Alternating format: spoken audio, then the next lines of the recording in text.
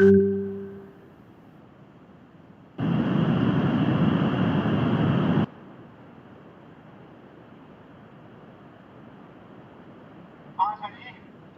हाँ हाँ, यूट्यूब वाला लाइव हो गया है। यूट्यूब, हाँ ठीक है, यूट्यूब लिंक एक्टिव कर दिया है।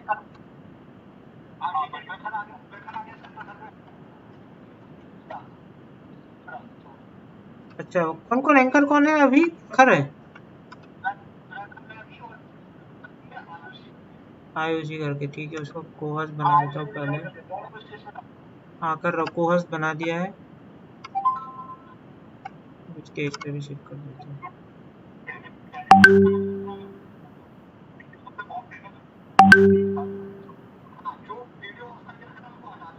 अच्छा हटा दो। प्रखर को मैंने स्टेज पे डाल दिया है। और कौन है? आयुषी। आयुषी आयुषी नहीं आई अभी तक। हाँ आगे आगे आयुषी। मेक को host Ayushi.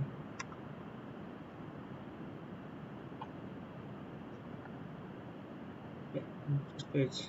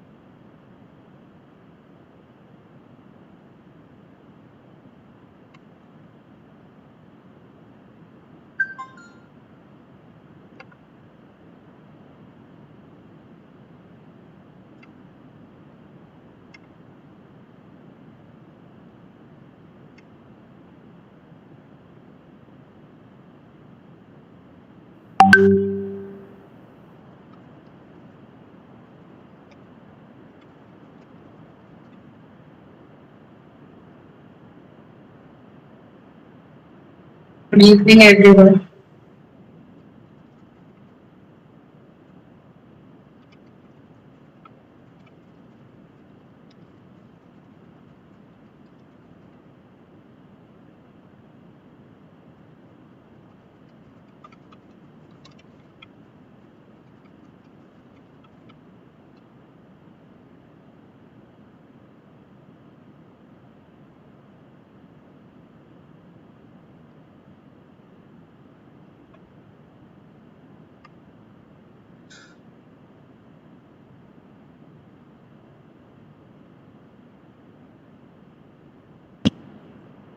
Good evening, director sir, and everyone present here. We will start in next 5 minutes, I guess. We are just waiting for some more people to join.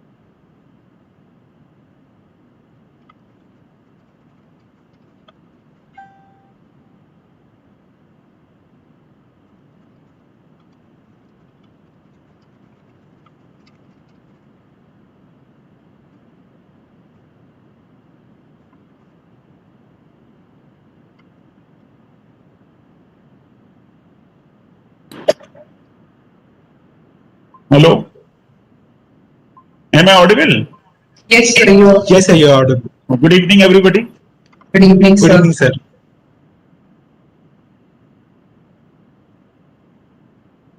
How many participants have joined so far? हाँ हाँ Till now, there are 21 participants. So let us wait. I guess the goal. Yeah, let us wait for some more time. No? Maybe Yes, five sir. 5 minutes more. We should wait. हाँ वही लग रहा है Okay, sir. इसको बंद करो हाँ वो है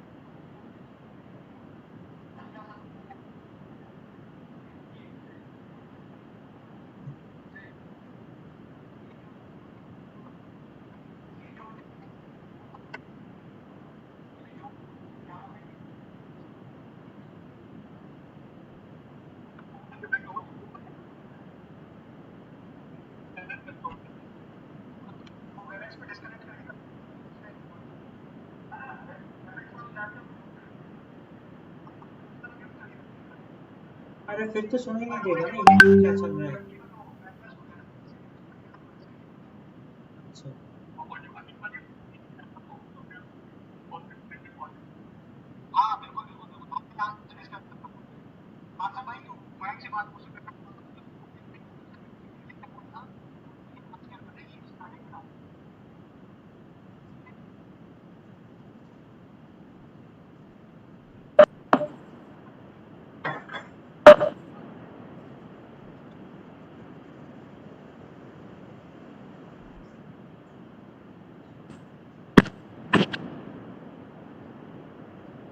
Hello. Hello. Hello? Yes, Hello. ma'am. हाँ. Please unmute Anupam sir. Ma'am, I've sent him a request to unmute himself. Hello. Yes sir. Now. Yes Hello, sir. Anshul. Now it's fine. Yes Hello. sir. ये मेरा बार बार unmute हो जा रहा है. मैं Anirban sir को बोल रहा हूँ वो आपको होस्ट बना देंगे आपको प्रॉब्लम नहीं होगी. हाँ ठीक है ठीक. हाँ और आपको मैंने ना गूगल मीट उसमें टैबलेट डिवाइस से आ जाओ तो फिर हम लोग कोऑर्डिनेट कर रहे हैं अगर आपको आना है तो. अच्छा अच्छा वो आप भेजा है आपने. ठीक है. हाँ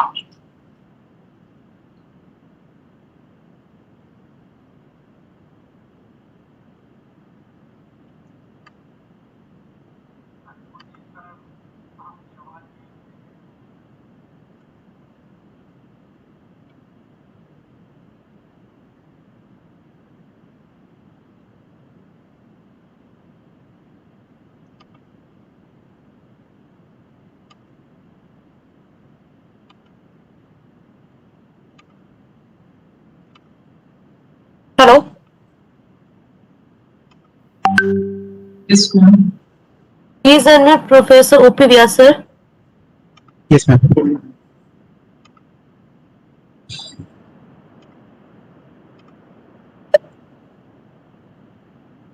Yeah. Now fine.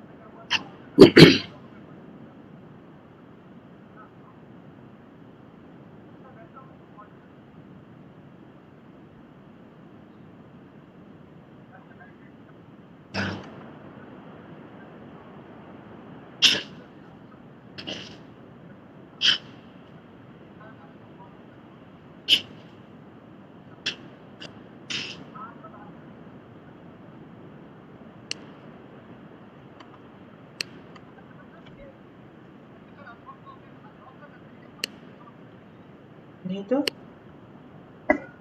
अनम्यूट तो हो रहा है।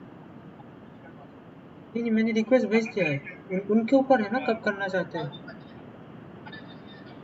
उनके ऊपर है अभी।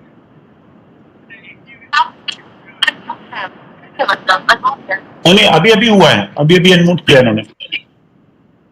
यूट्यूब में तो हो गया है, लाइव दिख तो रहा है मेरे को स्क्रीन में।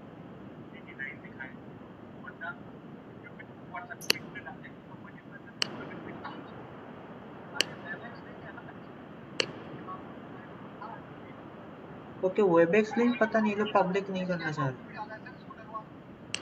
बोल दो प्रत्युष, किसी को बोल दो।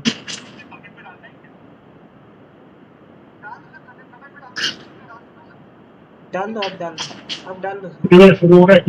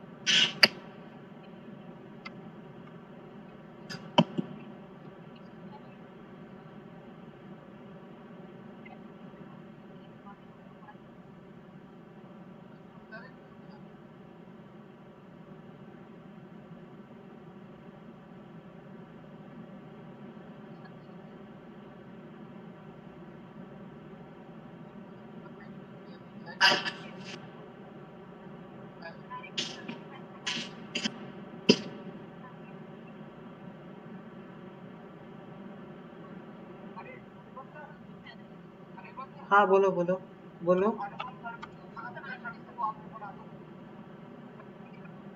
ओके मैंने अनम्यूट कर दिया था सर, फिर कंट्रोल नहीं है क्या? हाँ ठीक है, Anupam sir next.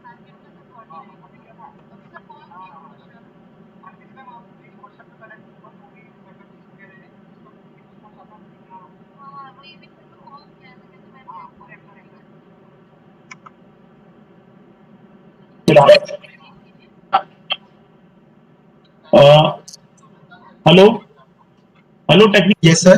technical committee, please make Professor Nagabhushan as co-host because they cannot unmute himself. He cannot unmute himself. Just a minute, sir. Anupam sir, yes, Gaurav here. We are discussing that in the group. We are making him co-host. Somebody is making him co-host right away. Because myself and Professor Vyas and Professor Nandi and all speakers should be co-host. Yes, sir. That's what we discussed in the group. Somebody is making them co-host right away. Right now, we are as a attendee. We cannot unmute ourselves. Actually, as soon as I mute myself, I cannot do unmute myself. That is the problem. Same thing with me also. हाँ मैं कर रहा हूँ, post बना दिया अनुपम sir को, कर रहा हूँ एक कर रहा हूँ। So the technical committee is working on it. We'll make sure it resolves it.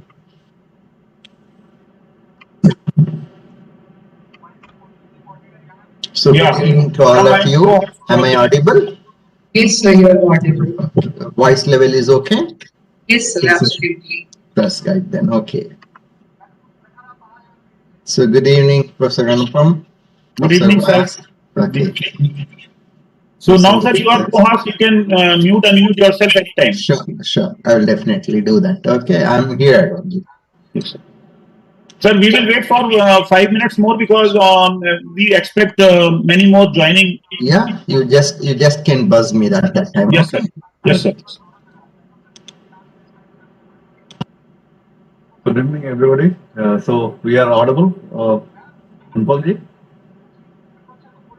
Am I audible? Yes, sir, you're audible. Leslie, how are you? Sarah, how are you? So it is late. Same, I also wanted to test if my voice is audible and it's loud enough. Yes, Professor Vyas, you are audible. Very nice voice. Not a problem.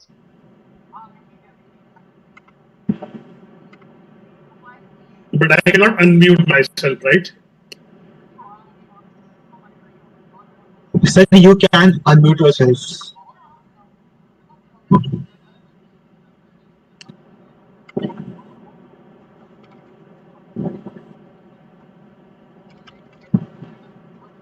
Sir, I just sent you a request to unmute yourself. So the technical committee will make you all co-hosts so that you all can unmute yourself by your choice. Okay, that's fine. That's wonderful.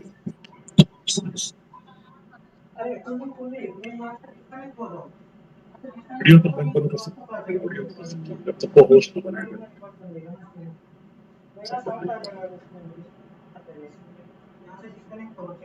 मैं वो दवा नहीं लेता है।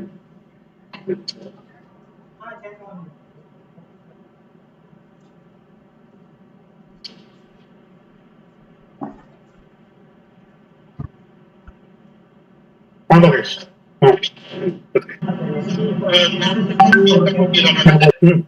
तो बोली कि 17-18 को घर जा रही है तो 16 को कर ले सर। कर लीजिए। बीटेक वाला, बीटेक एक सेमेस्टर वाला कर लीजिए। ठीक है, तो मॉर्निंग टाइम में। हाँ, मैं एक मीटिंग में बैठ रहा हूँ, तो कौन सा टाइम बताइए?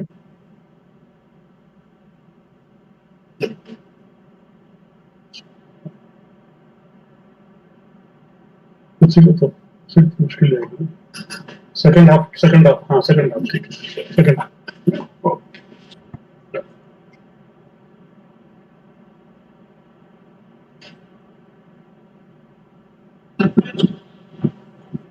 Good evening, one and all present here.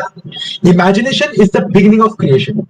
2 decades ago, this imagination took concrete form and the Indian Institute of Information Technology, Allahabad, came into being.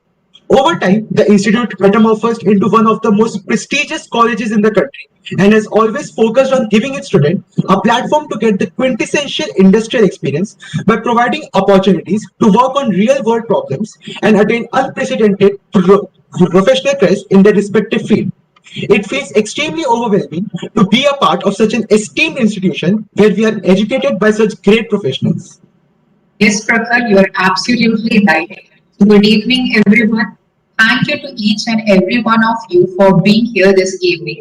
On the behalf of the entire institute, I bid a very warm welcome to all of you on the second and the final day of IIIT Allahabad's Global Virtual Alumni Week. After yesterday's Foundation Day event that celebrated the 22nd year journey of our esteemed institution with speeches from our dignitaries and performance by our beloved faculties and alumni members, we have packed today's evening with exciting alumni events, magnificent performances and rattling stories, chapter by chapter. Now I will hold my words and kick off for the day. I swear to the fact that your next couple of hours will definitely be marvelous. We hail in unanimous agreement when we acknowledge the efforts of the Department of Alumni Affairs of IIIT Allahabad. The magnitude and reach of today's event serve as an ideal metaphor for describing all the hard work that we have done over the past. With that said, I would like to invite Professor Anupam Agarwal, Dean of Alumni Affairs, to the virtual dais to address the audience. Thank you. First of all, actually, I would like to welcome all our alumni who have joined this meet from different parts of the globe. And probably it is good morning for some of them who are in US and afternoon in Europe and UK. And all of us in India, we are in evening. So welcome to all of the alumni who have joined this meet. And next, I would like to wish my sincere thanks to our honorable director, sir, actually, who gave me this responsibility to organize this global virtual alumni meet. And by this, we are going to reconnect with our alumni, starting from the first batch, which was recruited in 1999. And so it is a unique event, in my opinion, and this is uh, very encouraging and very happy moments with, because we are able to connect with our alumni from different years. Now, actually, I would like to extend my warm welcome to honorable members from our BOG and Senate, as well as Building and Works Committee and Finance Committee. I express my gratitude because they have taken their precious time to join this evening and they are encouraging us to all the IIIT family members as well as our alumni on this date. And then finally, I would like to express my gratitude and hearty welcome to all the IIIT family members, including our current students, our faculty members, our staff, officers, and our invited dignitaries from different institutes, Ministry of Education. So, warm welcome to all of them. And in fact, I would like to just briefly touch on our first day of this meet. Our first day of this alumni meet was on 12th of August, which was also a foundation day of our institute. And we were fortunate to listen our honorable Board of Governors Chairman, Professor Vinay Kumar Modi ji, and he addressed all of us. And in fact, he narrated the importance of alumni relations with the institute, and he showed his actually vision how we should proceed in future. So really, his talk was very inspiring. And after that, our honorable director, sir, actually gave very encouraging, a very encouraging speech, and where actually we learned the future vision and how we should proceed.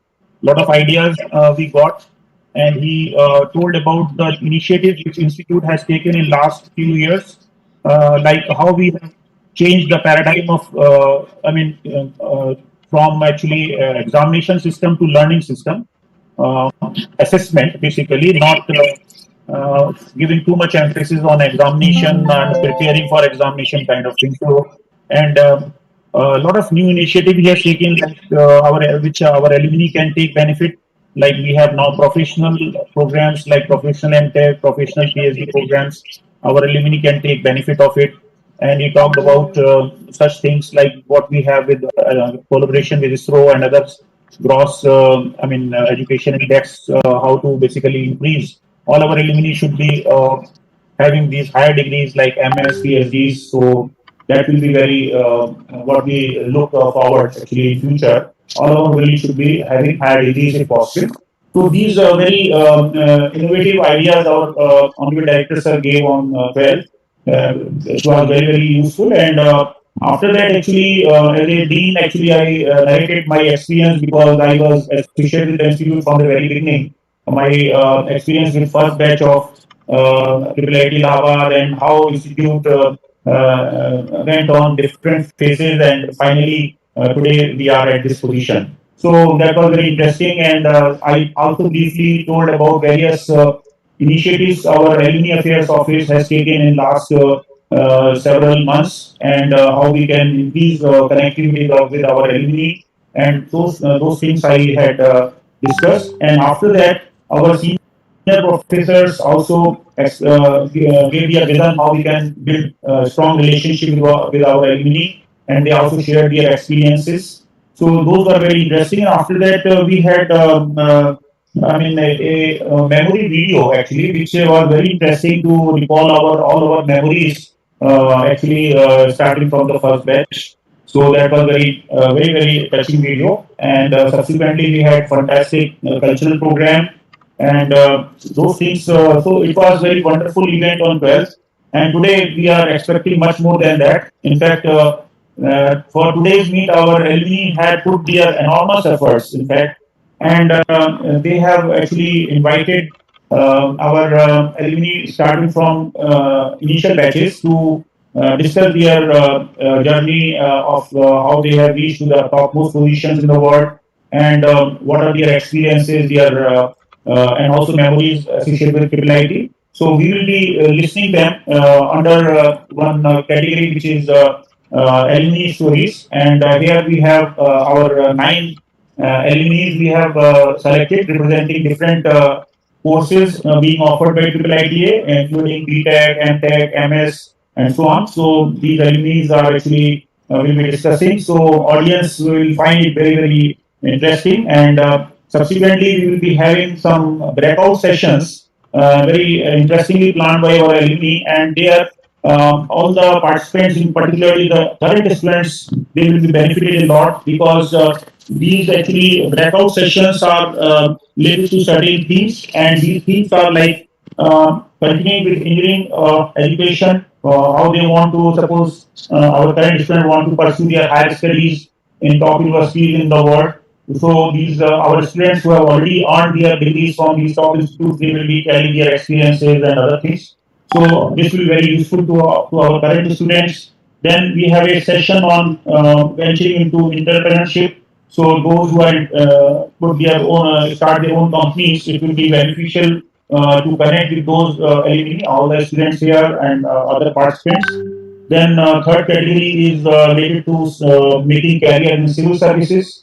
So our alumni in those domain, particularly from civil services, they will be discussing the I mean, how they can crack those exams and other things in that session. And finally, fourth session we have planned, which is related with the higher education in the field of management or finances from top universities in the world. So these are going to be very interesting sessions, and I hope our participants, particularly current students, will be benefited a lot by these interactions.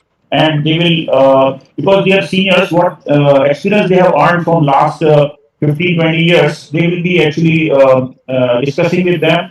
And I hope this will be a very interesting session, these breakout sessions. So wherever they are interested in whatever stream they are interested, they can join and listen them, and they can develop networking with them. In future, they can write to them, email, whatever, if they have some queries in future. And finally, we have planned one cultural event again, more elaborated event of one hour, where actually we will see the talent of our basically current students, alumni, and our particularity family members, including faculty, their children, staff members, and all. So it is going to be a unique and memorable event, I feel.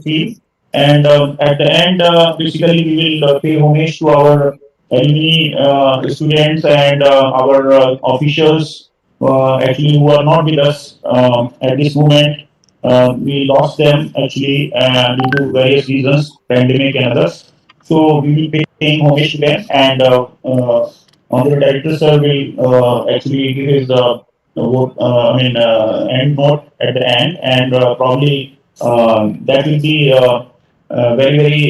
his words will encourage them to do similar events in the future. And we will end with this because we will be at the time of ending, we will be ending in the beginning of 15th August, which is our Independence Day. So we will end our this today's meet with the national anthem, and I hope this will be a very touching moment for our alumni who are not in India, and they will they will recall all those things what we are feeling in India. So this is what we are planning today, and I hope this will be very interesting to all. With this, actually, what I would like to thank my all alumni who have put their enormous efforts in making this second day various sessions, and they have put their enormous efforts for day one events and as well as today's sessions. So my sincere thanks to them and all the team members at IIIT Harvard and other members who have put their enormous efforts to make this 2 days event. So I wish all of you will enjoy this event. With this, I will close and thank you once again all who have joined this online sessions. Thank you. Thank you so much, sir. It was your vision, help, and constant support that motivated and encouraged the entire team to keep working hard and bring life to this event. A major fraction of one's college life is spent in classrooms where we spend countless memories with friends and faculties. Where we hear voices brimming with enthusiasm of professors eager to prepare us for the world ahead and also to keep us falling asleep amidst lectures. We know that you must be eager to hear those voices again, and we are sorry to have kept you waiting. So without further ado, I'd like to call upon Professor O.P. Vyas, CBO at IIITA, to kindly take over the stage.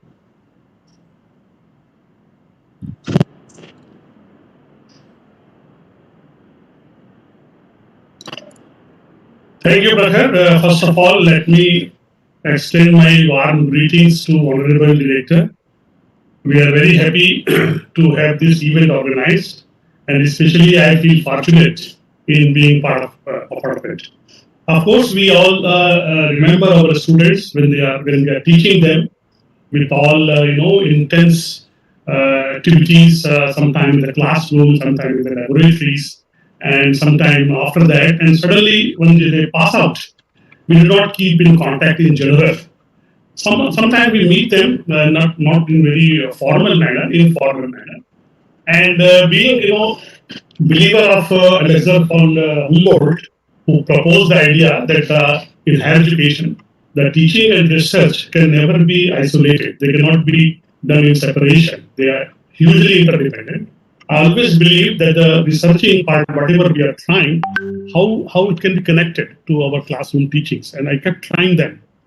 And when we see our over the period of time what we have done so far, of course, research outcome can rather easily be monitored, can easily be measured. But the teaching part, which confined itself to the classrooms between us and our students, they remain with us only, and they go away and they take this away with them. And we often get any feedback, very real feedback of how much useful they were when they went to the industry, to the field, and to the research, to the education. And that we are always keen to know and to learn and to try to improve upon.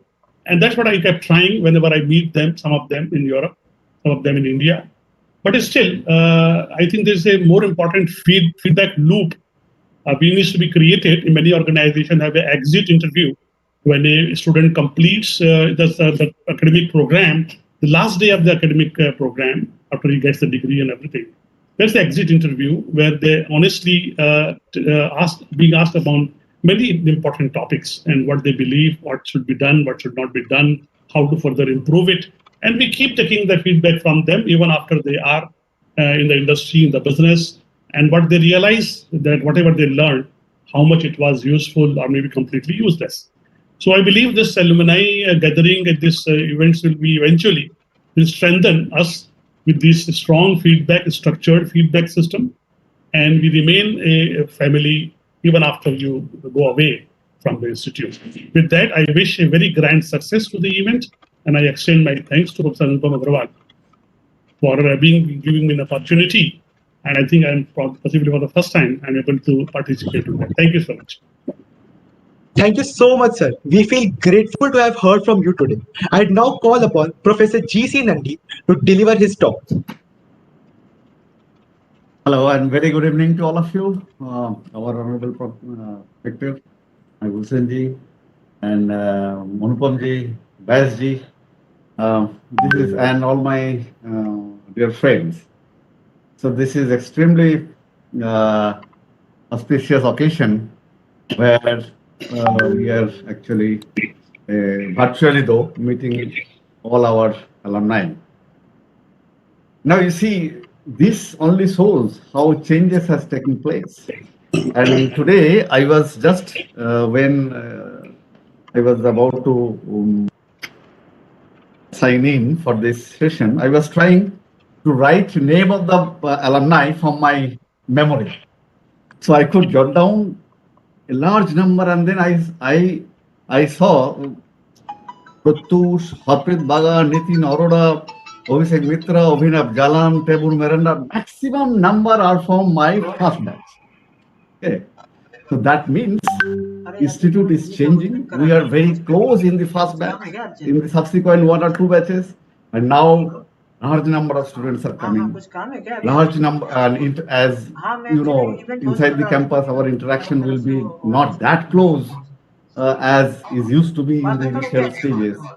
So this is very, very useful kind of events we need to organize. Although personally I meet many alumni whenever I go abroad or here also.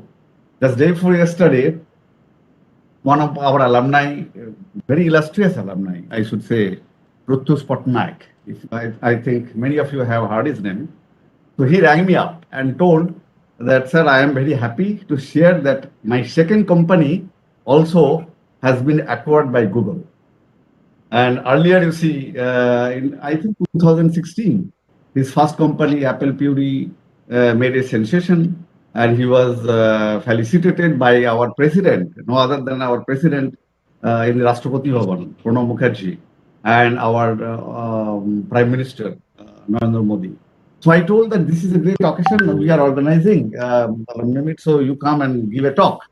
So he told her that rather than talking, I would like to act. Means I would like to inspire and help my students in the IIITians to form companies, and whatever help is needed, I will do. And in fact, he is helping many other students who, after IIIT has entered into some forming a company, and in terms of raising capital, finding venture capitalists, so all kind of thing he helping. Another illustrious alumni, I think today he will be here, Somir Menon. I think Professor Upam, he will be there. I see you have some list. He is also made quite a sensation recently. He has developed a company with $500 million. So, and he wants to again help our institute, help our alumni.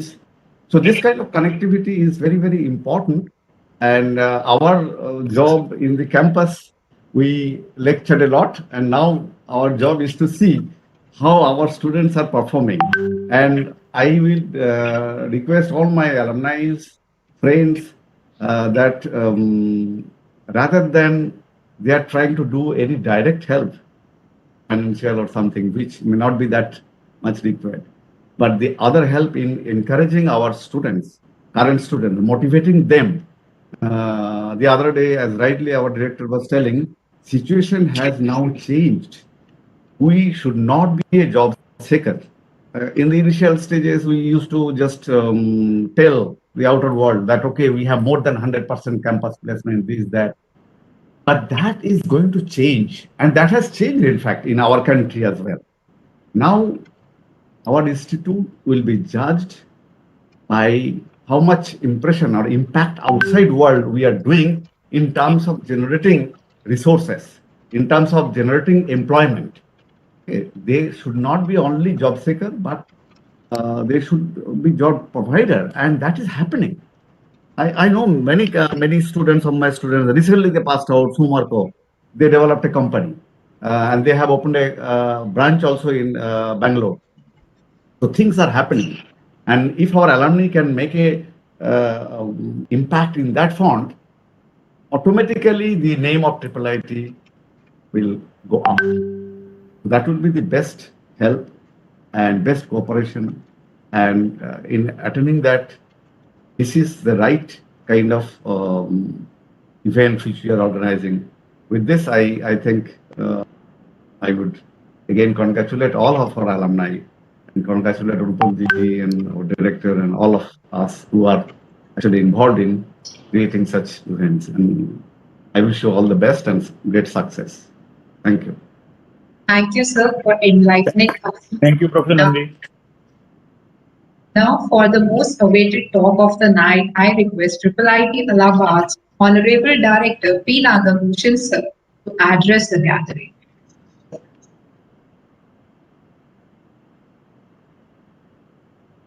Good morning, good afternoon, and good evening. Good evening, sir. To all of you. When India is getting ready for the night of the weekend, to get up early in the morning for celebrating the Independence Day, way back when all of us were not even born, Jawaharlal Nehru, perhaps at the same time, was addressing the parliament at this time, way back in 1947, August 14th, and he was talking about traced with the destiny of the nation. Today is such a coincidence that on 14th August of today, 2021, we are here again with some trust, but this time it is traced with alumni of IIIT Allahabad. So whole India, when it is getting ready to sleep, entire IIIT Allahabad and its family, across the globe and within the campus, across India, are going to be awake to celebrate this Christ with IIIT alumni. I'm very, very proud of that. I've spoken some of the points on the other day. Today, let me continue. It's part 2 of my speech, therefore, let me just continue without just revising whatever has been done in the first part. Well, then, Prakar and others have been really giving a wonderful smile, and I have got to tell you that the role of alumni, continuing from what I was speaking, is more during whenever younger brothers and younger sisters in the campus get into trouble, particularly when they get into trouble with their villains, the teachers, with the system which is a villain for them when they are students. That is obvious. The students always feel the system, and students always feel the faculty to be villains when they are in the campus. But suddenly, when they go out of the campus, they always feel that they are all their best well-wishers, and they always realize that they were more guardians, they were better friends, and surely they will get into one or the other disciplinary problem. At this point of time, right from day before yesterday, I am thinking that alumni should be in the proctor committee. All of you should be in the proctor committee, and for every incident, alumni shall always be, senior alumni shall always be in the proctor committee, because even in the family, when parents punish the children, immediately the children get into the rescue of elder brother, elder sister, and elder brother and elder sister always console them. That is where the role of alumni in protecting these younger brothers and younger sisters and telling them that the institution does not mean really punishing you, but institute means reforming you, and this reformation is very essential for every youngster who is present in the campus to come up. And this is exactly what I love to request again, which I have already requested, that you have got to act as counselors, you have got to act as motivators, you have got to act as enthusiasm creators in the younger generation, which is mostly, in fact, Professor Nandi has already mentioned about the role of seniors and the role who have been performing very well. And I'm very happy that his students have already mentioned that I shall be helping my youngsters, and that's exactly what I would love to do. Continuing from there, now there are 6 chapters. 6 chapters, wonderful beginning. 4 in India, 2 in abroad, and the weekend concept is very strong in USA and very strong in UK and England. And India also, weekend is becoming a very big issue, very big interesting point. I would now suggest that a part of your job, a part of your profession, a part of your startup company, a part of your big huge companies, you should also now think of weekend entrepreneurship. We should think of weekend innovation hub. You should think of weekend creative randoms, random creations have got to happen in the weekend internships, weekend research activities. And in all these weekend activities, our youngsters in the campus should get involved. They would be your young folks of interns, and you should be the leads for all these weekend activities. So the weekend chapter activities should be very, very interesting. In fact, on the other day, on August 12th, I mentioned that there are so many chapters now. At least there must be inter-chapter, at least cricket competition. It has got to happen. So you have got to visit. You have got to have lot of inter-chapter competitions, lot of inter-chapter activities which should happen. And these are certain things which have got to happen now. Right then, Professor Anupam has already spoken about the academic activities like add-on courses which are available in IIIT Allahabad. This is where in the add-on courses, alumni could become could become the faculty members also, could offer the add-on courses. These are all very interesting. Now, we have got to, with our alumni should help us in designing very excellent master degree programs which are need-based master degree programs. Okay, you have got to come out and you should sit with our faculty. We should design the need-based master degree program. I have only one important point which I have got to mention.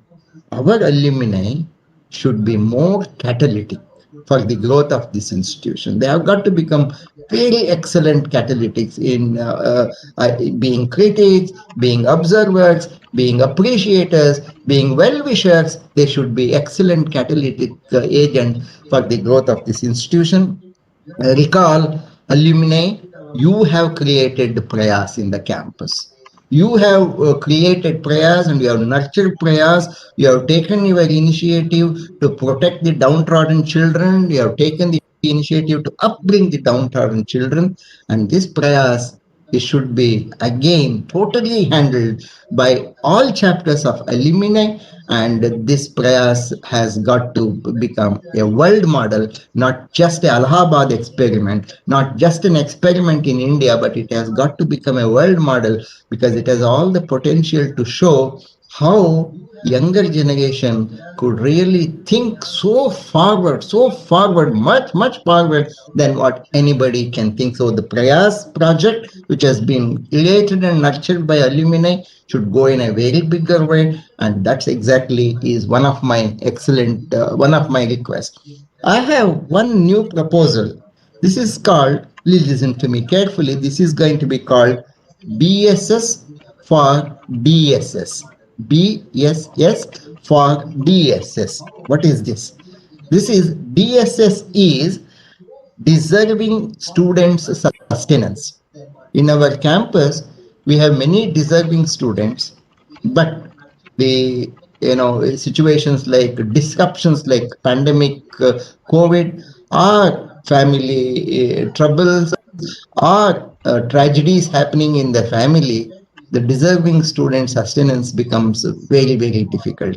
That is where we want our alumni to come out with a very solid model for DSS. DSS is deserving students sustenance. By how? By creating a benevolent support scheme. BSS. BSS is benevolent support scheme.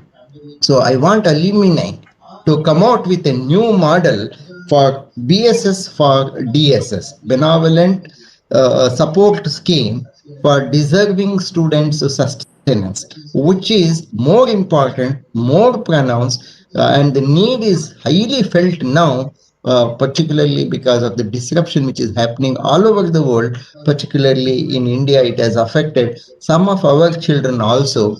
Our faculty, we have also been thinking very seriously how we can take care of the education of these people, and that is where I want the alumni immediately to think of a very wonderful model. There shall be very excellent ideas from all of you, because it is not one brain now, it is many brains, and there shall be a very good operations research over that.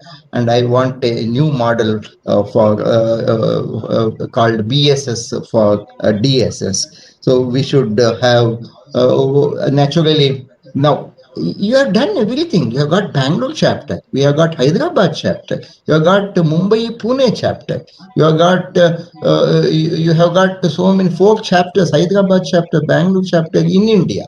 You have got USA chapter, UK and Europe chapter. Good, but why we have not thought of Allahabad chapter? Allahabad chapter is most important. This is the place, this is the ground where you played. Therefore, there has got to be a home chapter. This home chapter should be nurtured by all chapters. So this is just a home chapter, and home chapter need not have any president or any executive member or anything, because the executive members of all the chapters by rotation or by combination should take care of this home chapter. This existence of home chapter is very necessary, because once there is a home, once there is a home chapter, and naturally this is going to be your definitely academic hometown, it is going to be your parental place, you will definitely keep coming, keep visiting us. Therefore, we should have a very quality alumni visitors hostel set up, very within the campus itself. You should come. However, when you come, you please inform us. I'm not asking you that you should take the appointment of others and come over to the campus, but please inform us, because we don't want to miss you when you are in the campus. We really want to spend some time, quality time with you, and we want to be very happy. We just want to forget our work when you come, and we just want to forget our routine and spend some time recollecting the old memories. Therefore, I request all chapters now to collectively emerge a non-existent, probably non-existent, but a strong home chapter called Allahabad chapter, or called Prayagraj chapter, or called Sangam chapter, whatever the chapter name you want to give, you give that. Sangam chapter may be good because it should be the confluence of all chapters in this chapter. Okay, so I'm sure you would understand the need of establishing a home chapter, because there must be a stronger reason for every one of you to include Allahabad in your travel itinerary. Whether you are in India or from outside, you should include Allahabad in your travel itinerary.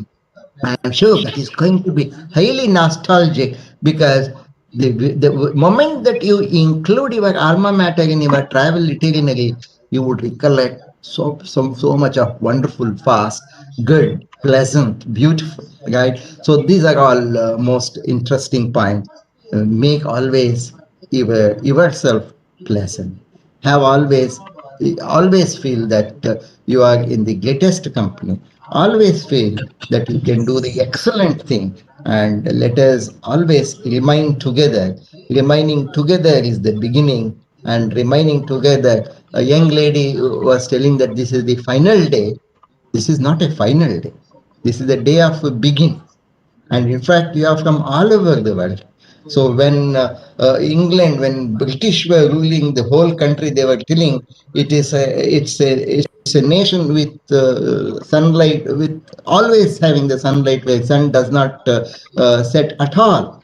Similarly, all our chapters today are so strong, they make all the always the sun up. In fact, I always tell my daughter, who happens to be in USA, when you are ready to sleep, I am ready to take up the work. So together we are working for 24 hours. Now together, all chapters would be all the time looking at IIIT Allahabad, would be guiding IIIT Allahabad, would be hand holding Allahabad, and would be doing a hand leading for Allahabad.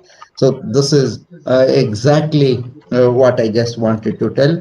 I ultimately recollect what Dhyanchand, Dhyanchand was a great hockey wizard. Naturally, none of us were born when he was playing. A great hockey wizard. He was responsible for the first Olympics gold for India, the then India, all right, and he was a great wizard for hockey.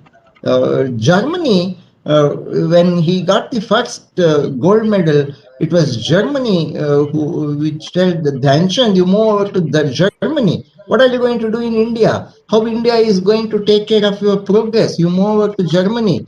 After all, in India, you are an ordinary Jawan, ordinary soldier in the army, but you come over here, we will make you great man in the army, in the German army. Then Dhyanchand replied very interestingly. What he replied was, why should I look at my country for my progress? Why should I look at my country for my progress? I have got to look at myself for progressing my country. I am sure all these chapters also shall echo and shall reflect that feeling of Danshan, where all chapters shall always tell the chapter's commitment, chapter's objectives is not only the chapter's upliftment, chapter's beautiful existence, along with that, they also would take up the wonderful responsibility, beautiful responsibility of hand leading IIIT Allahabad to the greatest success. Let your IIIT Allahabad always be a twinkling star in academic and research field. Let your IIIT Allahabad will always be an upper hand in generating wonderful prodigies, wonderful scientists, wonderful researchers, wonderful innovators, and excellent, wonderful technocrats, more so wonderful, noble, beautiful human beings to this entire world. Thank you very much for such a patient listening. I know this day is going to be beautiful. That's the reason I call this day as the Tryst with IIIT Allahabad chapters.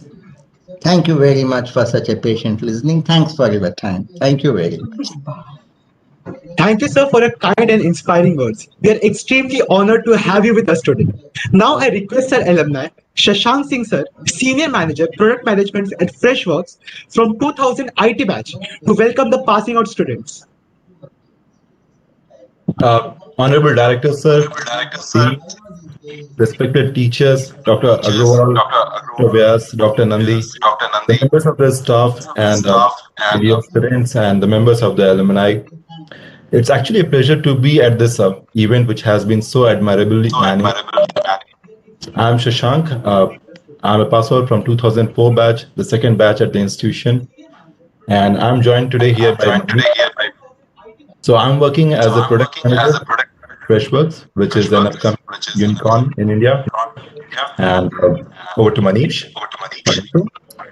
Hey guys, my name is Manish Parman, part of B2K, the second batch to graduate way back in 2004.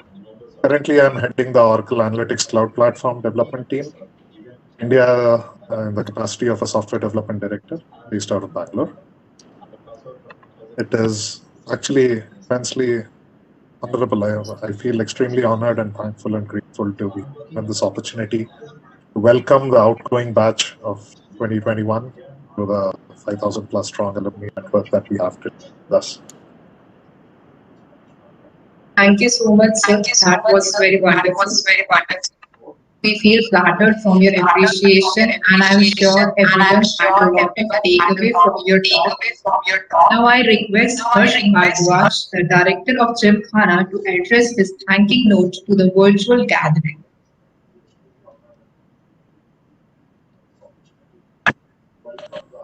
Actually, we are not yet done. We had a bit of a material. Hello. Sorry, sir. We are so sorry, sir. Please continue. No worries. Go ahead. Okay. It's our pleasure to be here and the entire alumni committee and congratulations for finishing their course and joining the bigger network now. Right. So if I look at things now, it has been 20 years. I mean, long time, and as Dr. Nagabhushan mentioned, it actually is time that we spend with our children and show them the place we stand, the teachers, the infrastructure. In fact, a famous movie, Dil Chahta Hai, was released in 2001. I mean, it's a motivation for every Indian student in Goa. That also is finishing 20 years here now. Right? So Manisha, over to you.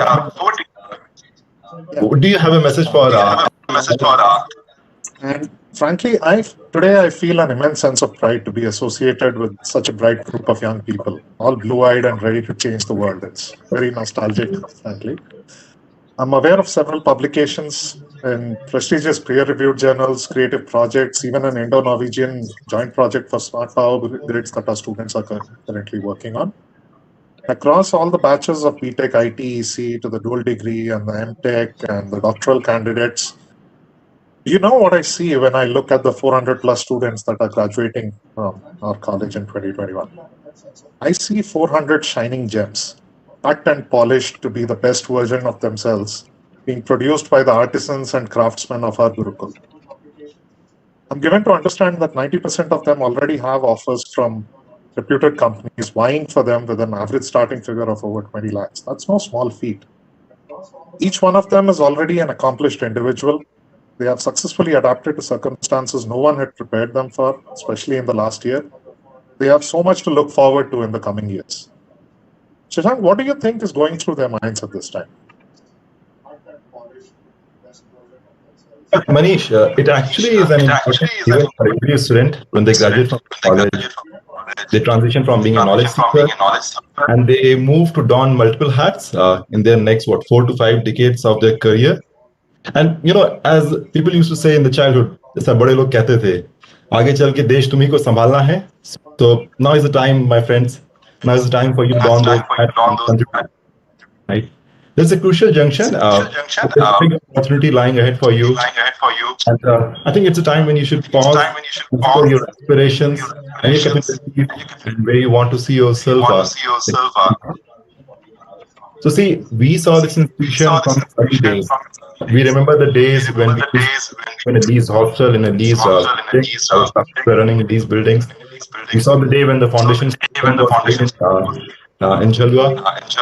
Today when we have like admirable students and the best in class infrastructure, I will say, in the whole country.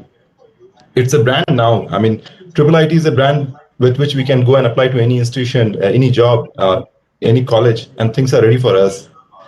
So I think it's a moment for the batch to take pride in what has been accomplished so far and take on the responsibility to nurture it further ahead. And and feel proud in being the newest entrant to the Alumni Club.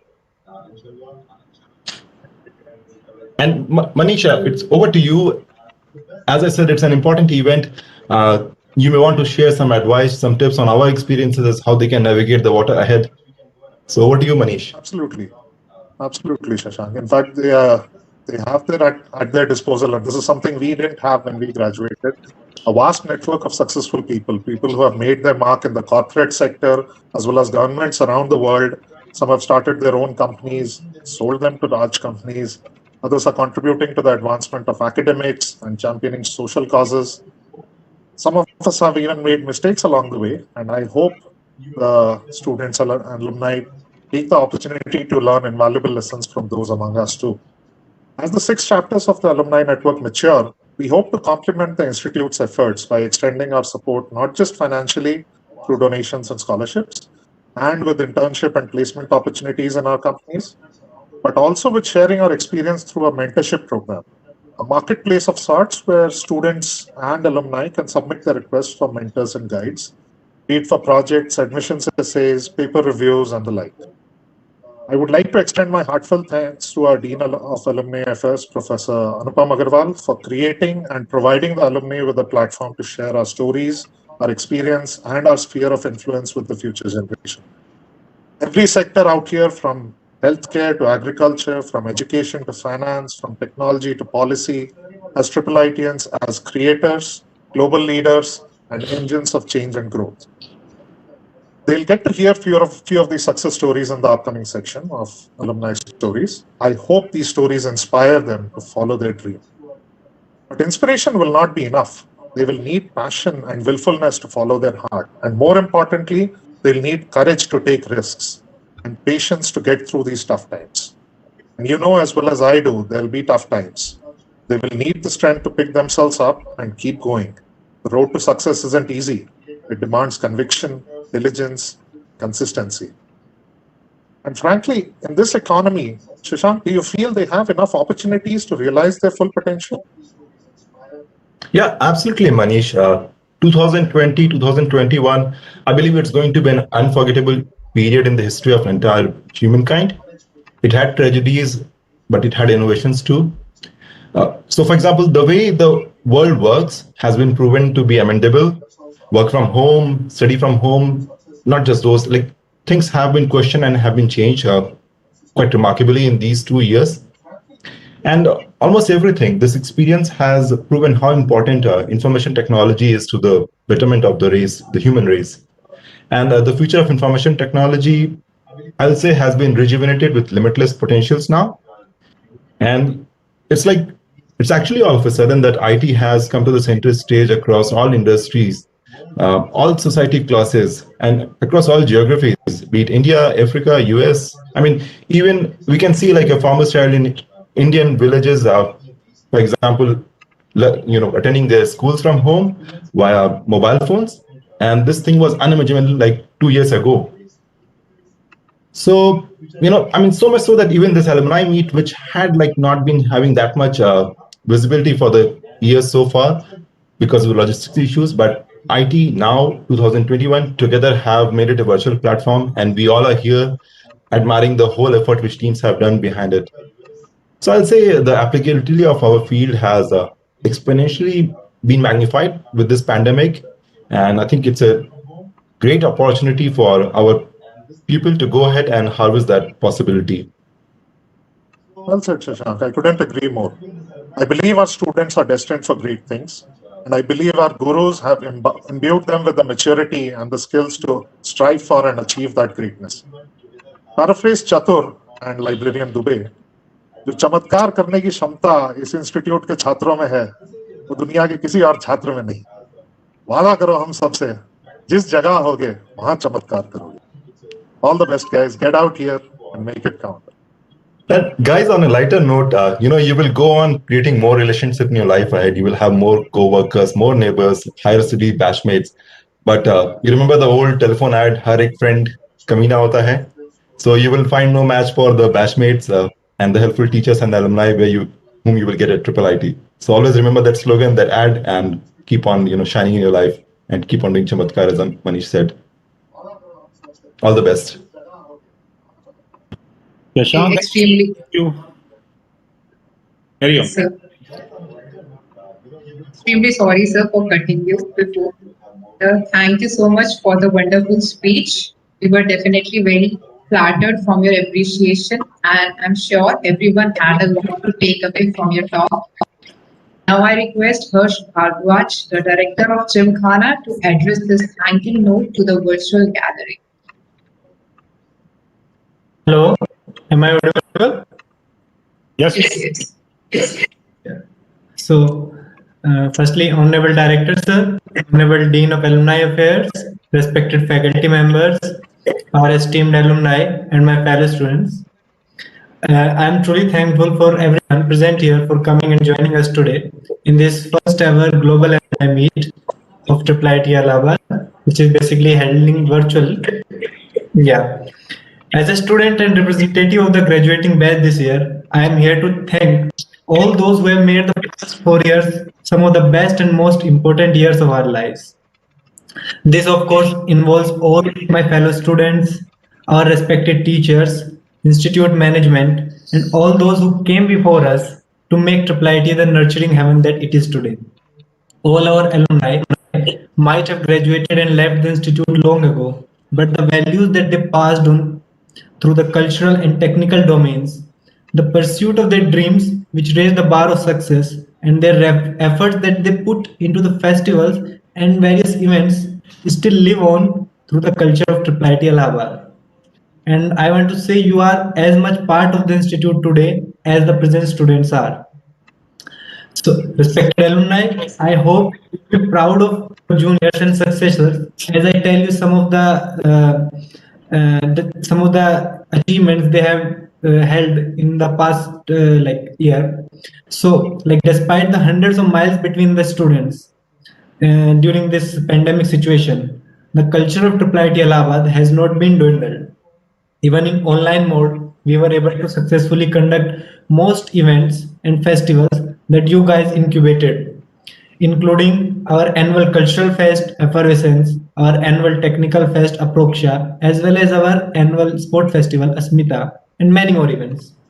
Despite the virtual mode of these events, we saw significant growth in many technical events, especially in the premier multifaceted tech conference Pragma and the women-only hackathon She Hacks.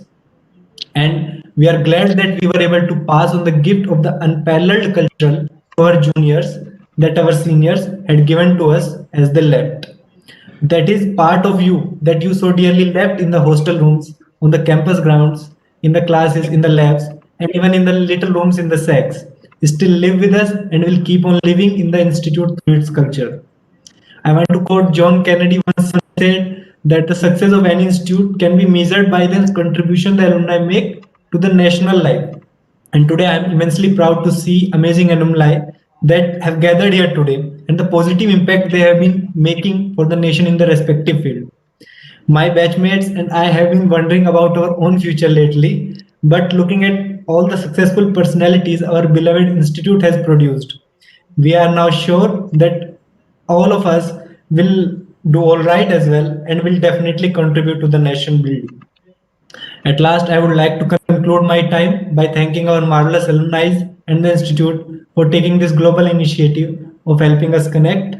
I would like to commend the effort of Institute management, especially Office of Alumni Affairs, and as well as the students and alumni for their untiring enthusiasm for the success of this event. Even though we have come a long way and now stand among the top technical institute of the nation, we can always find room for improvement and excuses for development. I wish this enthusiasm never dampens and our growth never stops, that we stay connected, and someday also I'll come back to the campus to tell a success story of my own. Yeah, thank you. That's it. Thank you so much, sir. Your words really made an impact. Now it's time for the much awaited and anticipated alumni stories for which all of us have been eagerly waiting. We would now hand over the bias to Gaurav Panchanan sir, 2006 EC batch, to guide us through the journey over the years.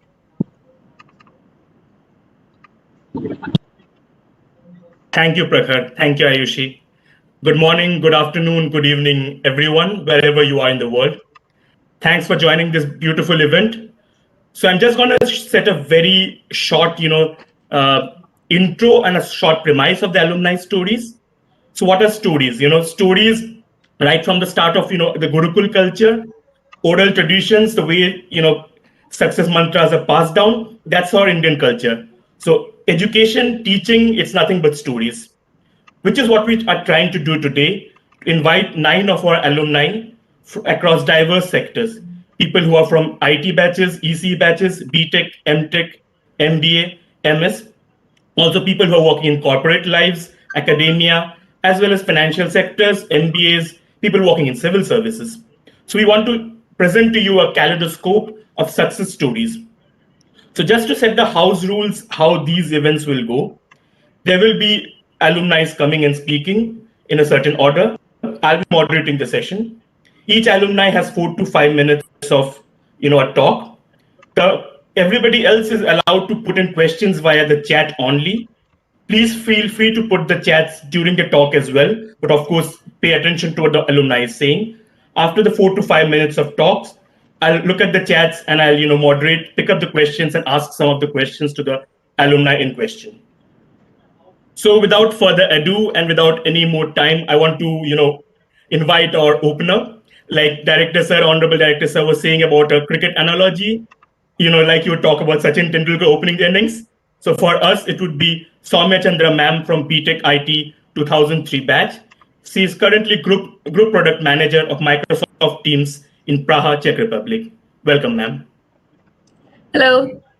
Thank you, Gaurav, and thanks everyone who went before. It is so refreshing to hear the IIIT stories again. Congratulations on the class of 2021 on graduating. It's been such a tough year for all of us, and especially folks in college. It was really nice to see to hear Harsh tell about all of you going virtual. And it's amazing. It's definitely very interesting times ahead, like Shashank said. it's the world is changing, how we work is changing, and all of us right now in the tech industry are actually very focused on how this new world would work. So it's an awesome time to get into this industry and learn and try to disrupt it. So without further ado, I would just a quick background about myself. I graduated in 2007, B2K3, BTech IT. I was part of the batch when we had 6 months internship. I don't know if we still have that, but that was such an amazing thing that we had at IIIT. So I joined a startup. We were 3 people when we joined the startup called Kuliza. It grew to 70 people, and most of them were IIIT. So Kuliza was like extended IIIT family for me. We're still very close, all of us. As part of that, when I first joined Kuliza as a startup, I was a developer, worked on Web 2.0 technology, Python, Django, fell in love with Django. And then I fell in love with user-centered product thinking, user experience, design thinking, which eventually led me to product management and an MBA at ISB. I think I was one of the first few people from IIIT to do that MBA at ISB. And after 1 year at ISB, I moved to Microsoft, and I just recently completed 10 years there. At Microsoft, I worked in Windows, Azure. Of late, I'm now part of the Microsoft Teams team, and the product has seen like 10x growth over the last 2 years, obviously because of the pandemic. I currently lead Teams meetings. In Microsoft, one of the things that I'm most passionate about that I led before my role in Teams is Project Sangam, and it is so amazing to hear the directors talk about Sangam, because we actually code-named a product Sangam, and this was a community learning and training and employment platform that we started building as an incubation in India in partnering with the Ministry of Urban and Housing Affairs and Swachh Bharat Abhiyan, and this quickly expanded to UNICEF, teaching refugee children in Africa, and then even now drivers at Grab, so that the product has grown very quickly. This was like my entrepreneurial stint at Microsoft. And a part of me always misses Allahabad, and I think that part of me sort of led to pushing for this name Sangam. So really happy to hear that, you know, the IIIT chapter would be called Sangam, the Allahabad chapter would be called Sangam. And I did want to call out that one of the things that we were super proud of as a batch, and I know a couple of us from our time and our seniors got together and created Prayas, and it was so amazing to hear Director Sir mention Prayas, and the fact that all of you have nurtured and grown Prayas as an initiative that you know has helped and benefited so many people and so many children around IIIT. So thank you all for doing that. And with that, let me just quickly switch to a couple of principles that I follow at work, which really help me, and I hope it will help some of you as you switch to corporate life, because I've been living the corporate life for the last couple of years. Right. The first one, it might seem a little rich coming from me because you feel I've been in Microsoft for 10 years. Like I might be too comfortable, but I'm not. I've actually tried to do a lot of different things. As soon as I feel that I'm too comfortable, and comfortable as in I'm in my comfort zone, I know what's happening, I can figure it out, I try and switch up things, because I feel I stop learning if I'm in my comfort zone for too long. So that's what actually now has led me taken me to Prague, which is like a completely different culture, different people, etc. So I would recommend that all of you try and always keep yourself uncomfortable. The other thing, especially as a product manager, that I really like to follow is like not to be lost in that busy work and meetings every day, but like every day, every week, every month, try and sort of have some goals of what I'm solving. Is it a product problem, people problem, process problem? But it has to be something that I'm solving daily. Otherwise, you know, I'm not doing enough, because meetings we do tons of meetings every day, and like that's not enough. This other principle is really close to my heart. A lot of times, especially in corporate organizations, you'll see that there are there's a lot of conflict, negotiations, divergent views that you might have with your internal team partners or with others.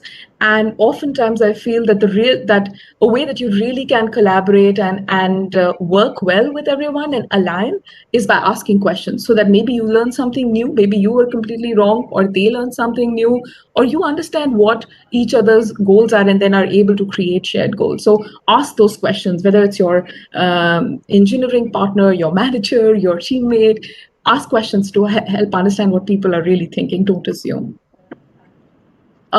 This one's again, it's very critical, especially as you think about a career in like for personally for me as a product manager, as I think about product strategy, as I think about how do I create something successful. It's so critical to understand what your company's DNA is. What are our strengths and weaknesses? What is our what is our ecosystem like? What does go-to-market look like? And all of that can only be done successfully if you understand what your company is really good at, what it stands for.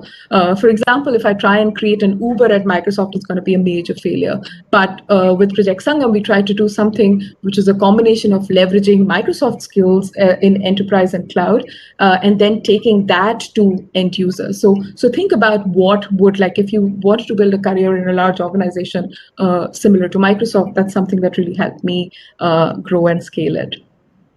And then last but not the least, invest in people, invest in relationships, take out time to understand what your peers are good at, what you can help them with, build relationships, not transactional relationships, but relationships where you really understand each other. So the next time that maybe you're looking to build a team, you're looking to partner with somebody on a hackathon, you know exactly who to call, because they will be like, they're the right people for what you need to do. Because like for anything successful to that you want to do and lead, you need like a superb team, and that team comes from people and relationships that you build. And obviously, like if this has happened so many times with me, that when I'm stuck or when I'm confused, I reach out to people in my network who I think would help me brainstorm and solve for something. So look for those people, build those network. It sounds very cliched, but that cliche is very true. So with that, I hope I stayed to my time, and that's all the content I had. Gaurav, over to you. Thanks, ma'am. What a lovely speech. I think I'll actually start with a question of my own. You went from a startup culture, and actually even before startup culture, I know you were very involved with Prayas, which is, a societal organization, to a startup like Kuliza, and then to a, behemoth like Microsoft. What did you learn and what changed throughout all that? I kept learning, like even as Microsoft did, like it does seem like a behemoth, but like there's so many of these. I was part of a 2-people team when we launched Project Sangam, and it sort of grew to a 30-people team, which was an amazing learning.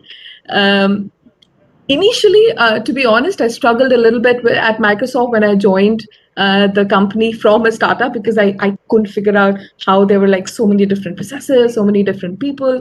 But Satya coming in really did change the culture. So like I'm very grateful for the culture transformation that I saw in Microsoft itself. All of you would have seen those pistol cartoons of everybody pointing pistols in Microsoft.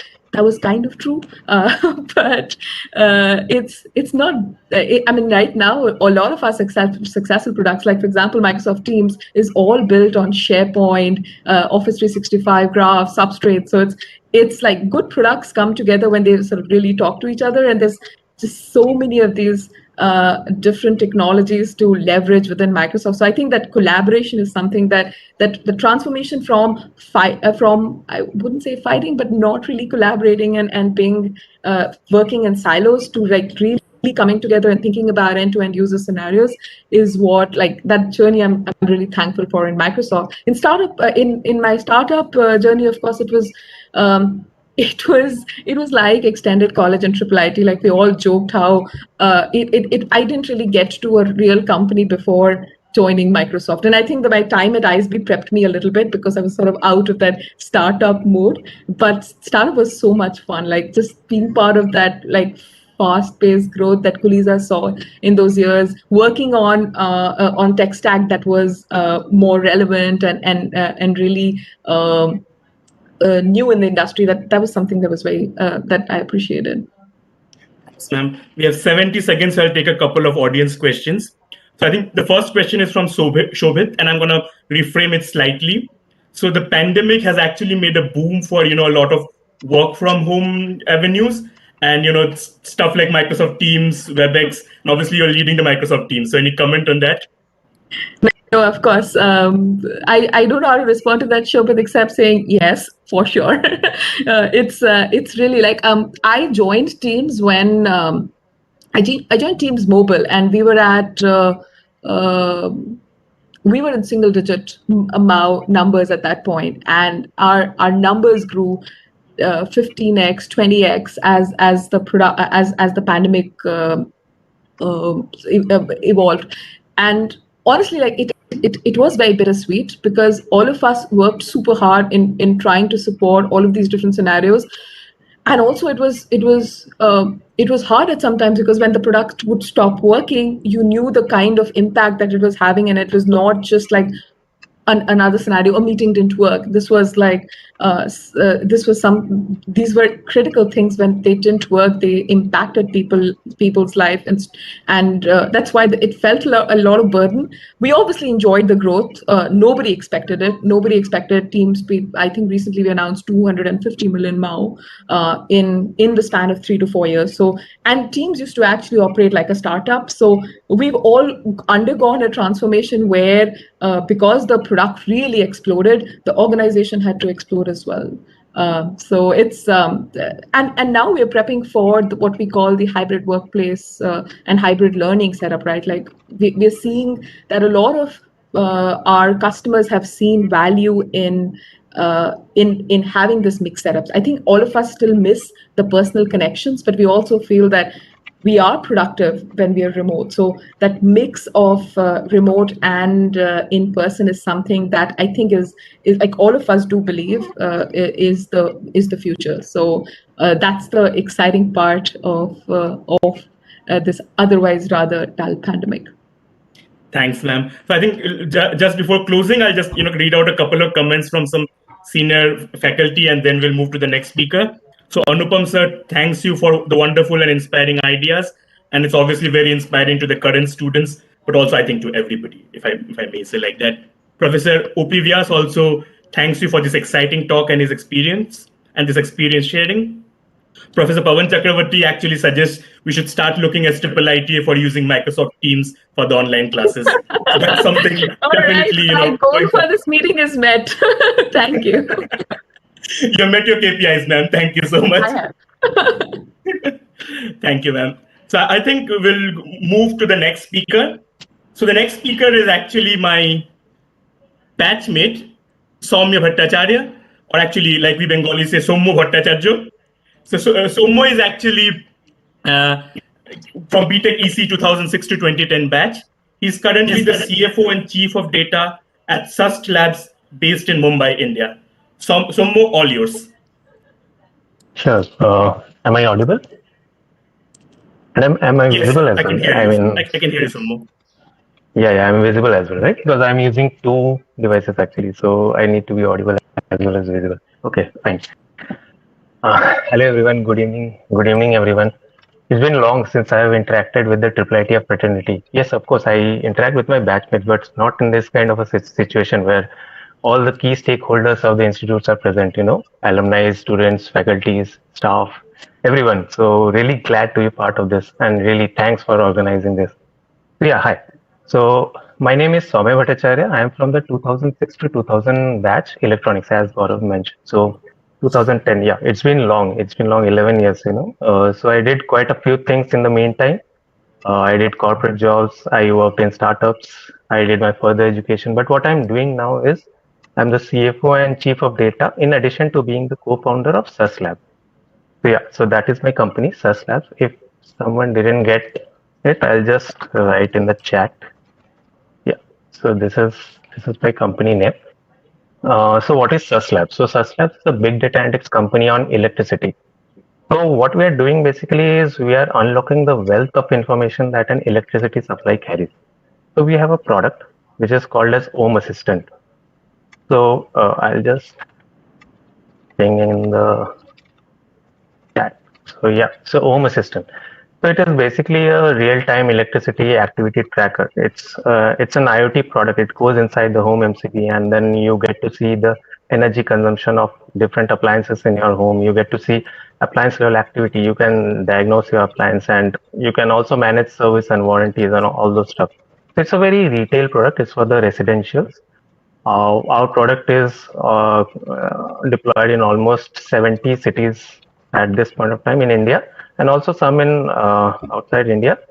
We are still an early stage startup, but slowly and slowly we are moving towards that growth stage. So our revenues are almost shooting up like 50 to 60% month on month, which is still fine for an growth stage startup. So, but those are all numbers. I'm not going to dwell onto that. What I'm instead going to talk about is what happened. I mean, how has been these 11 years, and how did I get into startup? What was the motivation behind it? And once I have got into startup, how is it like? How is the startup environment in India? So as I mentioned, I graduated in 2010 batch of IIITA. Post that, I worked for 3 years in a hedge fund, in a well-known hedge fund, which is called DE. So I was into infrastructure management, mostly working in Linux platforms. So post that, I did my MBA. I did my MBA from IIM Indore. Was that I had a very brief stint in India's largest IT service company, which is TCS. I was a pre-sales consultant, mostly working in the payments division in the North American geography. In the meantime, I also worked in an ed tech startup.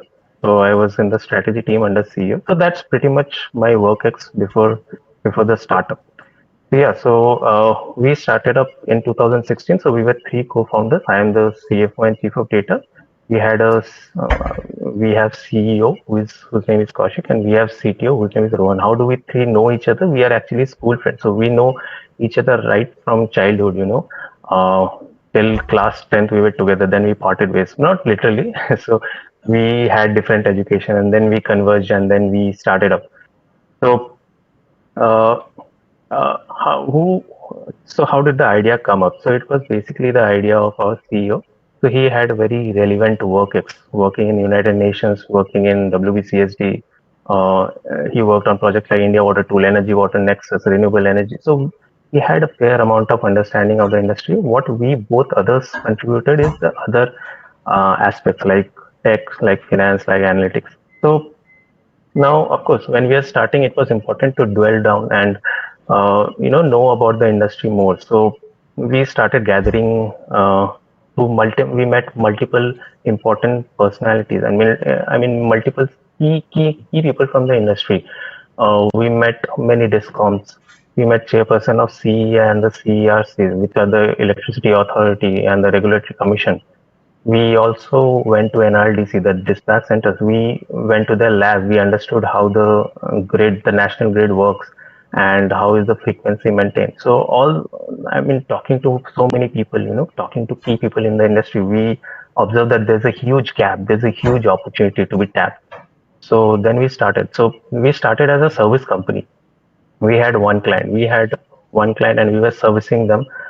It was a decent and a steady revenue. It went for 6 months, but there were few challenges. I mean, it wasn't a very robust model, and our core aim where we wanted to unlock the wealth of data, that was not happening. So it was important for us to actually pivot. So this space has really not seen an evolution of data. So I'll just give a simple analogy. So if you take the example of telecom sector in 1990s, you used to have that PNT phone before the cellular phone. You had that wired phone. So at the end of the month, you used to get a single number and you used to pay those. You never used to have itemized bill, but look at it now. You exactly know like how your breakup of phone bill has happened. You know that who did you call on that particular day, how many minutes did you call, and how much money you spent. So that level of data evolution has happened in telecom sector. But in electricity sector, in 90s, you used to have a person visiting your house and taking the meter reading. You still have that. in some areas, in some tier 2, tier 3 cities, but in major cities, there has been a slight improvement in terms of meter collection. A person comes, but still doesn't enter your home, but still takes the reading from a meter. So, this industry has really not seen a data evolution, maybe because of whatever reason, technology or whatever reason, this hasn't seen a data evolution. So that was our aim. So at that point of time, we started developing the product. So 8 to 10 months we took and came up with a solution. It was not a product. It couldn't be sold in the market. It was a solution, but we wanted to go out and make associations or associate with, show it to key organizations. So at that point of time, we were searching for incubators, and we got incubated in one of the very top ranked incubators in India, which is IIITA Bombay. So we got incubated there. IIITA Bombay introduced us to many key people in the industry. One of them became our advisor. So, and then the advisor connected us to many firms, many system integrators who can partner with us. One of them became our partners as well. So one thing led to another, we then got incubated in another very top ranked incubators, which is CII Ahmedabad. And we also got accepted in many accelerators like Oracle and Google. So earlier it was a 3-part solution which we were experimenting, then it became 2-part, and now it's a monolithic block product. So product evolution has also happened. So whatever I spoke in the last 4-5 minutes, it has a particular word you associate with the startup. Whenever you talk about startup, you usually come up with many words, venture, incubators, funding. So there's another word which sums up whatever I spoke 4-5 minutes back. It is ecosystem. So basically, I strongly believe that ecosystem is one of the major catalysts of a startup growth. Your every decision, your choices, the choices you make, everything is heavily dependent on ecosystem. So even for us, why we chose Mumbai as our base, how did we get to our advisors, how did we get to our partners? So everything is heavily dependent on ecosystem. So yeah, so that's about it. Thank you. Thank you so much. It was a wonderful, wonderful talk. I'll actually start up with a question of mine. Overshot the time. No, it's grand. That's always happens in things like that. That's okay, so much. I think the question I had, right, we have been hearing, and especially people like us sitting outside India, we've been hearing about Honorable Prime Minister talks about, make in India, Atmanirbhar Bharat. Is that somehow percolating down to tech startups like yours? Definitely. Especially in today's world. I couldn't have said that if we would have started up some 10 years back, but definitely if we talk about today, there has been a lot of resources devoted towards startup, lot of schemes opened up to actually ease the process. And definitely not only government, even from private sector as well. We have, in 2006 and 2010, we never used to hear about accelerators or incubators, but now there are plethora of them. So yes, definitely there has been a push from government, but anyways, the market has also responded, I would say. Thanks. Pawan Chakravarti sir asks, how did your experience in EC as a BTech help you for your startup? Definitely. So we are so our product is an IoT product. So it involves a lot of hardware and software. So definitely so when we were actually developing that, it definitely, I contributed a lot on that. So yeah, so I can say that yes, it has definitely helped. I think there's a question from Virendra and one from Aditya, so I'm going to combine them two. Sure. So one question is it advisable for just a recent pass out to go straight into startups, or first get some corporate experience or some academic experience? And the other thing is, how are you planning your investing and boosting up your startup next? Sure. Okay. So I'll just answer the first question. Startup immediately after college, again, it depends, if you, from my personal point of view, I will always say that gather some experience, gather some experience in the corporate world, gather some experience in the startup. I mean, go about learning things. I would personally say, but that is completely my bias. So, but I have seen people starting up post college because they have done a lot of research and a lot of things before. I mean, in during that college phase. So I'll not prefer that.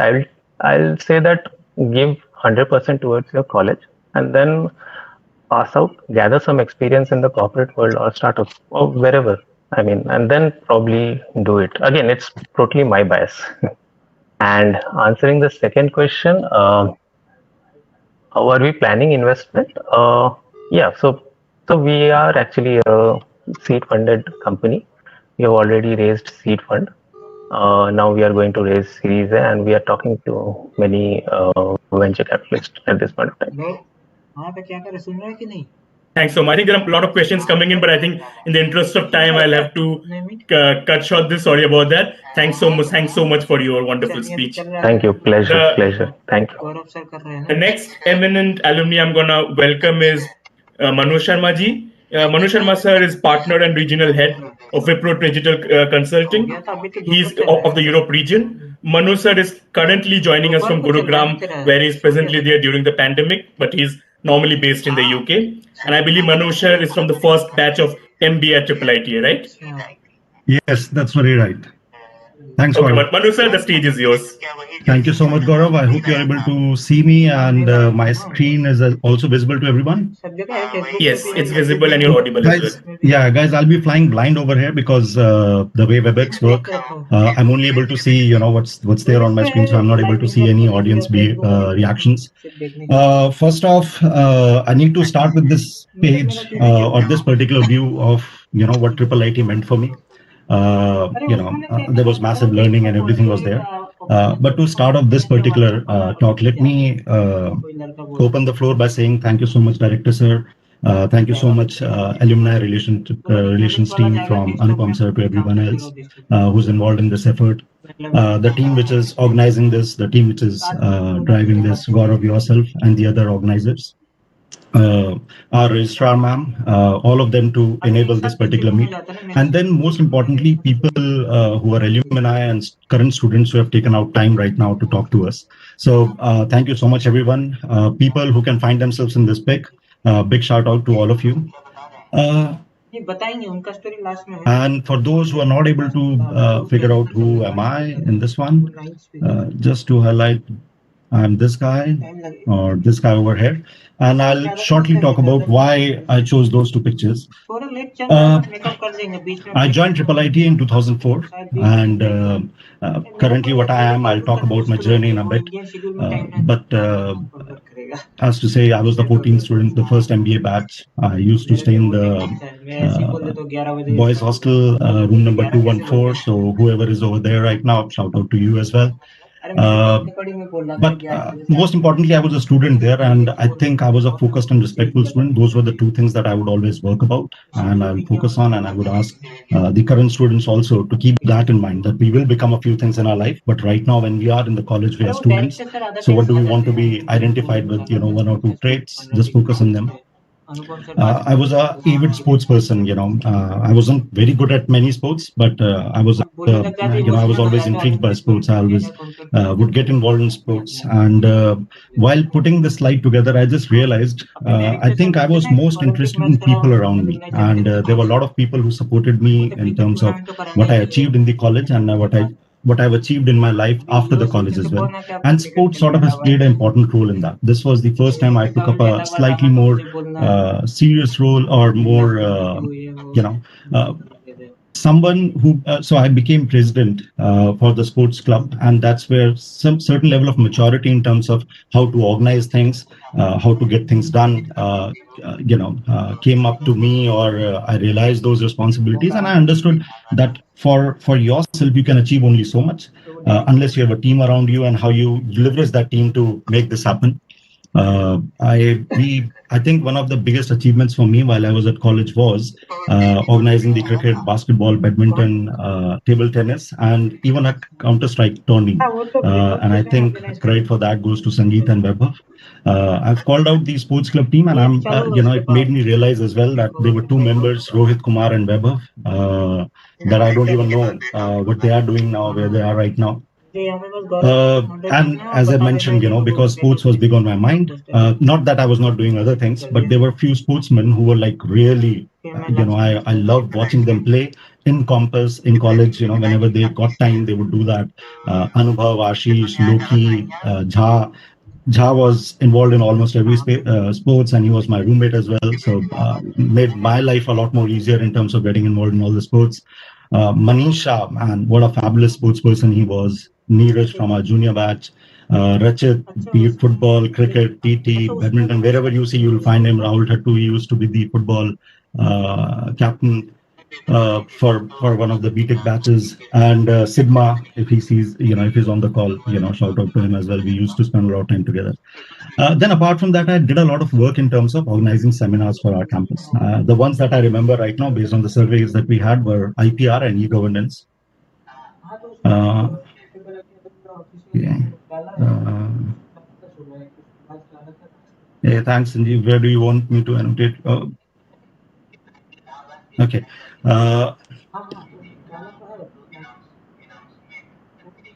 Then we organized, so because we were the first batch of MBA, also shout out to Shakil, who's on the call. We organized a few, management-focused events. One was Stratagems, which was around business strategy, and the other one was around Virtuosity, where we had invited a lot of people. And my team, or our team, which included Sumit Bhatnagar and Shobhit Nigam, I believe they are also on the call. We guys won both the tournament, both those events. While doing all this, somehow I managed a 9-point grade.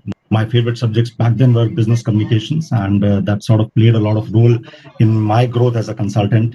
Qualitative decision modeling, strategy, finance and accounting, operations research. It was called operations research then, but I think now it's called business analytics, advanced analytics, something like that.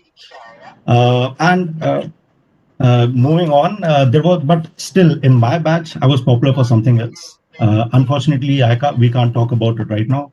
Whenever we meet in person, we will talk about this.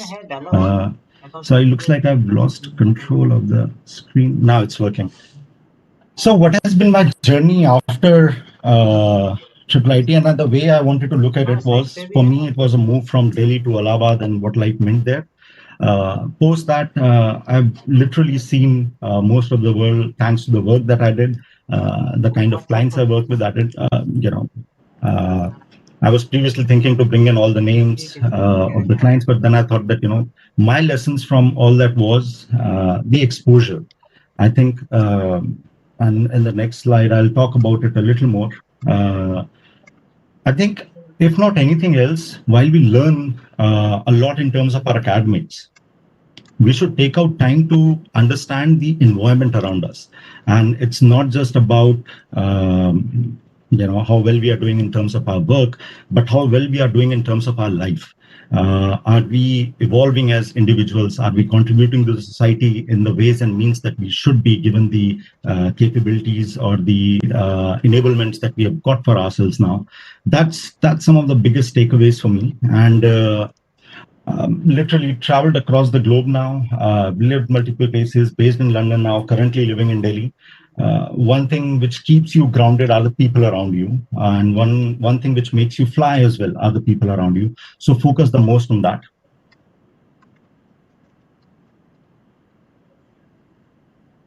So I thought that instead of talking just about myself, what would be the best way to connect with everyone? And I think it would be, what would I tell if I met Manu Sharma of 2004 or who was in IIIT Allahabad? What are the things I'll tell him, which will make him a better person throughout this journey? And first thing would be explore and learn. Whatever I did at that point of time in terms of my own lifestyle, my priorities, the kind of things that I would invest time in, be it in terms of classes, be it in terms of knowing more people, be it in terms of trying new sports, getting my, I always play basketball, but almost every other sport. And cricket is something that I literally picked up after IIIT Allahabad or at IIIT Allahabad. So learn various things. And while I'm talking about mostly extracurricular aspects over here, QDM was never a focus area for me. And today my practice provides most of its advisory around AI, or how AI can be leveraged for management consulting decisions. And it's phenomenal, the lessons we learned as part of our OR, how we are using them now. Some of the other work that few of my friends did in terms of identifying how can we watermark music to stop piracy. Those kind of initiatives really shaped our mindset in terms of what can be achieved, and actually how it makes you believe that you can push the limits. And that's probably one of the most important beliefs that you need to have in yourself. Second was back yourself. Whatever you're doing, if you believe in something, go and do a prototype for it and celebrate. Because if you back yourself, you have the most important person who's going to make the most contributions in your growth story on your side. And then, as I've said, education beyond academics. We talked about Prayas. I think everyone gained a lot more from the experience that we got over there than just giving our time for education, understanding how India as a society can grow further. Those kind of realizations happen automatically. And then I thought about, most of us are alumni who are joining this. What are the things that particular, we as students would probably tell ourselves 15 years down the line? First thing would be, stop procrastinating. I think we procrastinate a lot. We push things out. We'll do this later, or I'll try this thing out later. I've been thinking about doing skateboarding for some time. I see kids doing it around over here. But somehow we procrastinate a lot, or we push things out a lot unless it's really urgent, unless there's a timeline, unless there's a deadline, or there is an incentive number that we have to meet. We don't give in our best. So probably that's something. But if you remember in college, whatever we did, and especially the things we did were the ones that we were only interested in. We will give our 100% to it. So that's something that we can take in now, and we should do that. Second thing is play more and not just win more. And the theme over here is that today, most of the initiatives that we pick up are the ones where we believe that winning is important, or doing that particular aspect is really important for our growth, for whatever reasons. But we don't participate in as many things. And probably that's what's missing. In college, we would try multiple things out, even if we are not good at them. I remember I was really ridiculed by, I'm forgetting the name of the president of the music club back then. And he had a saxophone, and I said that, I can organize a sports, a music festival after our sports festival. He said that if you can blow the saxophone, or if you can make any sound out of the saxophone, I'm with you. And honestly, I could not. So, but that did not stop me from trying. And later on, 3 days later, we became good friends, but he helped me, how to go about it. Then the other thing, we used to enjoy so much, even if it's small thing like, getting really good grades in exams, that meant so much for us. Or it was, really solving a particular algorithm, or getting recognized for a good basket that we made, our friends cheering us for that. Whatever could lift us up, there were so many things that could lift us up. Ordering Maggie and getting the order the way we wanted it, that would be something that we would enjoy, and we'll talk about. And social media was getting up then. I believe most of you would not even know, or maybe you do know. Orkut used to rule the rooster then, and we'll talk about those kind of things over there. One thing that I would definitely advise in terms of which has helped me a lot to the current batches or the students at IIITA, embrace diversity throughout your life. I think, especially in the digital world, one of the biggest things that is happening is we are becoming globally closer than we ever were. And we would not be able to have a sustainable society unless we embrace diversity. And this diversity could be ethnicity, could be religion, could be caste, could be race, anything. But embrace that diversity. And it's not like it all of a sudden happens one day that you do it. A very small step change that you can do is focus on making 2 close friends across other streams. So if you're in BTech, make sure that you talk to a few folks in MTech, in MBA, in cyber law, and similarly vice versa. At least have 2 close friends. I had those, and a few days back I was catching up with Shivnandan, and we both did not realize when it became almost like an hour and a half, and we were just going at it. So that's the other thing that I would say. Now, just to wrap it up, I would say, some of the life lessons which have, which I have taken on from my time at IIIT and how it has shaped me. Explore, enjoy, health and wealth. So it's really important that you have wealth as well. As president, I learned that unless we have the right infrastructure, we cannot organize tournaments. So that was a big lesson. And most importantly, focus on your family and friends. Spend as much time as you can with them. With that, I'll sort of open the floor for some questions if there are any. Thanks, Manoj sir. Excellent talk. There's actually a lot of great questions on the chat, and I'll take a few of them in the interest of time. So one of the interesting questions is from one of the young students, and actually I'll combine 2 questions. One of the questions is, how does college prepare you for a corporate life? What's the takeaway for it? And the other thing is, if you do, a BTech or any other degree in IIITA, are you eligible? How can you get to, an MBA from a international B school? Or even like, if I may add to it, how does an MBA from IIITA compare to a B school abroad or one of the IIMs or whatever for an MBA? Very good questions. So the first one, if I'm not wrong, was what did I took from the college? How does it prepare us for our corporate lives? And the second one is how do we prep for MBA, and how does MBA? How do we get ready for MBA? So first thing was in terms of college, if the exposure that you get, the kind of things that you get to work on, which you did not have earlier, in college becomes that becomes a lot more amplified, magnified. You would have organized some street plays or done something, but when you are in college and you get the backing of a large institution, you get access to the talent which you never had before, and you get into either organizing events or participating in events.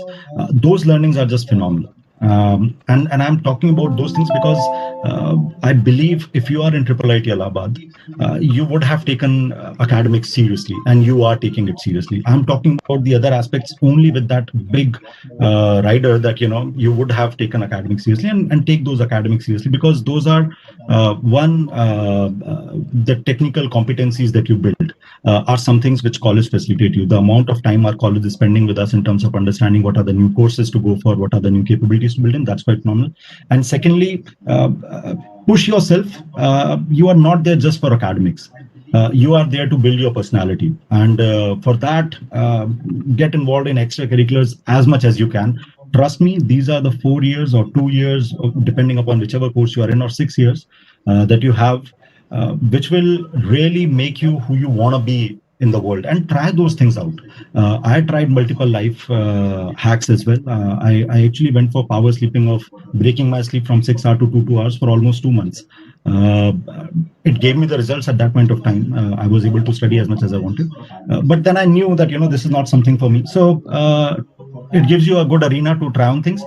Secondly, in terms of MBA, what I would say is, see, guys, in MBA, just keep one thing in mind, or for that matter, whichever corporate role that you take, what is the end impact that you're going to create, and focus on growth. So end impact should be either in terms of revenue, or in terms of operating margins, or in terms of higher product sales in a particular new region, or identifying new region. As long as you are delivering growth on that, wherever you've come from to whatever you are going to, you are sorted. That's probably the most important aspect. And For me, I've studied from IIIT Allahabad. Currently, in my team, we have a program which is called Global 100, where we hire people from London Business School only. London Business School or Oxford, and I think the biggest thing which is differentiating us from them is the exposure that they've got. They probably systematically enforce exposure on themselves. They would force people to go on multi-country kind of tours when they are part of their education. They will build into their syllabi and everything. But that's something that we can do on our own. And I think the culture is changing big time. A lot of students are picking up leisure traveling in terms of their annual breaks. Do those, pick up, but just don't travel. Pick up some job over there as well, because you learn the most when you're delivering something, and when someone expects you, a professional output from you. That shapes you the most. Sorry, I'm getting a little emotional and too passionate. No, sir, absolutely understood. I think with the interest of time, I'll close with one very interesting remark from two of our professors, Professor O.P. Vyas sir and Professor Pawan Chakravarti sir. So IIIT recently started the business informatics course, and what they would like actually to get you to involve you as a collaborator, trying to shape people there. So I'd like to request Anupam sir to kindly get O.P. Vyas sir and Pawan sir in contact with Manoj sir. Thanks, Manoj sir. Thank you so much. Thank you so much. Thank you, Director sir. Thank you so much for your appreciation. Thanks. I think the next person I'd like to invite is, again, one of my batchmates, Sayat Lodha from BTech EC 2006 to 2010 batch. Sayat is now an advocate for in the Supreme Court. So Sayat, the floor is all yours. Thanks a lot, Gaurav Panchanan, or as we knew him at Pancha. And I've really struggled over the last few days to try and call him Gaurav, and I ultimately gave in and I decided I'll continue to call him Pancha rather than Gaurav Panchanan. Hello everyone, a very warm greeting especially to Honorable Director Sir, Professor P. Nagabhushan, Professor G.C. Nandi, Professor Anupam Agarwal, Professor O.P. Vyas, Professor Pawan Chakravarti, all other faculty members, my fellow panelists, fellow IIITians, juniors, seniors, batchmates. A very special thanks to Soumya ma'am, Soumya Bhattacharya, and Manu sir for enriching us with their talks. My congratulations, first and foremost, to the batch of 2021 at graduating with flying colors, and my sincere best wishes for a very bright future ahead. Just before I touch base on what I want to generally speak about, Director sir, fantastic initiative in the assistance program. I hope it comes to fruition very soon, and in whatever way as alums we can help, we'll extend our utmost help in that regard, and we hope to take this forward in the near future. Professor O.P. Vyas, a fantastic idea on exit interviews. I believe that's a very important tool in terms of feedback loops, and if the institute can actually put them in place, it will be a very good learning idea in terms of how the institute should grow. And also, if those ideas are imbibed into the institute, the alums will be a lot more connected, because they've given you that idea of what needs to change, and if that changes, it brings together people's synergies. Professor Anupam Agarwal, a very thankful note on the efforts that you've made and the initiative you've taken in order to bring together the alumni platform. I remember we started this conversation in 2017. We did manage to have a physical meet in Delhi for the alums back then as the first meet. And now we're already 6 chapters strong and doing very well. So congratulations on that. Very briefly, I am Sayat Lodha. I'm from the electronics batch of 2006.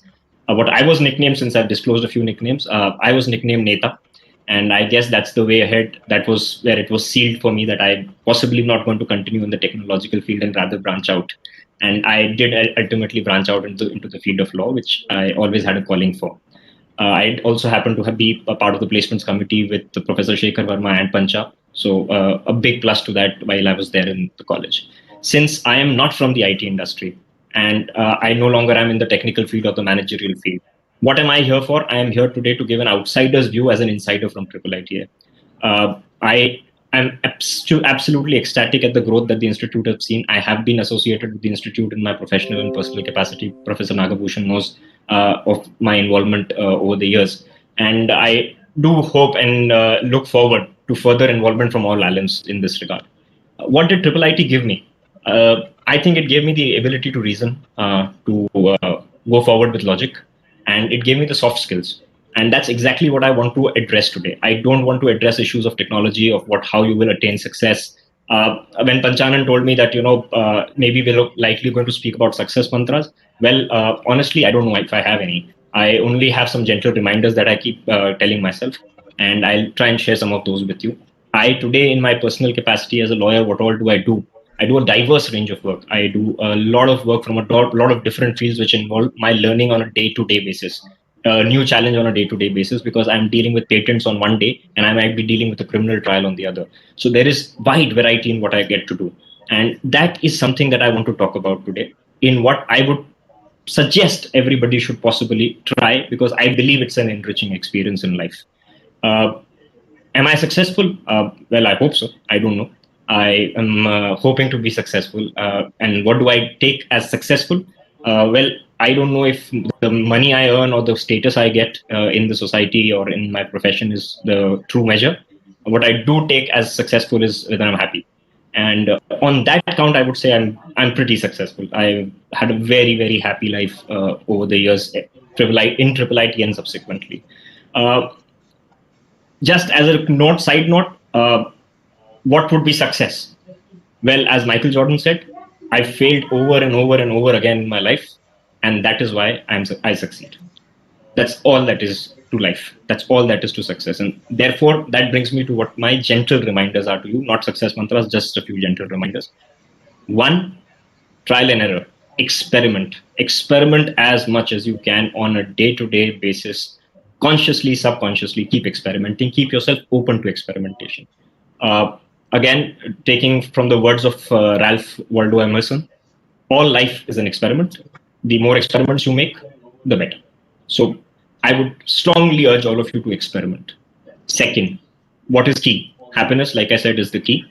And as Abraham Lincoln said, in the end, it's not the years in your life that count, it's the life in your years. And that phrase is not more true for any other phase in life than college life. You have 4 years, you have 6 years, you have 2 years. You have to put more life into those years. So do all you can to be very alive in those 4 years. That is what will set the tone for the rest of your life. I know everybody says a lot is to be done, a lot can be done. You have to move ahead, work. My suggestions, yes, do all of that. You have to do all of that. But travel, take a break, refresh, restart. There is no rush in life. It's a long life. It's once the way to look at it, life is too short. The other is it's a long life. There are many years to do what you're doing. So just travel, take a break, refresh, restart. Read a lot. And as I like it, sometimes I don't get that much time to read or that much, instinct to read. So watch a lot.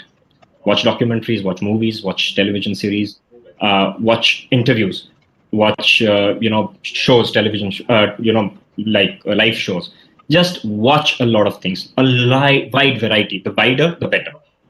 And every now and then, as at least I like to do, maybe once in a month or maybe once in a week, it depends, is do nothing. Just sometimes do nothing. Just halt, wait, lie down, sit, idle, look at a tree, and just do nothing. Do that, please. Again, on this, I would preferably quote the father of the nation. We are on the eve of the Independence Day. There is more to life than increasing its speed. So don't try to speed things up. All the time, it's not necessary to speed things up. Slow down a little. One of the most important things that I realized over the last few years, you really, really consciously, and this you can't do subconsciously, you consciously need to work on your relationships. Those are your assets. That is what will keep you most happy. So work on your relationships, friends, family, co-workers, staff, teachers, whoever you've come across. Treat them well and love what you've built with them in terms of your relationships. So just on a side note, that is all that I have to share in terms of success mantras or gentle reminders. But just a few suggestions that I have and which possibly Honorable Director Sir and the other members of the faculty can consider. One, possibly bring in a program of visitor faculty. Every good institute today who has made it into the big leagues, and I don't mean it in the sense of success, but just as bringing out good, nurtured students, they have a visitor faculty concept, and I would very strongly urge that possibly a visitor faculty concept could be brought in. That could be coupled with things like internships, mentorship programs, summer programs, 2-month programs in the summers where people are at site and they are learning different areas of life. They could be doing so with a journalist, they could be doing so with a civil servant, they could be doing so in a managerial capacity, wherever they are. Soft skill development as a focus area is very, very important, more so as we inch closer and closer to a technologically advanced work from home situation, which may sort of percolate beyond this pandemic. Soft skills will become very, very important, and I really strongly hope that we had a course in the first sem. I hope we have a larger course on soft skill development, or at least training programs on that in that regard. One suggestion to the institute in the present times: possibly we could focus more on taking up institutional projects. And when I say at our times, it used to be about OCR. There was a lab which was running in with respect to OCR. Maybe it's time that, and I say it from my field at least, the legal fraternity actually needed a lot of support when it came to this pandemic and from work from home, and how to digitize and how to enable better platforms in order to have successful court hearing. They're still grappling. Every field is doing that. Every institution in this country is doing that. Every institution in the world is doing that. So possibly identify a few key areas, build together a team which has continuity over the batches, and take up a few institutional programs. One other thing that I've learned over the years, and I close with that, and that hopefully should suffice for my purposes. I have always lived by this one thing: to say what comes to your mind is very important. You must say what comes to your mind. But to know when not to say it, that's the key. So learn when not to say something. That will help you with your relationships, that will help you in your profession, that will help you in your life. Thanks a lot. Panchanan, back to you. Thanks, Sayed. Lovely speech, and especially the last line was the killer, like always, right? So I think I'll take a couple of questions from the chat. So Sankalp asks, what challenges have you observed in the Indian legal system? And maybe I might add on my own, how as a technologist first, how are you working on solving them? So challenges, like any area of life, law is essentially what society is. So the same challenges that the society faces, the law is facing. The difficulty with this legal system is that there is too much lethargy, there is too much legacy, there's too much baggage. And that prevents us from effective mechanisms of delivering justice in a short time frame. The second difficulty that is there is this uncertainty of it. You don't know when you'll get it. You don't know in what form you'll get it, whether you'll get it at all, whether you'll get justice at all. Those are issues that we are looking to address and trying to address by use of tools like technological platforms, where past history of case laws is so well documented that you cannot get away with citing something which is not really the law. Very often a wrong decision is passed because a judge in an adversarial system is listening to the two sides and doing the best he can to come at a reasonable conclusion, which is just and fair and and prudent. But that may not always be in sync with the law, and that may not always ultimately result in dispensation of justice. So the uncertainty has to be removed, and their technology, I think, is helping a lot. The rest, of course, is the access to justice itself, because in rural areas, it's not always possible to access justice. There, I think technology is playing a big part today, and I hope that we are able to sort of extrapolate that into every single field and cut down the time baggage that is there. Yes, please. Thanks. I'll take one last question, and that's from Sanchit. And how challenging was it to practice law? I mean, we have the perception that it's a fraternity wary of so-called outsiders. So I'm not technically an outsider. I'm an outsider to the legal circles of Delhi. So I must confess that I'm not otherwise an outsider to the legal circles. I've seen it growing up. I detested it, and then I came back to it after I did my engineering. I toyed around with MBA. I toyed around with politics. I toyed around with NDA, and then I came back to law. So I had my own share of things. But that having been said, as a first-generation Delhi lawyer, because it's a new place and you have to build your own clientele, and you can't solicit. Solicitation is prohibited in India, so you can't advertise. It's word of mouth, how you develop over the years, face value. So all of those things, I think it's the same as any startup, with the added disadvantage of not being able to solicit or advertise. So anything that you'll feel for a startup, an entrepreneurial effort, it's pretty much the same. And you just have to be at it, continue at it, stay at it. Thanks, Sayed. I think people are very, happy about that speech. Anupam sir says, thanks for sharing a very practical, fruitful, and positive ideas. Thank you, Sayed. Most privileged. Thank you so much. Thanks. Thanks. So I think the next speaker, again, it's my privilege to invite, and he's somebody who shares two alma maters with me, IIITA Allahabad and TU Delft. Himanshu Verma, he was from MTech HCI 2008 to 2010 batch at IIITA, and presently he's an assistant professor at TU Delft, Netherlands. Himanshu sir, all yours. Hi, I'm really sorry I'm on my vacation, and so sorry for any distractions that you may hear. People walking by, I'm really sorry, but I'm really happy to be here. First and foremost, I would like to thank Honorable Director Sir, Anupam Sir, Pawan Sir, Nandi Sir, and all the faculty, esteemed faculty members who are present there today. I'm greatly honored to be part of this forum today, and thank you to Gaurav, who invited me. I'm happy to see him after almost 11 years since I left IIITA Allahabad. Happy to see Sanyat, and hello, a big hello to all my colleagues in the Masters, Bachelors, MSc LIS, MBA, and even the current colleagues who were part of IIITA or who came after me, the alumni who came after me. So a short introduction to me. Who am I? My name is Himanshu Verma. I joined IIITA Allahabad in 2008. Started my MTech in human-computer interaction. So ours was the second batch of human-computer interaction at that time in India. After that, I went on to do a PhD in the Swiss Federal Institute of Technology in Lausanne in computer science, which I finished in 2015.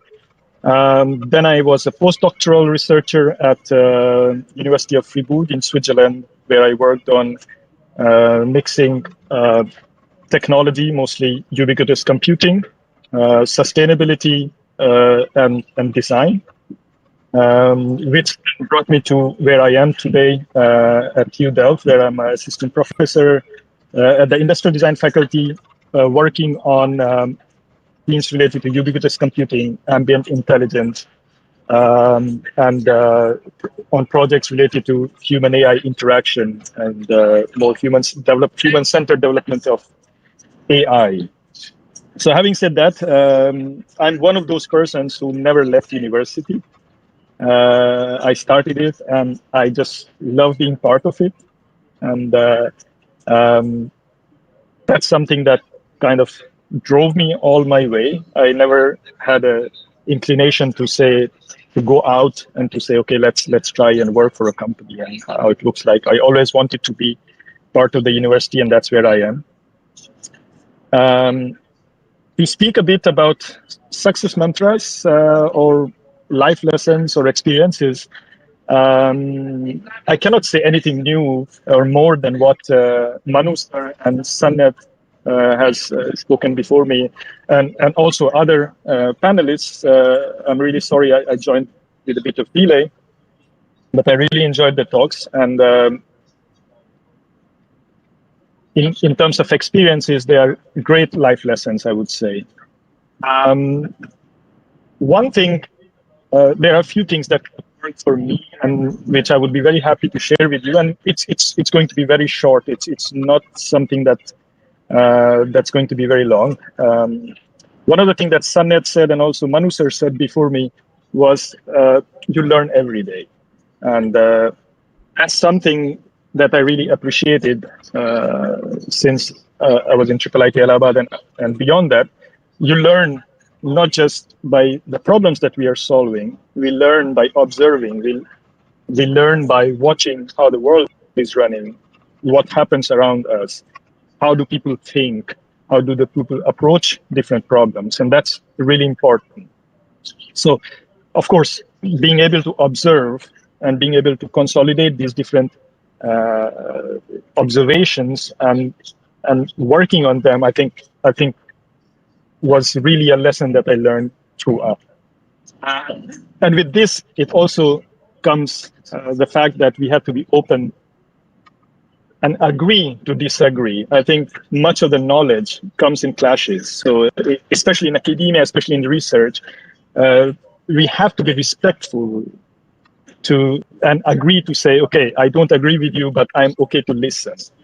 What it has done to me, at least, and was the fact that we hear what other person wants to say, how they approach a problem, how they seek a solution, what is important for them. And that's really important for the problems that we in science are trying to address today globally, because problems, be it climate change, be it social unrest, be it racism, any problem, we are dealing with their complex problems. They cannot be solved by, one field in itself cannot solve any problem. We have to join hands, and this is was really thing that I enjoyed the most in IIIT Allahabad, especially with my professors in a human-computer interaction program. The same problem of intelligence was addressed from neuroscience perspective, from the perspective of computer science, from the perspective of linguistics, and that was really enlightening me, and that somehow made me more and more interdisciplinary, how we say today, over time. And this is something which I have gained by talking to people, by discussing with people, by arguing with them, and that was really a great life lesson. And as also Sanyat was saying, yes, sometimes it's always good to not do anything or do nothing. I think that's a very valuable lesson, because in research, sometimes we have to find creative solutions to the problems that we are dealing with, and pushing yourself to a certain limit, to being hard on yourself is not necessarily going to find us a solution. Sometimes it may work, sometimes it may not. Most of the times it doesn't. So if you do nothing, sometimes ideas come to you, serendipities happen. And this is really important. We are not in a state where we have to be work in a very stressful environment, because we cannot sustain this. We have to, life is long, and we have to enjoy what we do, going every single day, every small step at a time. So it's really important that we very often do nothing, let our problems be where they are, and solutions may naturally emerge. Being open, as I was saying, is also one of the things which is really important. By what I mean by being open is being open to take on perspective. Having a closed mind, especially in a field like research or academia, doesn't serve us well in a way, because you are in your own bubble, and then you think your solutions are the best. Being open, and sometimes being open to accept that your solution is not good, I think it's really crucial. It brings us not just some sort of modesty, that there are other solutions and they can be better, and it doesn't have to be our solution. And that's also something that I learned very quickly in IIIT Allahabad, and also during my PhD, which has served me very well. And then finally, make friends along the way. It's really important. Your connections are the most important thing. Where I'm today, it's because I met people, I discussed with them, I learned what they do, they learned about my work, and so making friends along the way is really important. Our professors, our teachers, our mentors, our colleagues, sometimes even juniors, it's really important to stay friends, and I'm really happy.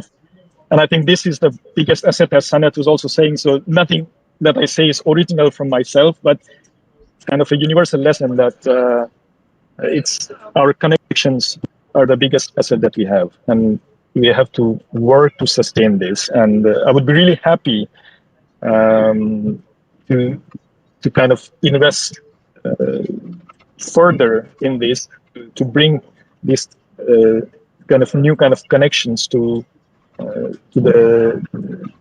the new setup of the Alumni Association that has happened. And I would really like to thank Anupam sir for taking immense amount of effort to do that. And I joined really late, but I'm really happy to see such great efforts happening. And I would be very happy to be part of this and to learn with my new colleagues and to share whatever I can. Thank you very much. Thank you, Himanshu sir. Wonderful speech. I'll take one very interesting question from the chat.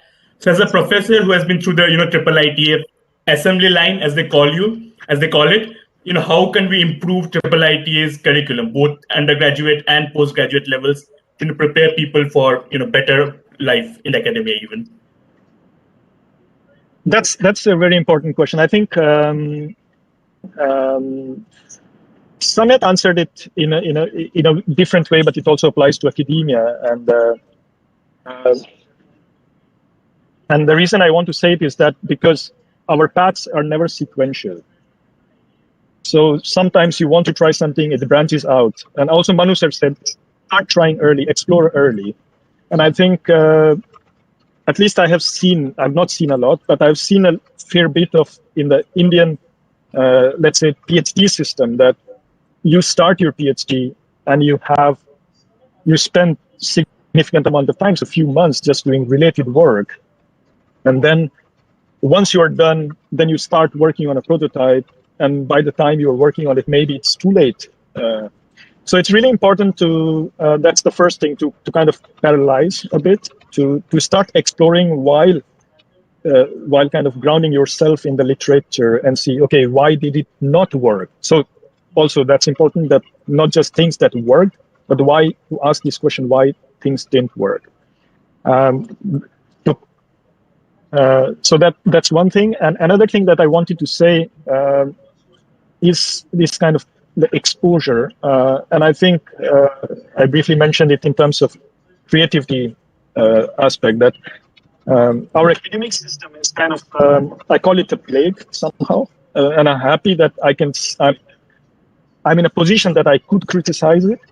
That's also a responsibility I carry to change this system as I go along. Is the system of publish or perish. So there is an intense amount of pressure on our research scholars to publish quite a lot of papers before they can move ahead, right? Before they can get a promotion or move further. I think we have to focus now on something called slow science. It's picking up a lot in the Western world. You publish good papers with creative new ideas, with better analytics, analysis of why you do things, and a kind of a broader impact. Like, to also question why we are doing this. How does it impact our society, our world, our countries, not just limited to one region. People who are able-bodied and who are not able-bodied. Everyone, how do different stakeholders gain from this in short term, medium term, and long term? So it's really important to think critically. Always good to ask this question, so what? I did this, so what? And I think this is the important part that kind of helps you then find the right solutions and to structure them in a narrative that then when you publish, it also has a better impact. Thanks, Himanshu sir. I think I'll close it with one final remark from from many of our faculties, and I think very well elucidated by Anupam sir. I think he'd like to invite you for the alumni webinar series. So he has your email ID. He'll get in touch with you for a longer chat with our current students as well as alumni. And he also is interested, to try and look for research collaborations between TO Delft and IIITA. So hopefully that will bring something great. Absolutely. And I would be happy to. Thank you very much. Thank you again. Thanks, Himanshu sir. Our next speaker is Sameer Menon sir from BTech IT 2003 batch. He is the founder and CEO of Dexterity Inc. in California. It's one of the hotshot startups of nowadays. Dr. Sameer also has a PhD from Stanford in robotics, and I was recently reading about his PhD thesis, and it's a very interesting thesis which is across different kind of faculty. So without further ado, Sameer sir, the stage is all yours.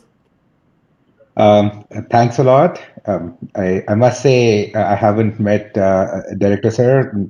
Very nice to see you. It's been a long time since I've been at IIITA. I was part of the batch 2003. Thanks organizers and Nandi Sir, faculty, other students. Hi. It's great to have an opportunity to come and talk.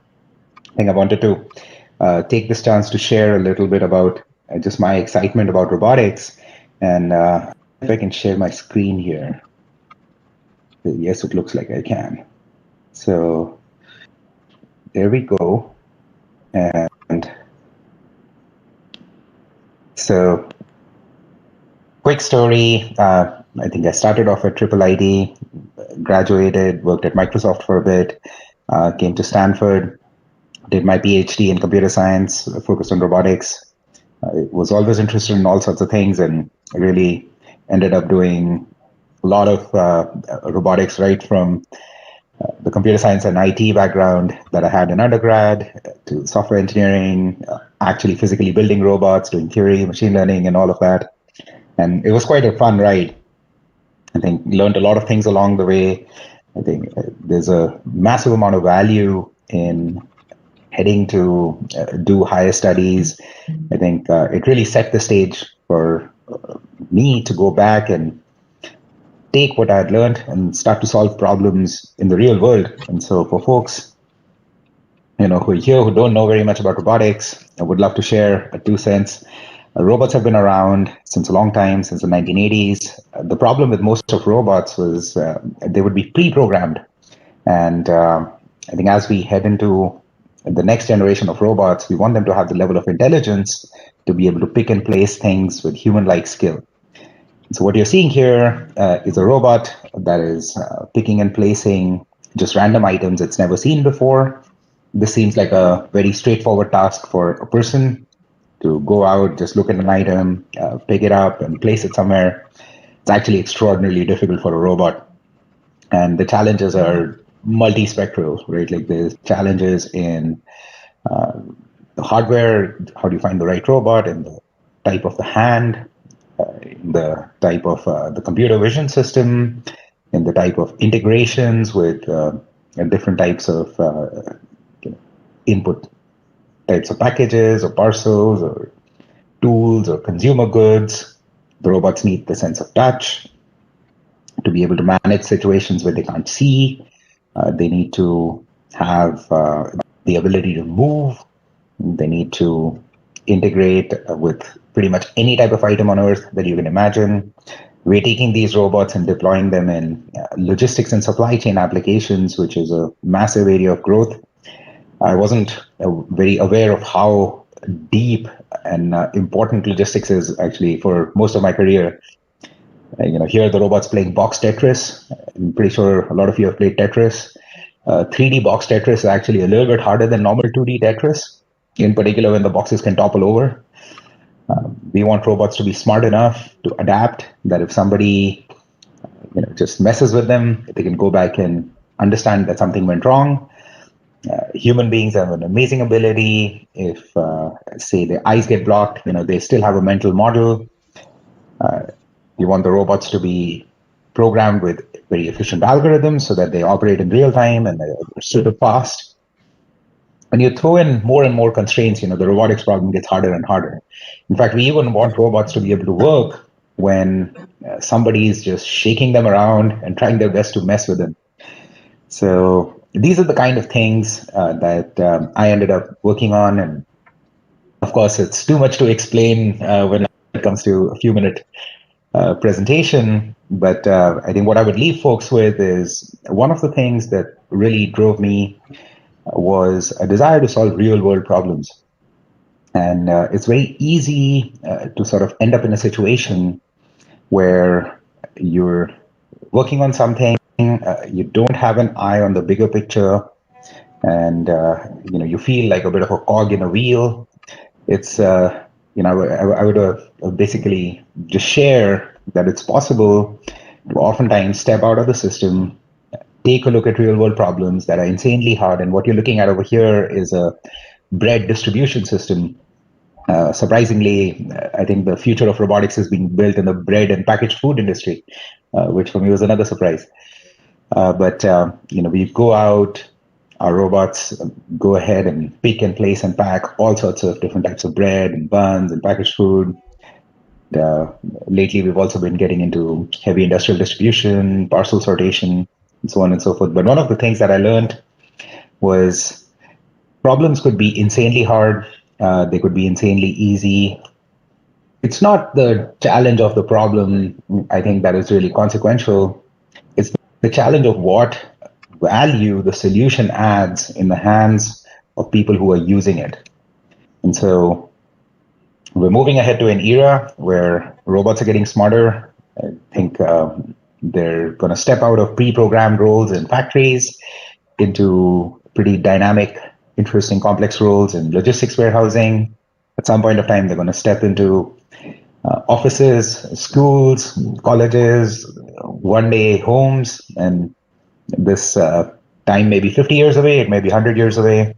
I don't know, but it might also be just 10 or 20 years away. And so it's very difficult to predict how the future is going to evolve. But if you pick up an interesting problem, you put in your level best, you chase it with everything you've got, you'll find a lot of people will join you. You'll find that resources will pour in. As long as you have an eye on delivering value to others, you're not driven by your own motivations, you're driven by what you can bring to other folks, you'll find a lot of success in life. So that's my 2 cents. And I think I'll maybe save more time for Q&A instead of going on and on. Thanks, Amisa. That was such a wonderful piece. So I have a question, a very interesting question from the chat, and that is, how do we bridge the initial inertia with robotics? Because a lot of these systems are very expensive, or at least that's the perception anyway. So how do we get around that? It's a fantastic question. I think the tricky part with any system when it's in its early stages is very expensive. If you look at computers were around since the 1980s, 1970s. You had these big mainframe computers, and they were very expensive. It does take time. I don't think there's a very straightforward answer. In our experience, the way to bridge this initial inertia is to be focused not on the cost, but on the value. And oftentimes, even hugely expensive, big, clunky, super slow computers from the 1980s, they did add value. How did they add value? They added value by allowing you to do interesting computations, which otherwise were error-prone, took a lot of time. And so in the same way, robots today are expensive.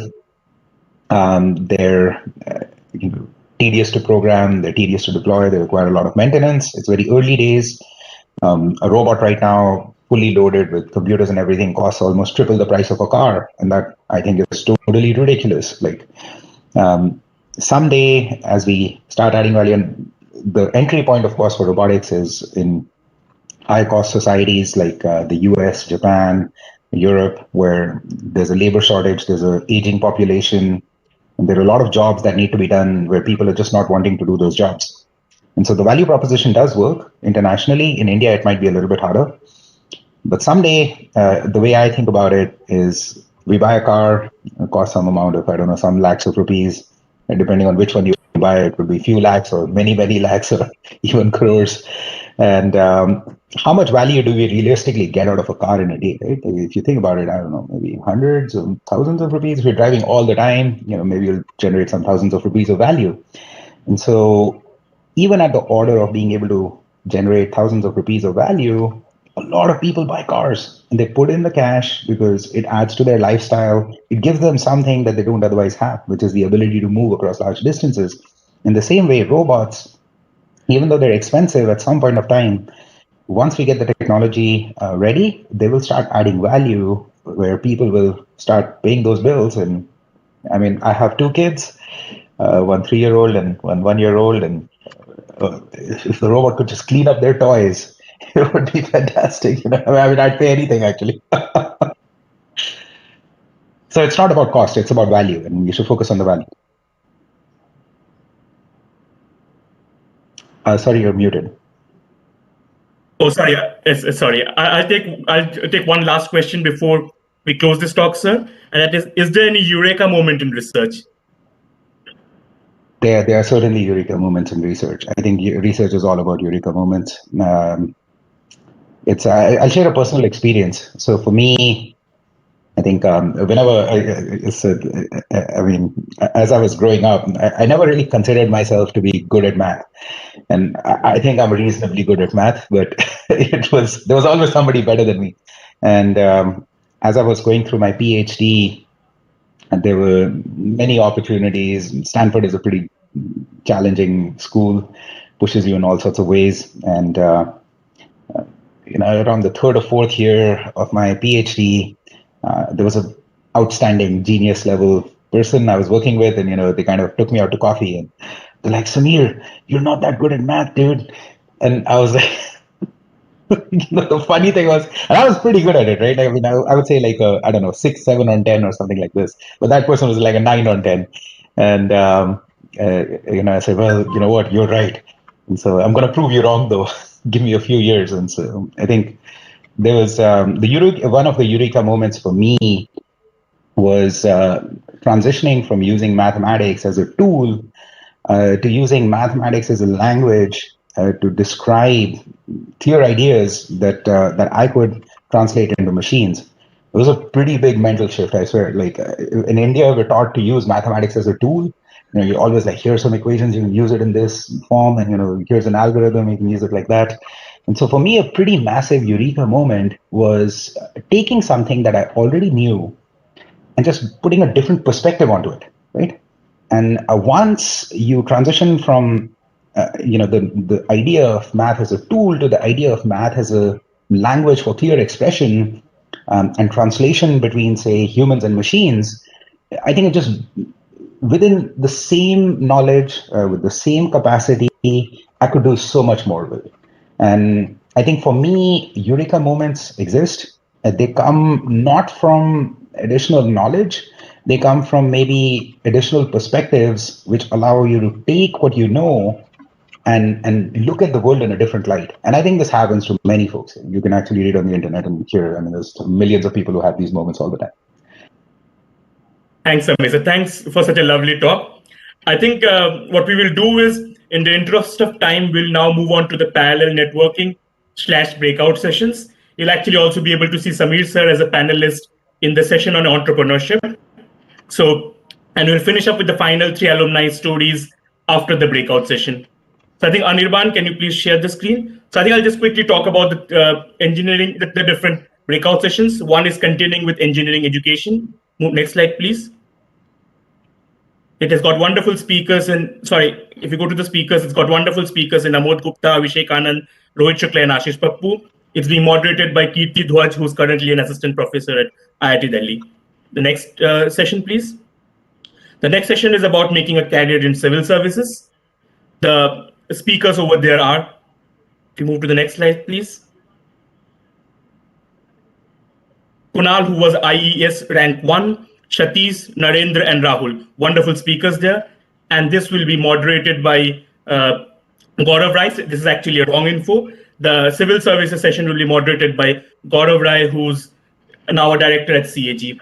We'll also be talking about the MBA sessions. We have wonderful panelists there. If you go on there, Sanchit, Kamini, Mohit, Abhinav, and Sanjeev. This is going to be moderated by 2 people, Ashar and Umang.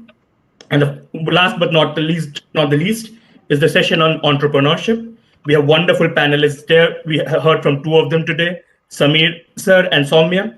We also have Hemant and Shilpi Gupta ma'am. That will be moderated by Apurv Gupta. The links for the breakout sessions are in the chat. I'd request people to join one of the sessions of their own interest, and we'll see you back after the breakout sessions are over on the main stage to continue with the final 3 alumni stories. Thank you, everybody.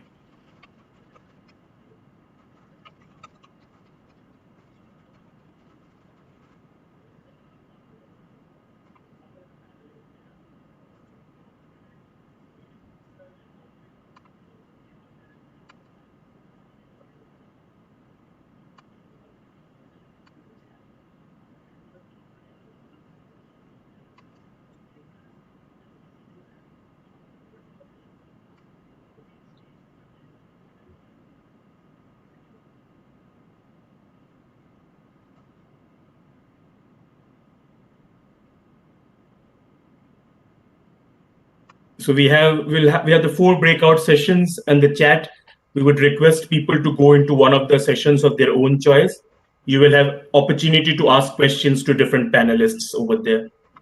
This main session will be kept running, and you can come back to it after the breakout sessions are over.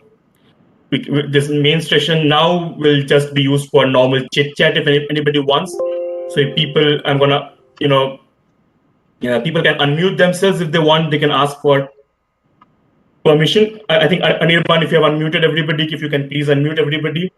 People can chat as they want, and but I will recommend you to join one of the breakout sessions, please. And we'll come back to this after the breakout. It's not being live streamed anymore. Thank you. Before unmuting everyone, we would just like to show one presentation where we would like to thank our esteemed alumni donors who have contributed to our esteemed college. So we'll just be sharing our screen.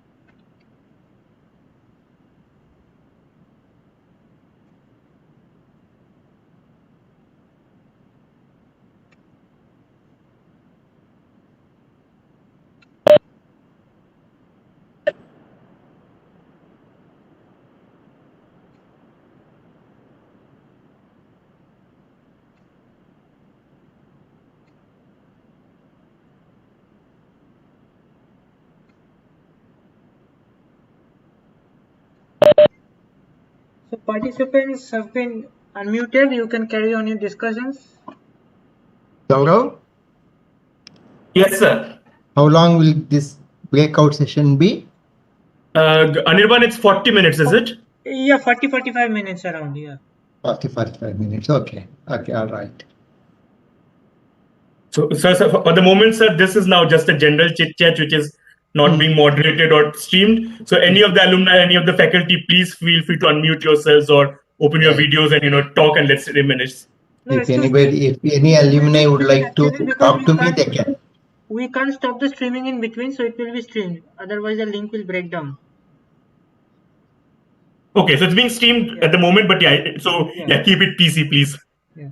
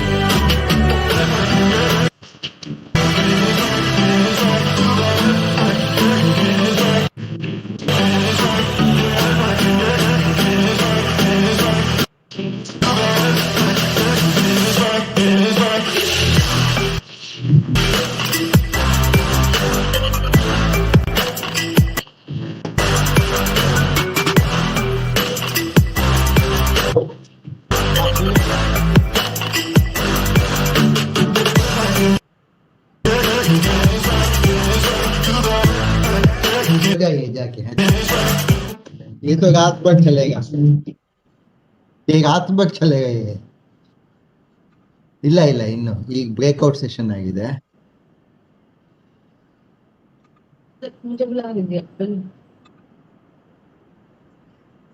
सो जाइए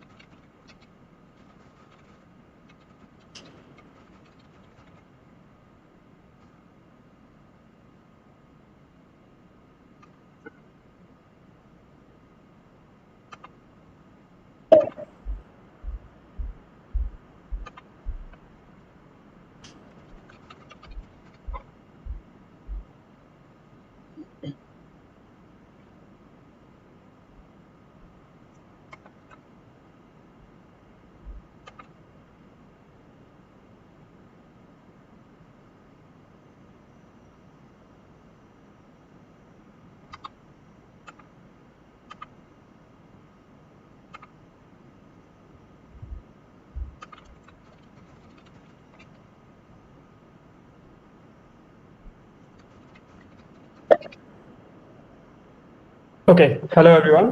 Myself Vatsal Mishra.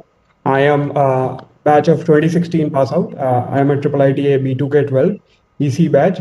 So currently I am working as a data engineer at Google. So let's just keep the ball rolling at our main stage as well. So first I would like to invite our faculty, if anyone from the faculty want to contribute something, as this would be a recorded session. So students and other alumni who are not currently joined in this main event, they can basically view your message. They can view it afterwards. The recorded session will be launched on different platforms.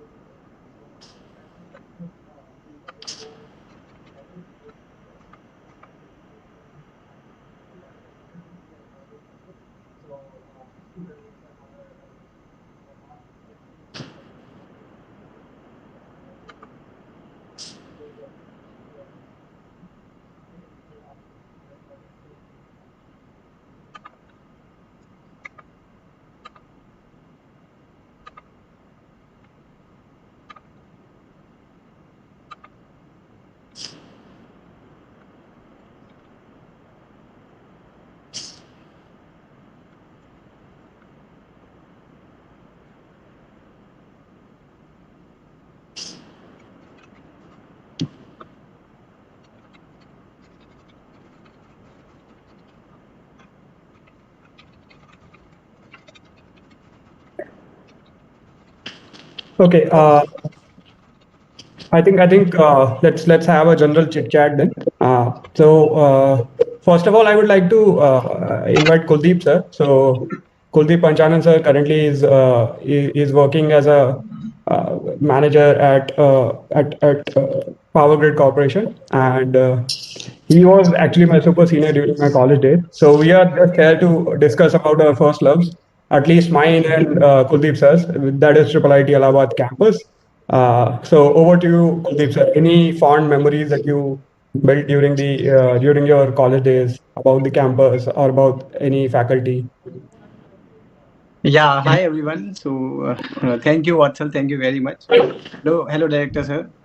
Uh, I would definitely like to share a few things. We all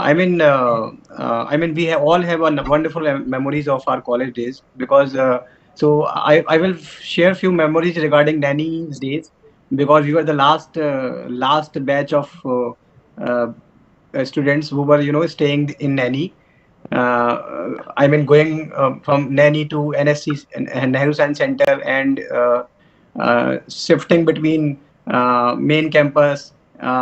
It brought us a lot of exposure to us, and the main reason why our batch was connected or why the previous batch were connected so well with each other because we were all staying in nanny for almost a year.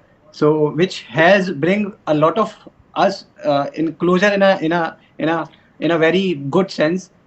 We used to play TT, we used to play Holi, we used to celebrate Diwali. So we used to celebrate a lot of wonderful festivals in nanny days. So it was a wonderful experience in IIITA. And so in continuation with that, so I think Vatsal, if I remember, you were the first Gymkhana president, or I think club member, right? Not the president, sir, but Gymkhana started at our time only. So we were the hybrid batch. So B2K12 was one of the hybrid batch who was like till the second years we were in a different kind of IIITA, and after second year, I mean from third year itself, we were in a different IIITA. We call it democratized IIITA.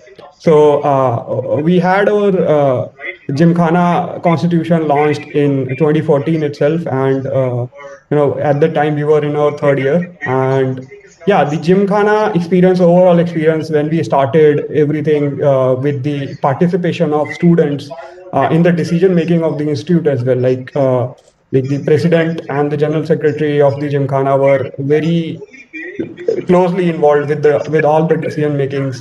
Then we have academic councils as well, cultural councils as well. So that was a totally different experience. And after launching of Gymkhana, we started with a different fest as well, cultural fest, that is Aparoksha.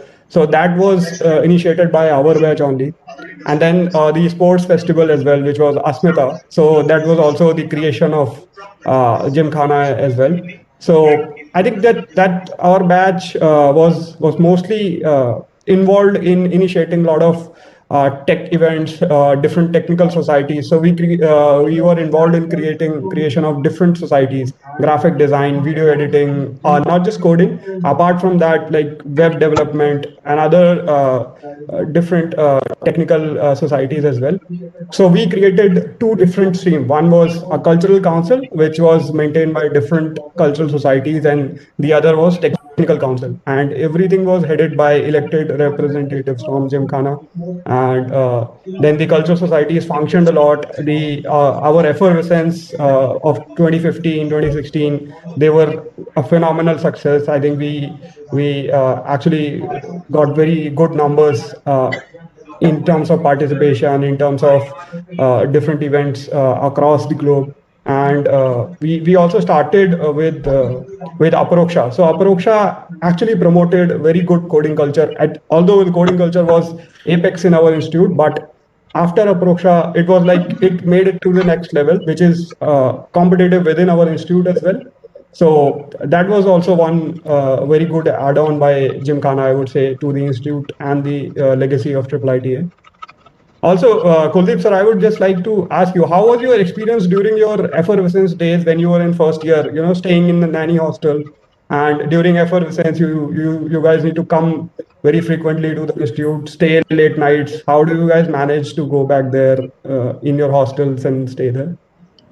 Yeah. So number of things are there. Obviously, we used to move from nanny first to NSC for our classes and all, and then when effervescence used to happen, there has to be a lot of collaboration between seniors, because we used to volunteers in number of events. Maybe I mean, obviously at that time the clubs were there for various activities. PMP was there to host all the events. ALC Club was there to photography and audio and video recordings. So similarly, there was definitely there was a little bit of struggle, but yeah, we used to manage. We used to stay in seniors' house. I'm in seniors' hostels, and there used to be ragging as well. I know it sounds, but it was a fun part, to be frank, because that ragging culture was a very, very much. It was such an exposure to all of us. It has brings out a lot of insecurity from us, and it has made most of us very confident in communicating and interacting with our seniors. And it was a very good culture, to be frank. I would not say the way ragging has been promoted across the country. It was not like that, but it was a very healthy interaction among seniors, which has make all of us close to the seniors, and we were connecting so well with them. And I think that connection with our seniors has brings a lot of good in us, and we were able to we were able to coordinate amongst a number of events, number of sports events. So it was a wonderful experience in effervescence and other events as well. I was also secretary to ALC Club. So I had interaction with a number of people who were senior to me. Arsab sir, Sunny Sukla sir used to be the president at that time. So it was a wonderful journey so far. Okay. Kuldeep sir, can you also tell us about what is your best, what is your best moment during your college days, or any event as a ALC member or as a ALC secretary you organized, which became a huge success? Okay, well, so for me personally, I loved organizing FE when I was in third year. So I was secretary at that time, and so yeah, I mean, so basically, if I talk about my journey, I used to be a very not shy guy. I would say I was very little underconfident guy. So let me just talk about my initial journey. I studied in a boarding school, Navodaya Vidyalaya. So the main problem with Navodaya was that we do not have that kind of exposure, because we were limited in a area. We cannot go outside from the school. So I definitely we learned a lot of things which were which were not exposed to other people who were staying home. But again, there was not exposure to other people. There was not exposure to other schools. So KBs was always always ahead of us. So I was a little fearful in those sense. So so in this sense, hosting FE has built in a lot of confidence in me. It has helped me to coordinate among seniors, and it was a wonderful success. I have interacted with Ajay sir. So basically, Ajay sir used to be there in network and infrastructure. So we had a lot of coordination with him. So he has been a very good support to us. And again, overall, hosting FE was one of the biggest moment for me, because I have been coordinating with seniors, I have been coordinating with juniors, I have been collaborating a number of events, and I have been publicizing them on various social media platforms. And we have wonderful volunteers, and I have a wonderful team of my club, and it was a wonderful moment for all of us. Yeah. Okay. When we are talking about FE itself, so I would like to share one event or anecdote about the FE. So in FE, we don't used to have this event called United Nations (MUN). So I think this is still going on in our institute. So we started this first event in 2014. And we were very skeptical about the participation from different institutes because IIITA was hosting for the first time. So we worked day night before FE, like for at least for 2 months. And we ourselves participated in 2-3 different MUNs. Then we brought out the juniors who have already participated during their school days. Then we publicized our event. We went to all the colleges of Allahabad. So we went to Allahabad University to publicize this event. We went to the Munirba, which is the law faculty of Allahabad University, that we are hosting such event for the first time. And we got phenomenal participation during it. We created one we basically MUN is just a mimic of what the current UNO is. Okay, so the biggest assembly in United Nations currently is the General Assembly. Okay, so in the UNGA we had the participation of close to 150 different delegates. Okay, and we assign a country to a different to a particular delegate, and the participation was more than 20 colleges across India. So we got even participation from KIIT Bhubaneswar, which basically came for the first time to participate in effervescence. Then in my fourth year, we also started one event called TEDx IIITA. Okay, so in that event, again we were very skeptical about the participation. At that time, our director sir was Somnath Biswas. So he was actually an alumnus from from IIT Kanpur. So we actually ran to him that, sir, please invite Professor S.C. Verma as one of the speakers for TEDx event. Although he didn't came, but we tried a lot, and that TEDx also was very successful with like close to 7 different esteemed speakers, which involved Roman Seni as well, who is actually the youngest IS officer and co-founder of an academy, which is a very good online learning platform. So yeah, so these two were the events that were very close to me, and I am very happy that the legacy of the Literary Society in the form of Model United Nations, in the form of TEDx, still goes on. I'm not very sure how the things are going for the Literary Society during this pandemic time, since the education is remote. But I think these literary activities are very crucial for anyone who is graduating. Okay, not just within the field of engineering, in any field. Okay, so that is one part, and those literary activities help a lot in my career as well, during my professional career as well. Kuldeep sir, do you want to share some insights about how how IIITA shaped your professional career? Because you're currently working in a PSU, and how IIITA contributed to your professional career? Yeah, I think all of us has our say on this particular topic. Definitely, IIIT has changed my life. To be frank, the kind of exposure I have received in IIIT is immense. So I had wonderful friends. I had Gunjit as my roommate. So he's a brilliant guy.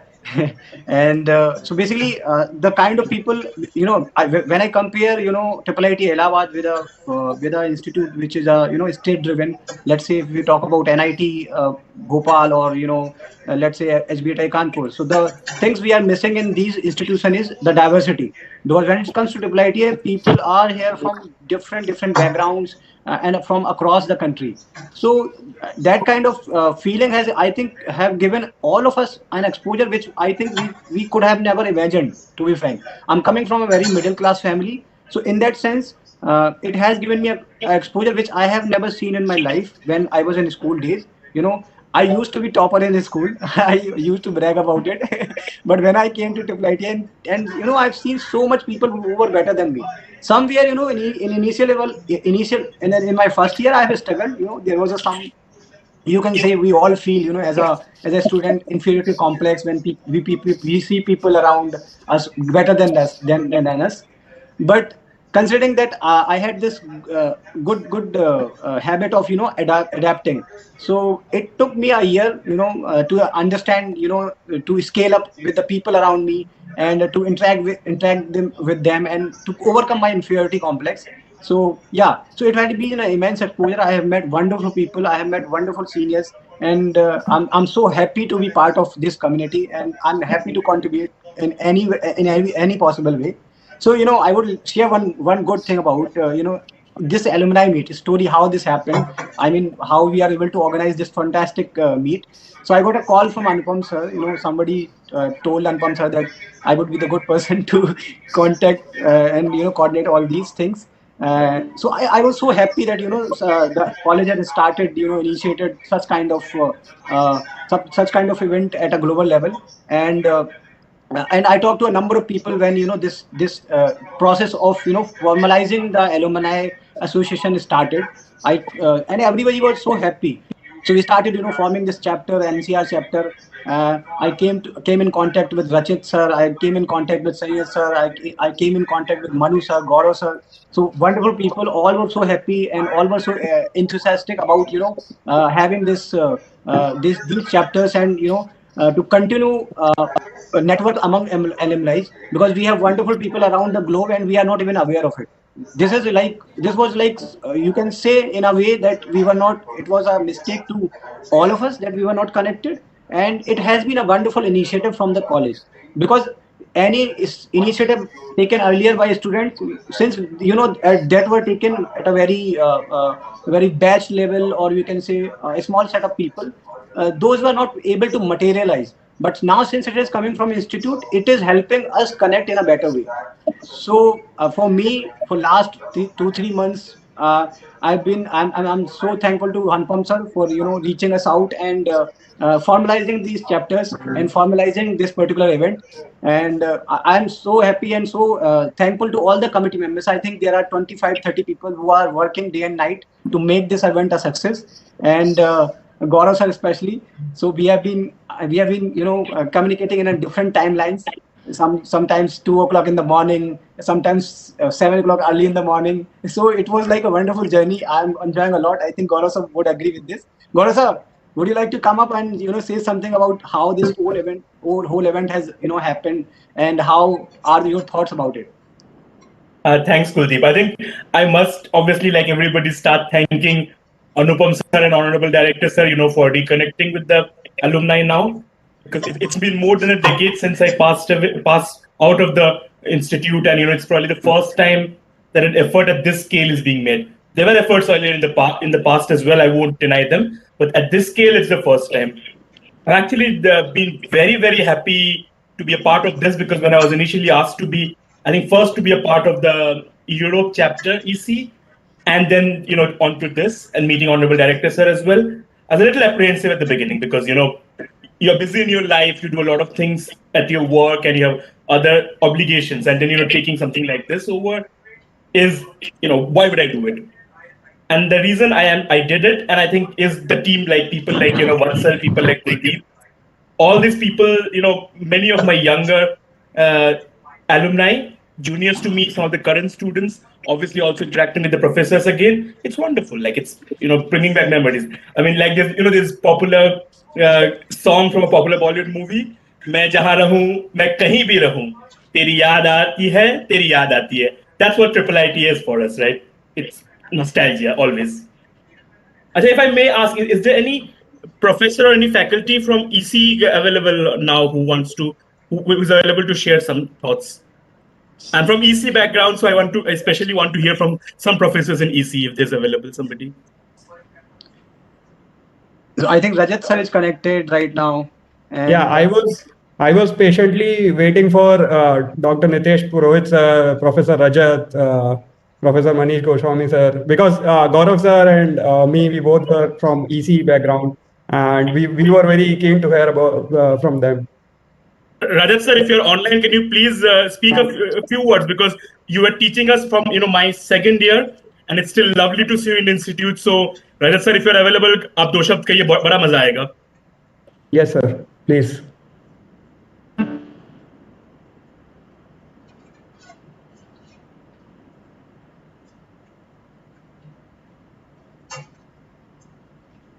Anupam, you may call Rajat over phone. Yes, sir. Rajat, Nitish Purohit, call them over phone. Yeah.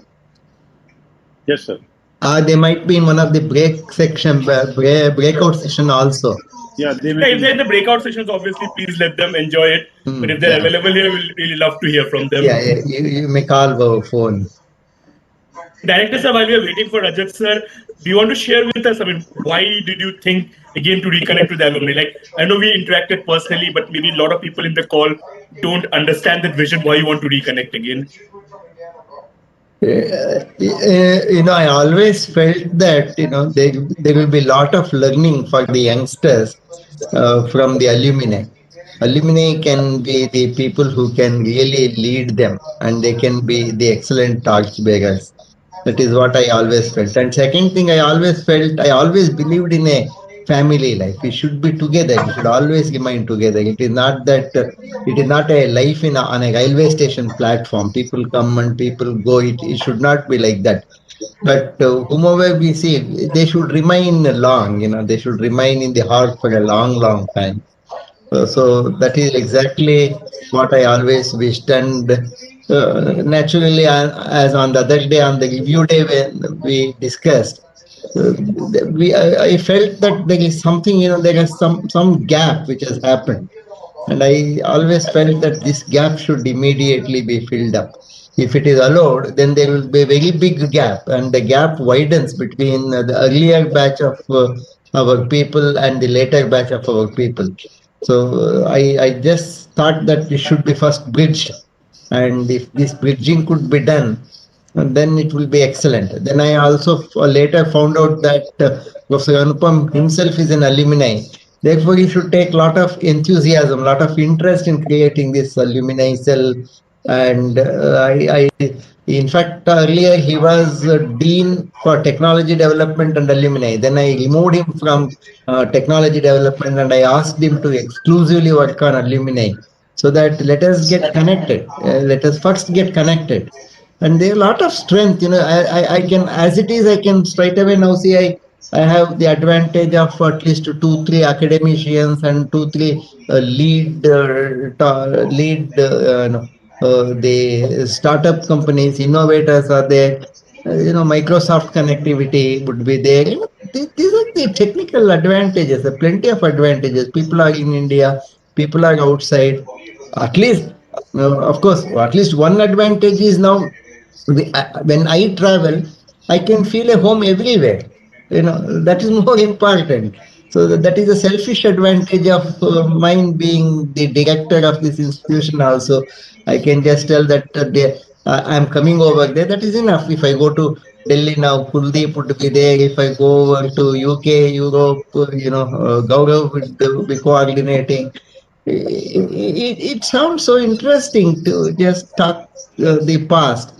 The interactions always, the people coming together always makes a big change. There are plenty of ideas.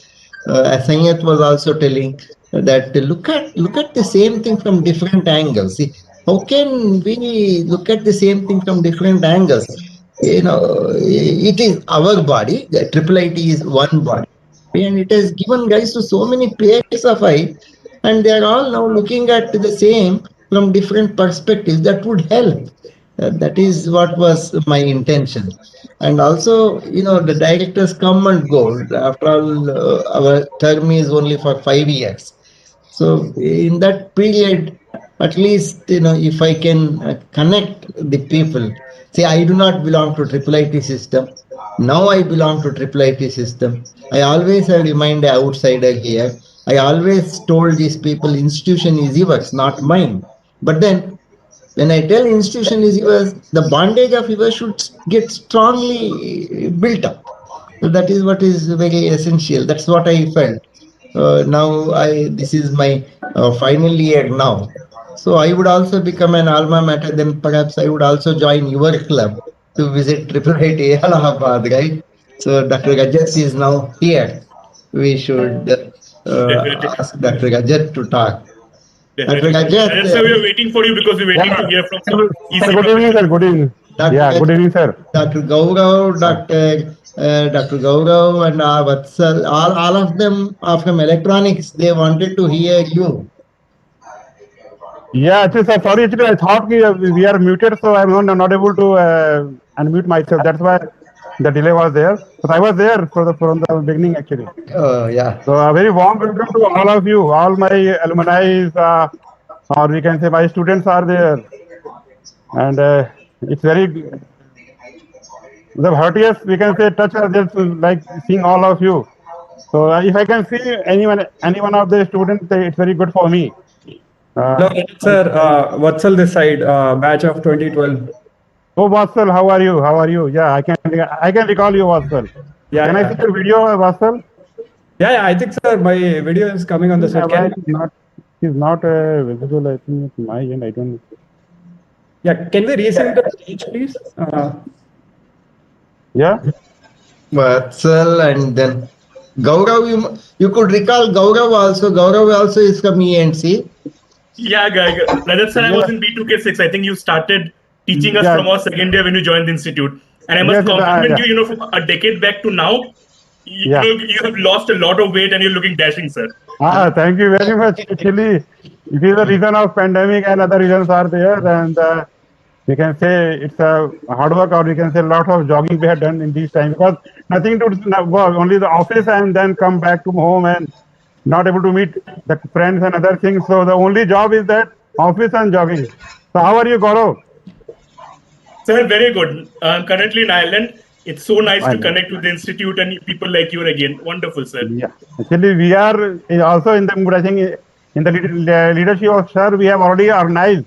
And the first one was in my, you can say, because at that time I was the dean, so I have taken the leader at that time in Delhi. And then second, we are having, we had in Bangalore. That was also very successful. And this time, yeah, maybe anyway, we are there in the online mode, but it's very good to see all of you. And we hope that when the things will go in a form, in a very normal way, we will expect everybody of you. At least my EC batch. Because I have joined in 2007 and Sanyat and other people are there at that time. And I think the feelings are very different. With we can say, I can show that the very first batch, I have very different feeling. I have learned many things from them also. So truly say, I can say, because at that time, yeah, my first things are there. So I can also share my experience with the first batch, with whom I taught. So maybe I don't know how much they have learned from me, but they have taught me also many things, I can say.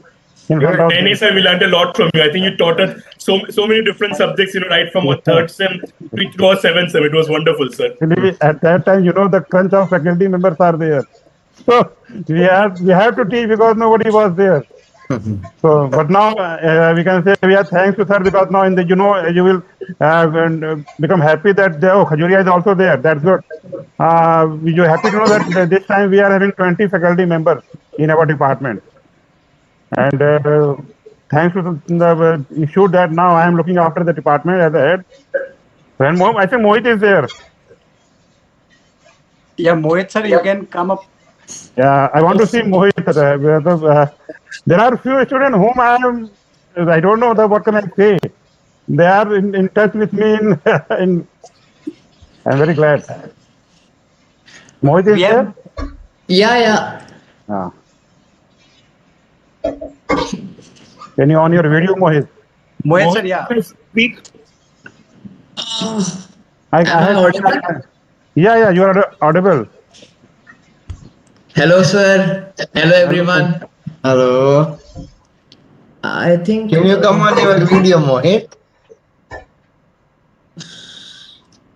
It's already on, I guess, but I'm not able to even. It is not there. So I think there must be some network issue at your end. How are you, Kuldeep? Rajat sir. But I'm audible, right? At least. Yeah. Yeah, you're audible. You can speak. You can speak. Okay. Yes, sir. It was great time in IIITA from 2009 to 2013, obviously. Yes. And the biggest part, apart from obviously studies, was music for me, definitely. Yes. That's why I can recall few of them for different properties.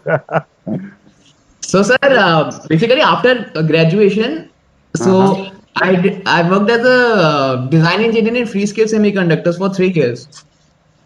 So, and after that, I did my MTech in electronics from IIT Delhi. Good. And then when I passed out in 2018, then I took music as a full-time profession. But I'm currently I'm currently a full-time musician, Abhi. Oh, that's good. Really? I think you may contribute in our reference sometime. We are not aware of that. Even Ajinkya sir, if you remember, I think Ajinkya is also here. Yeah, he was. I think he plays guitar. I think not perhaps. I don't know. And he asked me many times, sir, what to do? Shall I go in this area? Currently in our batch, me and Ajinkya are pursuing music. So he also left his job. He also left everything, and then he started music before me. Yeah, actually, he was very passionate. I think at that time. That's the best part. In IIIT Allahabad, we were given full freedom to access music, and it was all due to Rajat sir and the seniors of the first batch, the senior most batch in music. It was so good. It was, the words cannot describe how much freedom we got as a musicians there. We all started our music career from IIIT Allahabad, and how it turned into full time. It is like beautiful journey which we started in IIIT Allahabad. Definitely.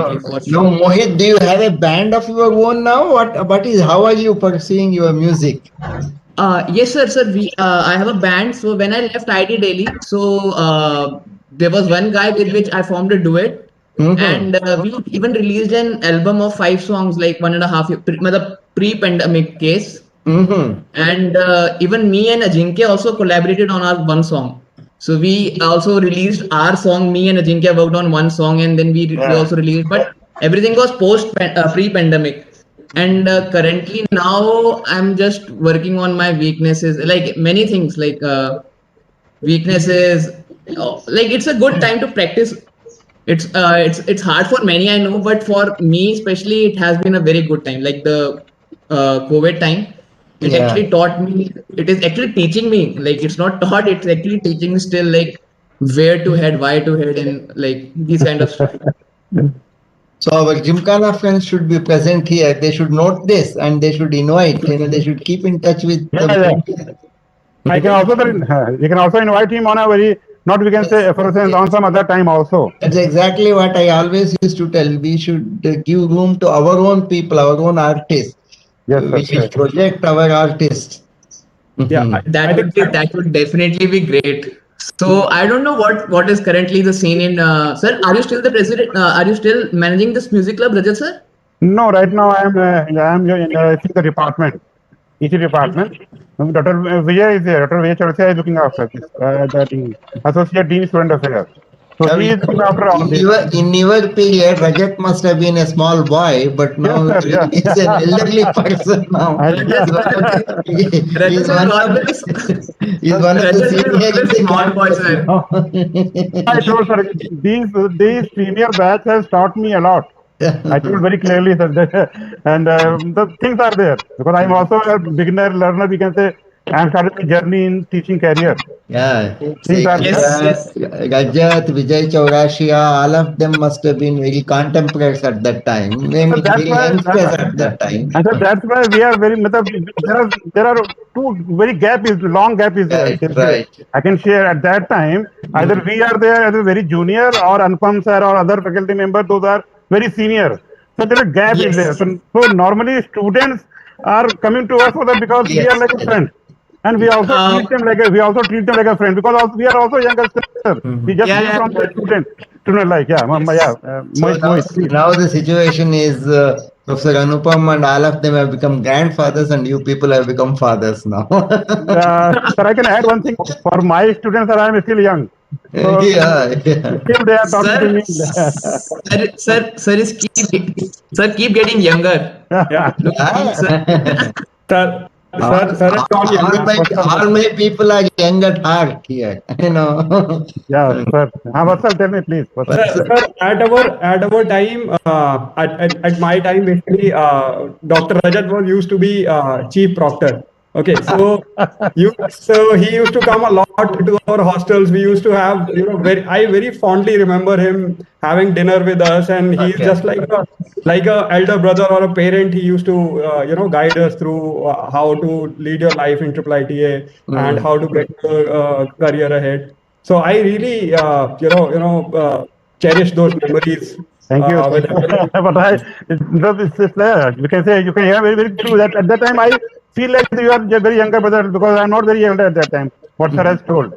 So I think that now I can add like from EC department. I don't know about IT department. Like the 2 years back, we have found there's a Kavi. क्या नाम उसका? मुझे नाम नहीं याद आ रहा. He's a very good poet, and all the good poets are from EC department. I can recall. And like Mohit, he has become a full-time, he has opened his band and he has joined a music club. Similarly, that guy has he has indulged in the poetry area. I can't recall his name right now.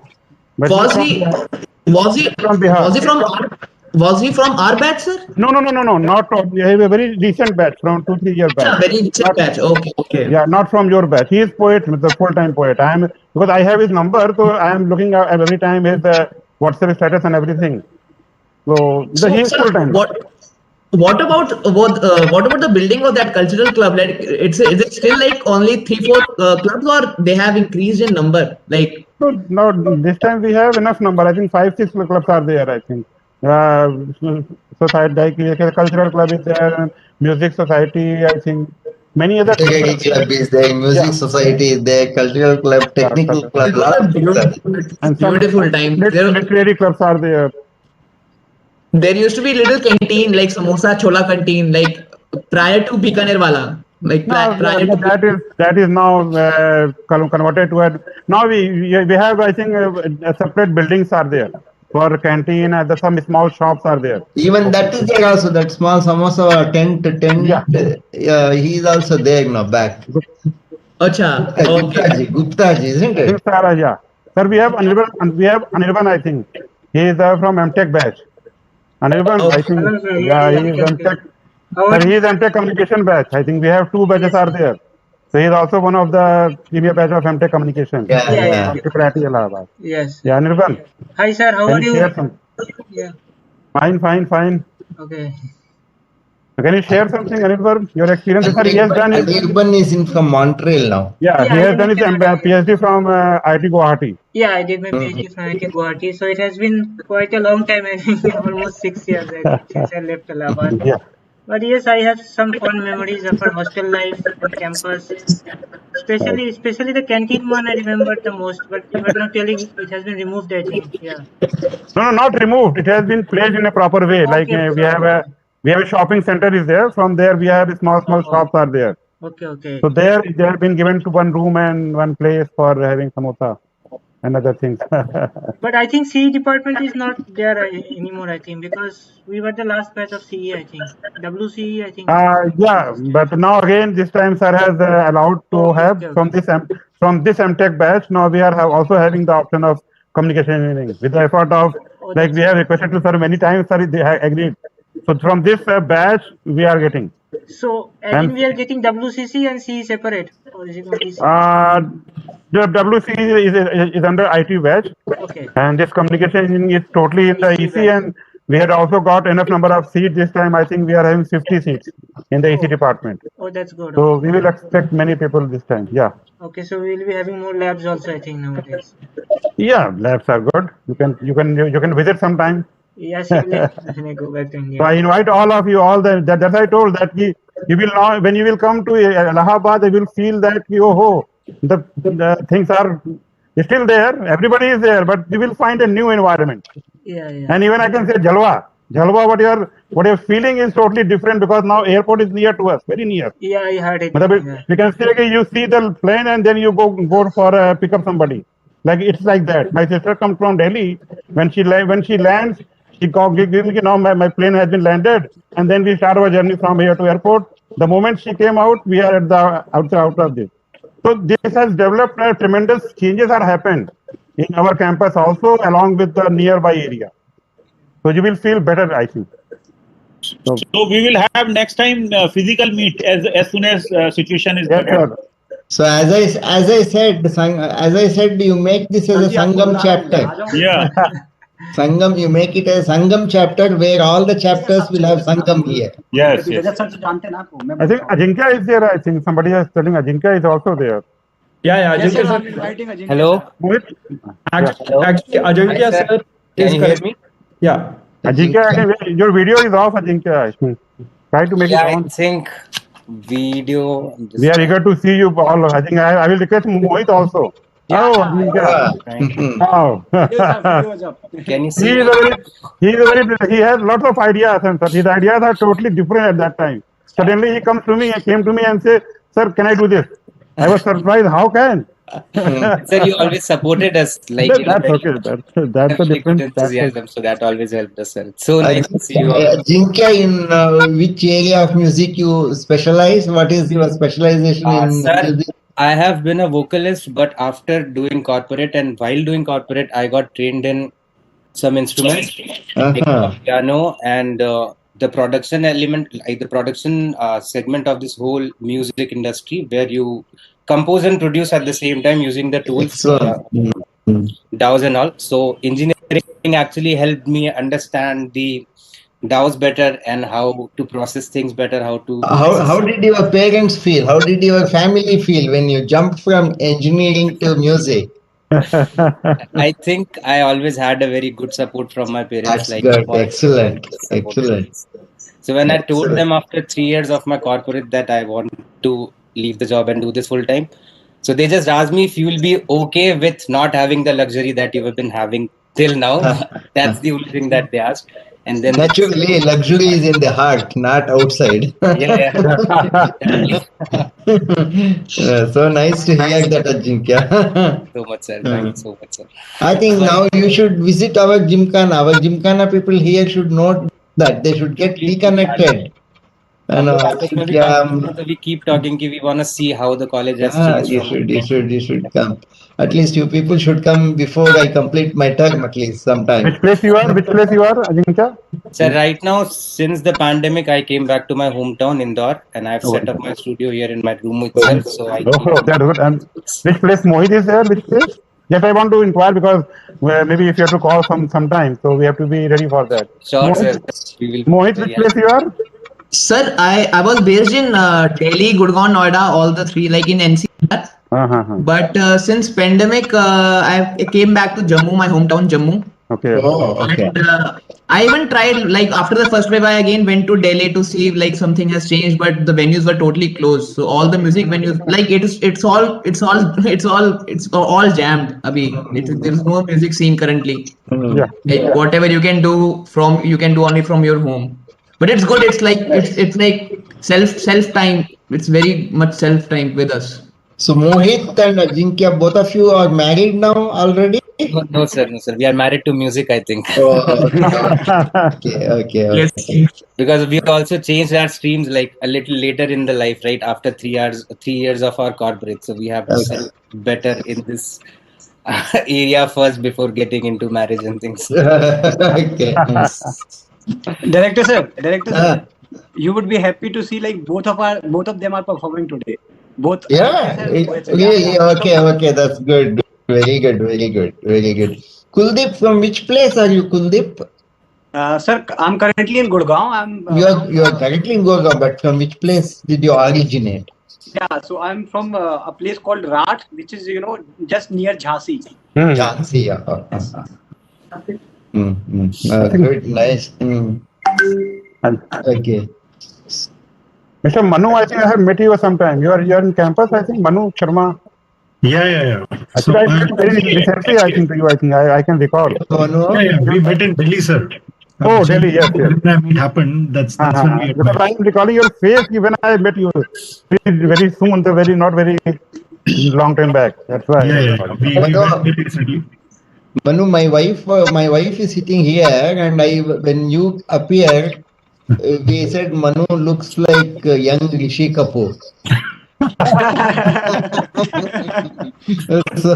yeah, so Sir, please do give my thanks to her for that very kind comment. she's It's, here only. Come. yeah. Thank you so much, ma'am.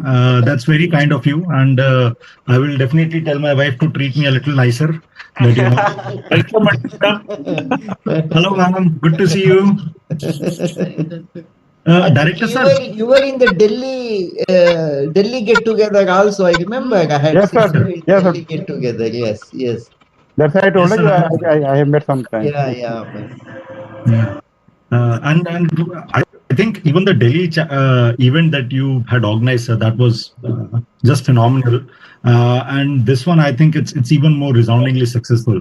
I think So pandemic disrupted the life, but pandemic gave this opportunity for us to get connected virtually with all of them simultaneously. Yeah, this is sir, same idea I got after Bangalore. Why should we restrict to 200 people? Why not do more? So this pandemic has given me an opportunity to think in that direction. True. In fact, when I discussed with some of my colleagues, they told, how is it possible when you are not having physically meet, how you will enjoy and all these things. So I was getting a lot of negative comments, but I thought I will do it. Then I started, thinking about making chapters and then connecting people, and then finally it happened with the support of our alumni. You have justified our creation of exclusive deanship for alumni. You have justified now. Yes, sir. Yes. Whatever you will give me, that I will do it sincerely. That is my point. So that your effort is, we can say, very successful, I think.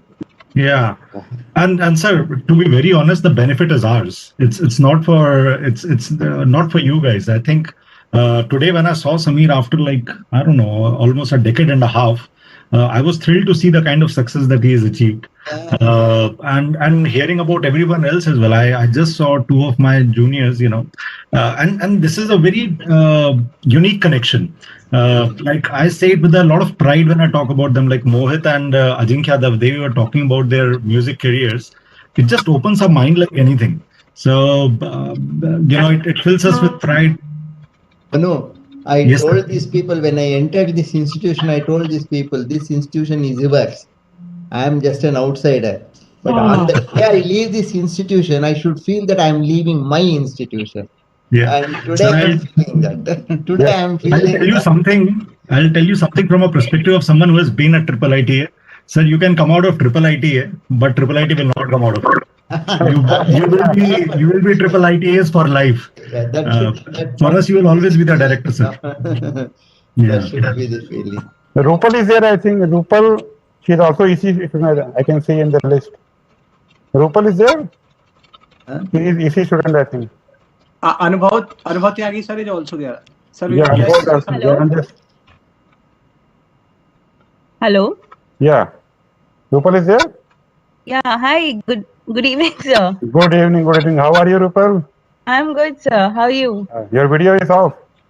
Actually, I just I'm doing my household work morning here, so which place you are? US? Probably. So I'm right now in Bay Area in California. Okay, good. Okay. Yeah. Because I can recall you because at the time we had some discussion regarding your recommendation and other things after passing out. I think that. Yeah. I did my masters after 3 years of working. Yeah. So now I'm working here. Good. Can you share something? Rupal, which area of California are you living, Rupal? I'm right now in San Jose, sir. San Jose. Oh, okay. Yeah. Right. Yeah, I work at Qualcomm. You work at Qualcomm. Okay. Yes. After graduating from IIIT, also I worked in Qualcomm. Then I came for my masters and I joined back Qualcomm again. Okay. Good. Yeah. Good. I work as an RFIC engineer now, RFIC design engineer. That's I did good. my masters. Yeah, I did my masters from Columbia University, New York. Okay. Yeah, Oh, electrical engineering. New York to California. Yeah, from East Coast to West Coast. From Yes. East Coast to West Coast. Yes. I think you are still in pure EC background. I think in the. Yeah, I'm still in pure EC background. Good. Yeah, I think a little more deeper now. Yeah, so I will share the same thing, but I have shared with my other student in Bangalore last year when I had met them. Just please share your detailed information so that, like, I think this time under the leadership of Shar, we have started a program in one course in MTech, MI. One course I think I have offered to the industry person also. Like it has been shared between Dr. Manish Goswami and other person is in some industry. Like he will share half of that. So what will happen? This will make I think this will pass a very good information. Like we can say academics also and what is happening in the industry. So I will request you that you please share that in which what you can give to us in form of a student. So I mean, I have good ideas actually. So there are certain things we can definitely improve in our academics, where actually students can be really benefited. Like that maybe we can share some course in partial way, 50% or 25%. That is also going to be helpful for them. So sure. Sorry, I'm very sorry to butt in, Rupal and Rajat sir. I think we should try and get back to the main sessions. It's a very interesting discussion. Obviously, discussion very close to my heart because I'm also been, fully in the electronics analog design right from my PhD days. I request all of you. Yeah. So I request all of you, please drop an email. Bilkul, sir. Rajat sir and Rupal, I'll actually apologize and I'll say let's get back to the main events. And Anirban, if you can again please mute everybody and one thing I want to add. All the guys who are working in pure EC area, you drop me an email on hod.ec@IITA.in so that I can have your information. I can share with, and whenever I require, I will call you. That's all. Sure, sir. Thank you. Definitely, sir. Thank you, and I'm very happy for seeing all of you. Thank you. Thank you, everybody. I think Anirban, if you can again go back to the original settings with allowing only few people on. Yeah, of course, no problem. Sorry, Rajat sir, for butting in. It was a very interesting discussion. No, it's all right. Thank you. Maybe I will be happy for that.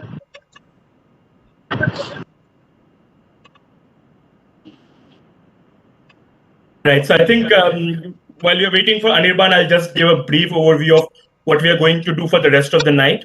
We'll finish up with the last 3 alumni stories, and then we'll move to a cultural program, and then we'll go to the homage video and director's speech. So we'll try to see if we can finish up by midnight. At the moment, it looks like we might run a few minutes late. We'll see. So I think without further ado, I'll start with the next speaker of the alumni stories.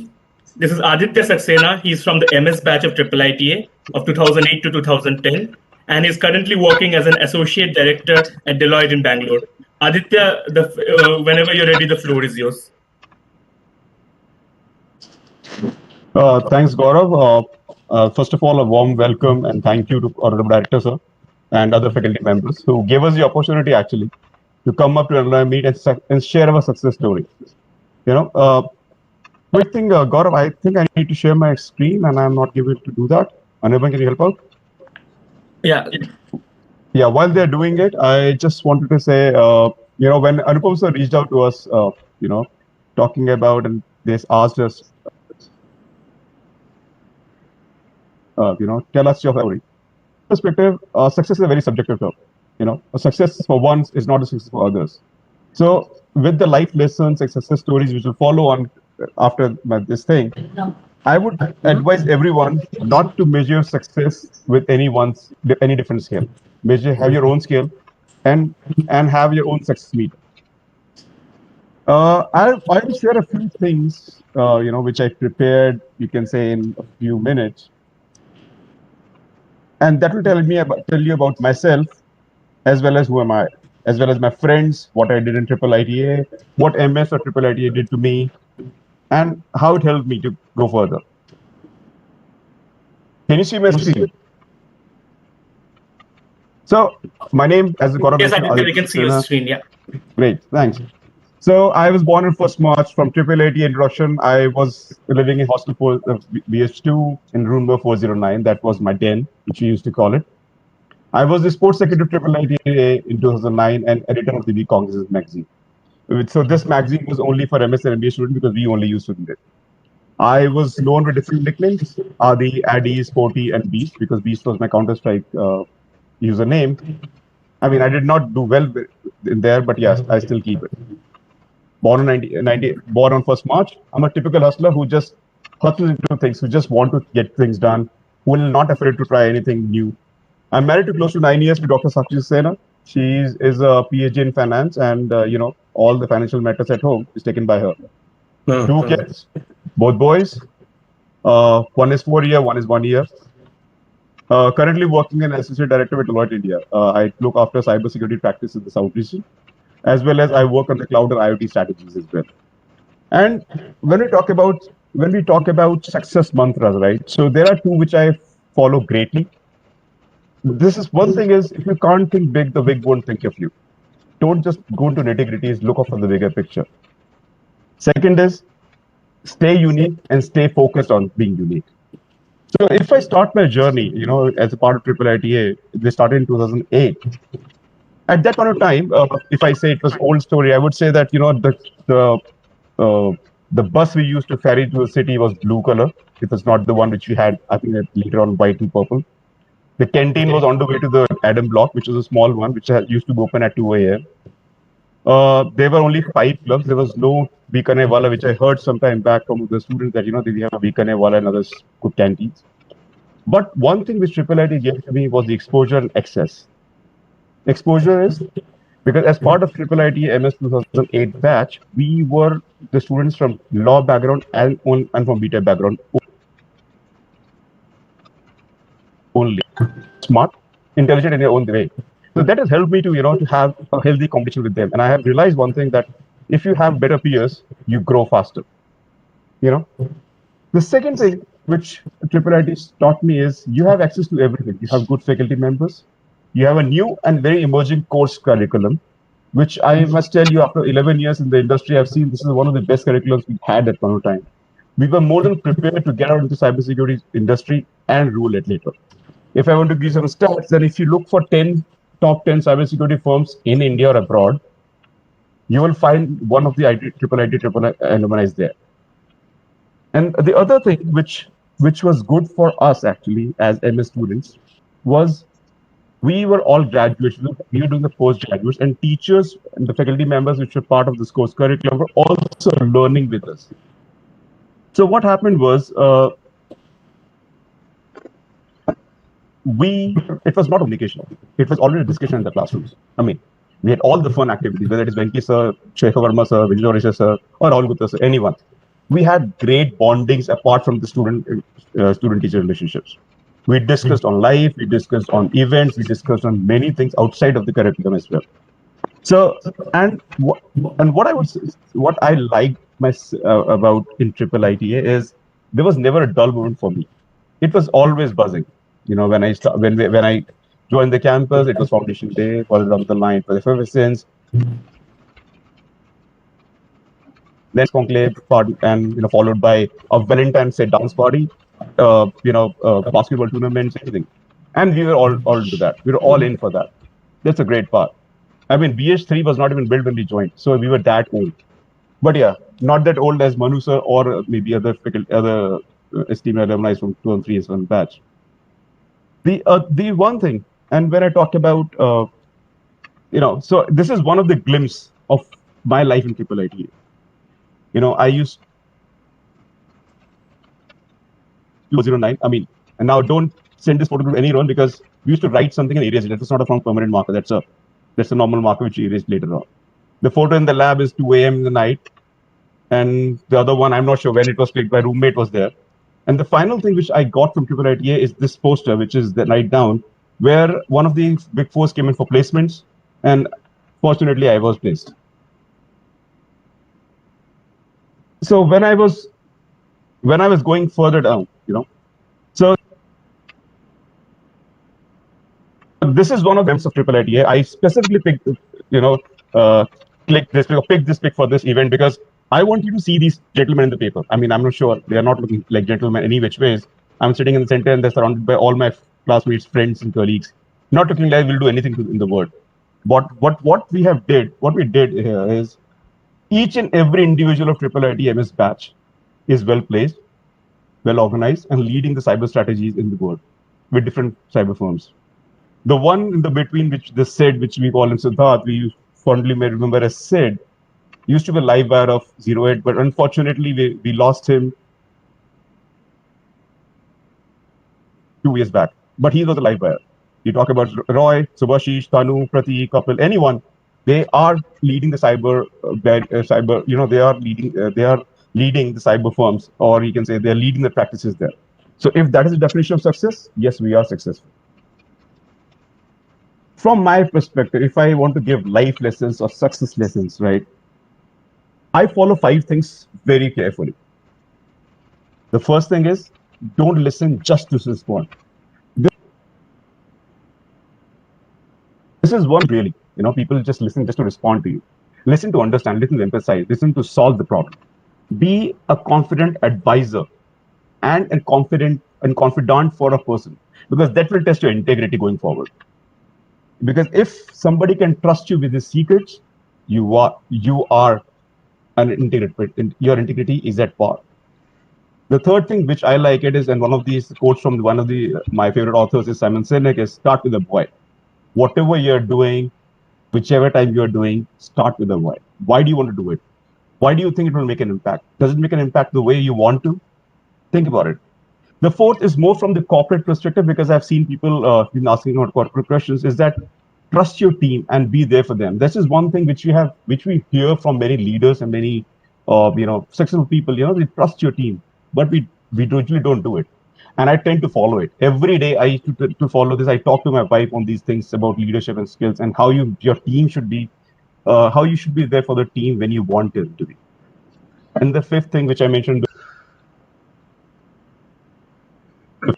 bigger picture, and do not forget to have fun. Like I mentioned, the 2 years of time I spent in IIITA, I never stopped having fun. It was fun, whether it was studies, whether it was any event, whether it was any meetings with the teachers, anything. Never stop having fun, and fun in a good way. You study, you are having fun, you're having good time. Like one of the alumni mentioned about Eureka moments in mathematics. Yeah, she's having fun doing maths. He's taking the challenge that if he was 6 out of 10, now he can be 9 out of 10. He's doing well, so it's having fun. These 5 things as an individual I follow, and I would like to put those things as my success mantra, if at all I believe myself successful. Because success is a measurement you should be doing. Again, I'm telling you, it should not be measured or compared with others. Okay, so that's my time. That's what I was going to say. Thank you very much. Thank you very much for inviting me here, and I'll be looking forward for any questions if you have it.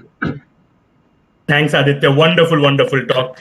I think I'll actually start off the question, one question of my own, right?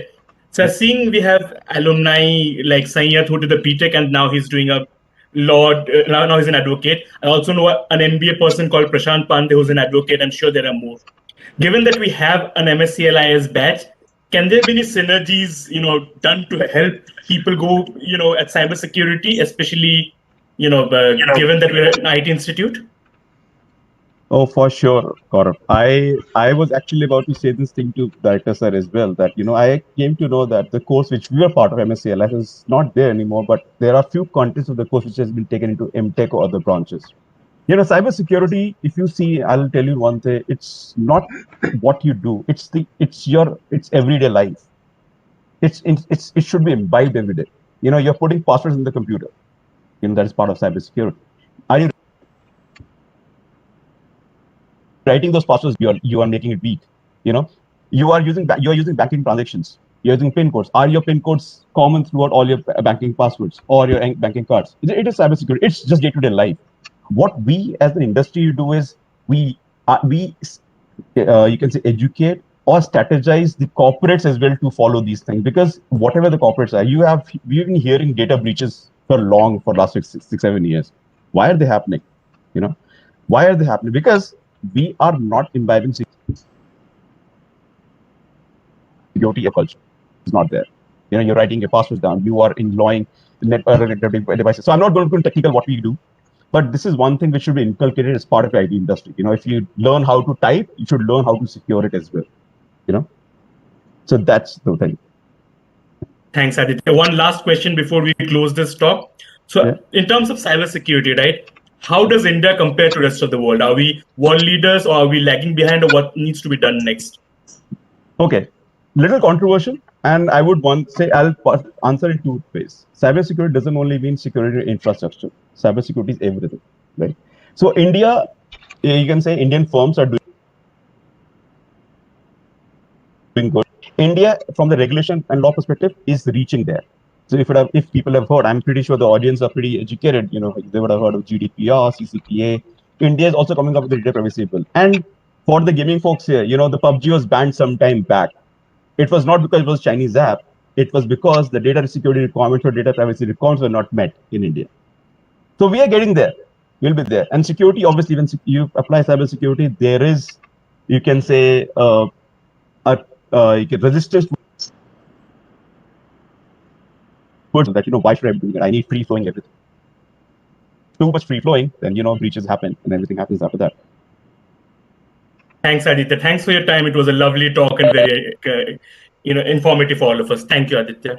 I think I'll now hand over the floor to the next moderator, Anirban Bhowal, who's going to moderate the next two talks. Anirban.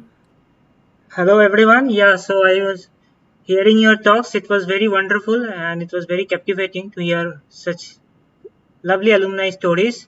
So next we have our own moderator, as I was talking about. So he doesn't need a long introduction, but still I will go with it. We have next Gaurav Panchanan, who is from BTech EC 2006 to 2010 batch, and currently he is a senior staff engineer at Infineon Technologies in Cork, Ireland. So we'll just move on to him. Gaurav sir, the stage is all yours. Yeah, go ahead. Anirban, can you see my stage and hear me okay? Yeah, we can see. Go ahead, please. Perfect. So I think what I'm going to do is try to be brief, right? So, and this is kind of one of our corporate slides at Infineon, and which is given by a lot of people when they're introducing themselves, right? So I took that template. So who am I? Like Gaurav Panchanan, big name. I used to call myself Panchanan Gaurav Kumar when I was at IIITA. And yeah, I'm working as a senior staff engineer at Infineon in a place called Cork in Ireland. This is wonderful, aerial view of Cork. This is a nice church called Shandon Bells. It's one of the lovely things. Where do I come from? Actually, this is something that is very easy for most people. It's not for me. I was actually born in Chennai, and I stayed a grand total of 10 months in Chennai. I'm a Bong. I lived 12 years in Kolkata. My mom currently lives in Kolkata. And I also spent a lot of my adult years in Delft in Netherlands, 7-8 years. But the place I call home is a town called Mehsana in Gujarat, because that's where I grew up, in my adolescent years, and my school friends who I still am in touch with. So, and that was one of the tropes that I had, during my BTech introductions. I used to call myself Panchanan Gaurav Kumar from Mehsana, Gujarat. But really, I'm like a global citizen, to be honest. I was in the first batch of ECE at IIITA. It was lovely, and I'm very happy to see still some of our professors and at that time lecturers now gone on to become professors who are still, working at the institute. So we were the first batch of ECE, great fun. Immediately after my BTech, I went to the Netherlands to do a master's in microelectronics at a prestigious TU Delft Institute. So what do I do? So the reason I wanted to also add my own story in this alumni stories is because, I do something that's probably not taken that seriously in IIITA, because we are an IT institute and we are a great IT institute, but we have great electronics engineers as well. We were the first batch, but after myself as well, we know a lot of our juniors, Kirti, Rohit, Rupal, we were talking to some time back. They've been doing brilliantly at electronics. So I've done my master's and I've been working as an analog designer for the last 9 years, coming close to a decade.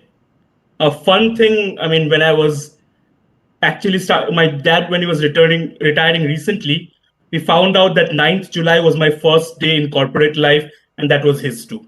So, sometimes it's, just magic. Talking about magic, I am always fascinated by what we do with, chips. And this is actually the chip that I'm currently, I was the tech lead of. We have the silicon back. And I was giving a talk to some, interns at our company. And somebody asked, Gaurav, what's the size of something like this? This is something with millions of transistors and, so many dollars spent, and how big it is. Well, this is a €2 coin, a 50-cent coin. This is a chip, 50-cent coin, chip. We human beings are amazing. Like we power the entire world using sand, copper, and a little bit of plastic. That's all this thing is. Sand, copper, and plastic. We make it into magic. I've been working with two companies mainly, Katina and Cypress. They were both acquired by NXP and Infineon. So that's my career projection till now. Right. So what did I learn at IIITA? So I think first of all, I'll apologize to my friends for using their friend photos without permission, but they look wonderful, all of them. College friends are for life. And I think what I missed over here was reunion photos, because very recently I met a lot of these guys, somebody in London, somebody in Bangalore, somebody at Oktoberfest in Munich, out of all places. Friends for life, no doubt about it. What I wanted to stress is, if you are doing electronics, and more importantly, if you love electronics, you don't need to change to an IT job. Whatever be your passion, stick to it. IIITA has produced good electronics engineers. So, absolutely, people have moved to IT jobs and they're doing great. And that's because that was their passion. Perfectly fine. But if you love electronics, don't switch just thinking that you're not getting the best job just out of college. Be patient. You will get there. What IIITA taught me was that you do not always win in life. I did not get into any club as a position holder. I was super into literary events, super into dramatics. I wasn't a club member. I actually had was the second person in my batch till the last semester, where I moved to bronze, I think, within decimal places. Again, I'm not quibbling about it, but what I'm saying is you don't always win in life, but it's okay. Life gives you lemons, make lemonades out of it. I generally say something else in a more, informal environment, but let's stick to lemonades for now. I think the one other thing is obviously IIITA is who we are, right? We look back to what we are. I think IIITA course was great. We talked to all of our great teachers. We talked to Rajat sir now, Nitish sir was there. But I think the best part about IIITA curriculum that I found, irrespective of batches, were the mini projects and the projects that we did. And for me, these three wonderful gentlemen were my mentors during my multiple projects. Nandi sir, Radhakrishna sir, and Dr. K.C. Ray sir, who's now, I think, in IIT Patna. I learned a lot from all three of you. And not to forget my, project mates for all these projects. Okay, now, right. Final thing, what did I learn after IIITA? And okay, so I went to Delft. I finished my IIITA. I was a bronze medal holder. I got a good GRE score, and then I went to an European university. I was like, ekdam apani bhagwan hai. So I went there, and then I had the first open book exam at TU Delft. Shattered all my notions. And this is the gentleman, Professor Wolfenbuttel, who had that exam. And after the 2 years, it was not even the most difficult exam, but that exam, brought us to the reality check. And that leads me to my next lesson, right? If you are not the smartest person in the room, that's very good, because you get to learn, you get to grow. I had amazing people to interact with during my master's, during my corporate career, and everybody has contributed so much to me. One thing I learned from my professor, my guru at the moment, my master's thesis professor, Professor Kofi Makinwa. Anybody who's into electronics knows Professor Makinwa. He has the most publications every year at the journal called at the conference called ISSE, which is called as the Olympics of Circuit Design. What Kofi really drilled into all of us is that presentation. He has a wonderful talk at IEEE, art of giving presentations, technical presentations. Learn it. I mean, what, how, why? Being an engineer, 50% of your work is being a presenter. And as an engineer, I also include academics as well as people in corporate life. And I'm very lucky that I can still, I'm still in correspondence with him. We work on projects together because our company finances some of his students. So I'm very grateful that I still have, Professor Makinwa's guidance in my life. One thing I've been learning again and again is own your own mistakes. The second project that I did after my master's, and there was the first module I had on my own, I failed terribly. And not because I was a bad engineer. I wasn't. I was a bad planner. But that ergo means you're a bad engineer. So then I was mentored by a lot of senior engineers, and we're improving. So never be afraid to make mistakes, but own your mistakes and learn from them. Always add value to organizations. It's great being loyal to organizations, whether it be corporate, whether it be an institute, no worries, but always add value. Be prepared to get out of your comfort zone. I was in Delft, wonderful city, spent 7.5 years of my life there doing my master's, and then going on to work for 5 years for Katina/NXP. But I needed a career move to a new city. If there's something waiting for you, do that. And finally, I can't stress it enough. Never give up on your hobbies. Take time to enjoy. So I have been super, interested in amateur dramatics. This is me performing on a stage in Netherlands, me performing on a stage in Ireland. I'm in the committee of an amateur drama group in Cork, Ireland. Pre-pandemic, we used to put up a show for audiences once every year. So help always there. I love traveling, especially to go live sports. This is at Barcelona Camp Nou to watch a Champions League semi-final between Barcelona and Bayern Munich with a great IIIT friend of mine, Mohit Saxena. French Open, Andy Roddick, Andy Murray semi-final. Russia 2018 World Cup, great memories. With my better half at Manchester for an India-Pakistan match at 2019 World Cup. So, take time to enjoy. Fine, you have to save for a rainy day, everything, but you have to enjoy your life. Make time for enjoyment. Thank you. That's my time.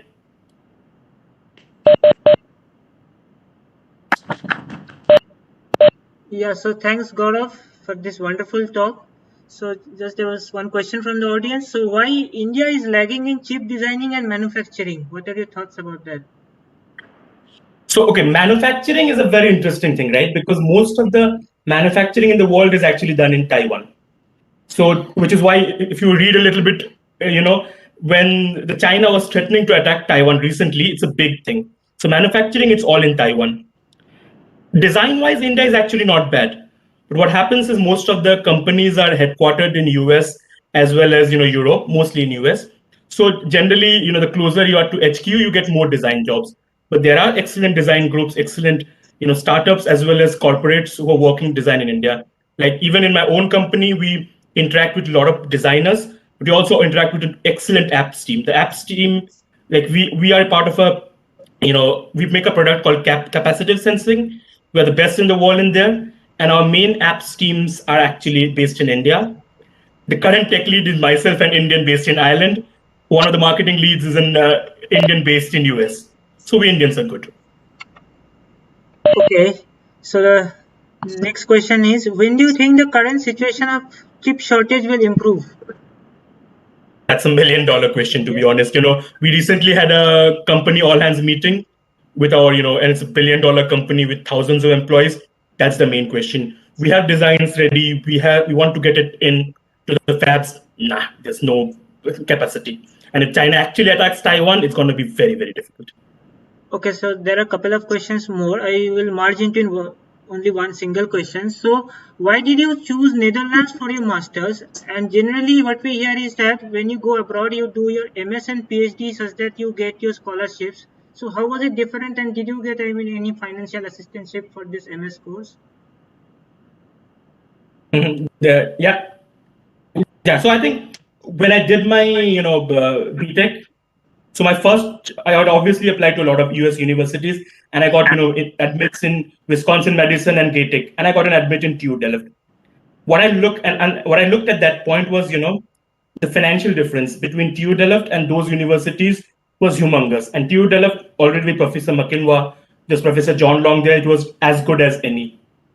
So I first accepted purely for financial reasons. I mean, obviously, first main thing was, it has to be a great research institute.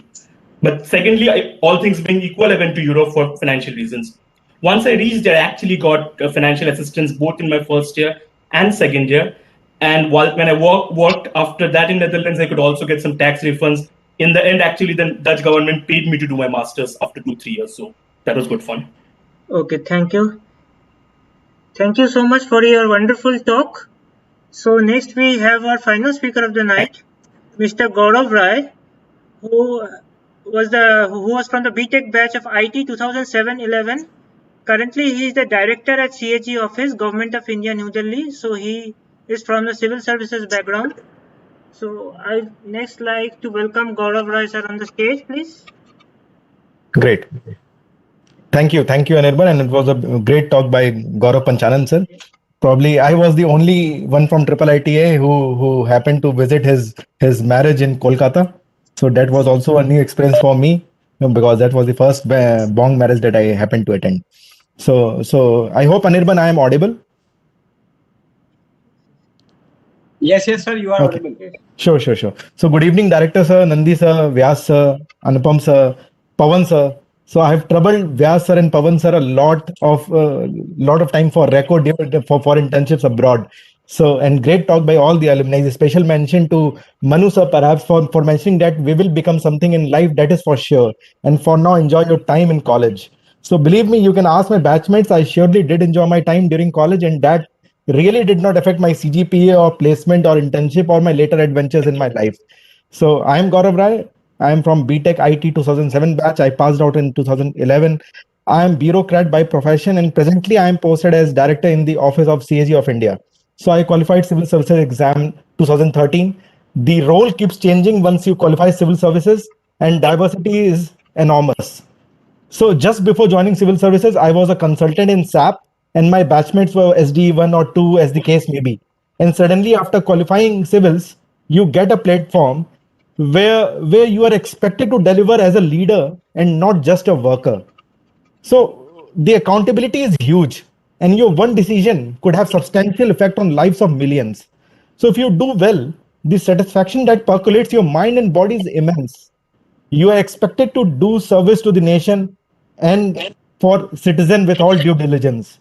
So policy planning and implementation was a new area for me, but it was indeed a great experience. So once you qualify civil services, you are allotted a department like maybe foreign services, police, income tax, CAG, etc.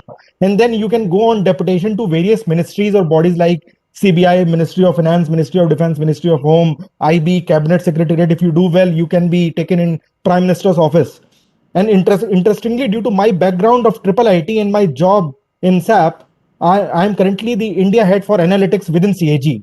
So the government invests a lot of money and gives lots of money in form of direct benefit transfer schemes to poor people who are located in suburban villages and down south or in the northeast. So we need to track every penny that is spent out of government coffers, like who is the actual beneficiary, who is getting the benefit out of the pocket of the government or the taxpayers. So that is my role. So before this, I was posted as Deputy Auditor General in MP, overlooking audit of 7 departments in the state. Then how did I crack it? My journey, am I happy to be here? What difference do I feel vis-a-vis private sector? Do I also do work from home during COVID times? Benefits, perks, social prestige? There can be a lot of questions, I understand. I was afraid too before deciding what should I actually do in life when I was in final year.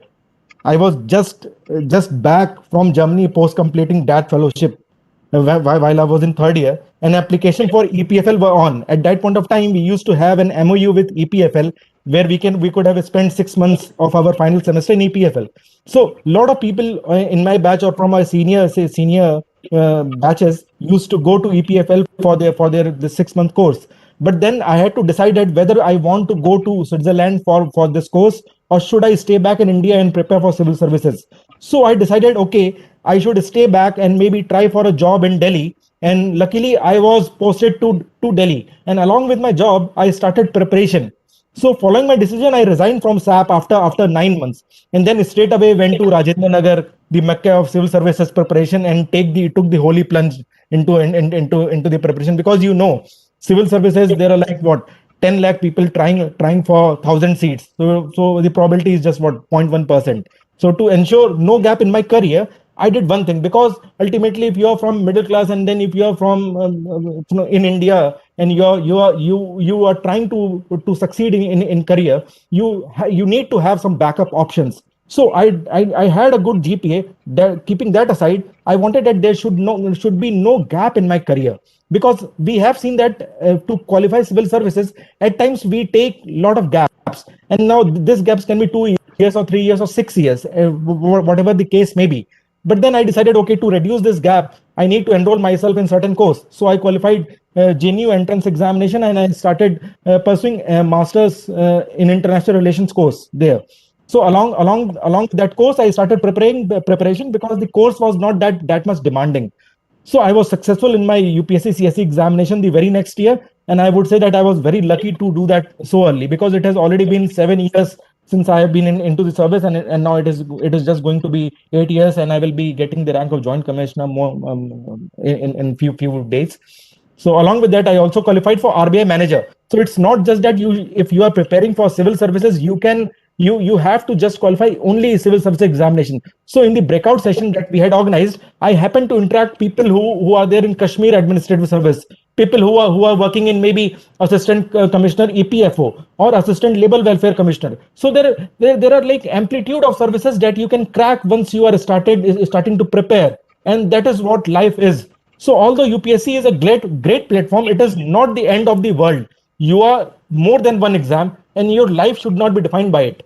Because we invest a lot of times, and we become emotional with the exam, and then it's very difficult for a person to come out of that habit of studying and qualifying for the examination. But civil services is like it is having only 800 or 900 seats. No, not everyone can make the cut. But again, there are a lot of other examinations that you should aspire for. Like one of the students from IIITA, he was telling me that he did some PG diploma course, which made him eligible to appear for Assistant Labor Welfare Commissioner. So you should be also trying your hands at various other examinations, like I did with RBI examination. So at the end of the day, you have something to depend upon, and later on you can change or migrate to a different sector. Like my batchmate, he did his MBA from IIM Ahmedabad after his IIITA BTech, and then he was appearing for civil service examination. But he happened to crack RBI in the meanwhile, and as of now he's certified over there. So plus once you qualify the examination, it's not only for your happiness. The happiness I sensed seeing the faces of my parents were much more than what I had felt on the day of my result. And in that moment, I told myself all that effort, all that pain, all that suffering was well worth it. So today, after qualifying UPSC examination, I stand with a firm belief that whenever you own failures, you become a better person. But when you work hard to overcome them, you win, and you win big. So ever tried, ever failed, no matter. Try again, fail better. So even Sayed sir happened to mention this thing, but I feel that this saying is a very important thing. That unless and until you fail, you won't be able to improve yourself. And even though in IIITA there is a culture of coding is there, and then going for Amazon is there, going for Microsoft is there, all of us are doing really good. But we should not stop ourselves from taking risks in life and going for different directions. We can be producer, we can be writer, we can be lawyer, we can be doing anything. We should not restrict ourselves. And hence, one of my suggestions will be that we should introduce more humanities as elective, including law. Because social sciences, I think, are very important for personality development, and we at IIITA should not miss out on that. So, like I see my colleagues maybe from IIT that they happen to know about anthropology, or they happen to know about economics much more than we did when we were in IIITA. But since most of our seniors also, they are like, now we are having courses on MSc ILS or whatever. So we should also take some electives from those courses and happen to bring in more visiting faculty, and maybe alumni who are already working in civil services, so that we may guide the current students. So that's also from my end. Sure. Yeah, so that was a very lovely talk. I mean, you are so highly qualified, have so many degrees and so much experience. So what exactly motivated you to pick up the civil services option? Because you have, I mean, so many jobs, so many degrees, I mean. degrees came perhaps as part of civil services, because see, I told you that I never wanted to have a gap in my career. Hence I chose international relations course. And after I qualified civil services, I also did my master's in economics, because the field that I am working in is mostly related to finance. And looking at present scenario, there are a lot of specialized posts that are coming within government, whether you are going for executive director SEBI post, or you are going for a particular post in NITI Aayog, or you are going for a post maybe in World Bank or ADB. you are expected to have certain minimum level of qualifications. And being in government service, there are certain privileges and perks that we get, that you can take 2 years break, the government will fund your studies, you will be paid your whole entire salary, and you can go for higher studies in Harvard or Princeton. So definitely that is one of the kicks that we can see. But civil services as such, the motivation came from the family. Perhaps there were a lot of people in relations who were cracking civil services. Then there were few of my batchmates who were also preparing. Kunal was one who was rank 1 in Indian Engineering Service. My batchmate Akash Tomar was there in IPS. So a lot of us did qualify from our college. And then I happened to join JNU, where is that there is like entire cohort of bureaucrats present over there who are greatly connected to each other. And that is what we expect from IIITA alumni as well. Because at this till this point of time, I didn't knew that we have at least 10 to 15 people from IIITA in bureaucracy. So this platform has really gave us that exposure. Okay. So next question is, how can we contribute to government initiatives from being in a corporate world? I mean, so from a corporate perspective, how can we contribute? Absolutely. So like as of now, I am heading the analytics wing within the CAG of India. So I happen to interact with lot of CTOs of companies, and companies like SAS or even Microsoft or various other data analytics company. They happen to approach me for various proof of concept or smaller projects on which they can work with me. Suppose I have to find out maybe a work related to image analytics. So there are schemes in government like PMAY, Pradhan Mantri Awas Yojana, or MG Narega, where you need to upload images clicked by people, and then we can match, okay, whether or not that image is duplicate, or whether we can use machine learning in particular thing, because the number of beneficiaries in government of India is huge. So like you can very well say that 10 crore or 15 crore people are availing a particular benefit. So the data that we get is more granular, but the quality of data is poor. So the private sector can pitch in, and then it can show us, okay, how to handle this particular kind of data, or how we can properly manage the data governance within the government setup without exposing the personal information of that particular person. Because now Aadhaar is like more or less mandatory for various schemes, and various schemes are recording Aadhaar. So probably private sector can come with a solution. Okay, thank you. So thank you, Gaurav Rai sir, and Thank you. obviously thank you to all the Thank speakers you, sir. who have provided us with, vision and inspiration with their lovely alumni stories. So with this, we come to the conclusion of the alumni stories section. Next, we have many cultural events lined up. So for this, I would like to introduce our anchor for the night.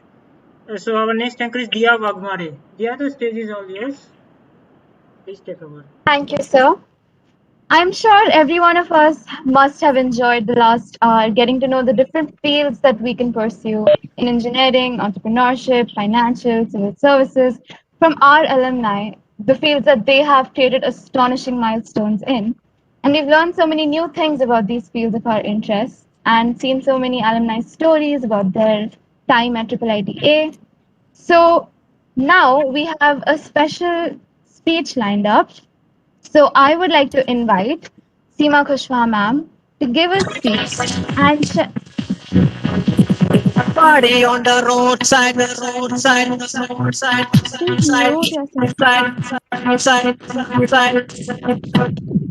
Party on the roadside.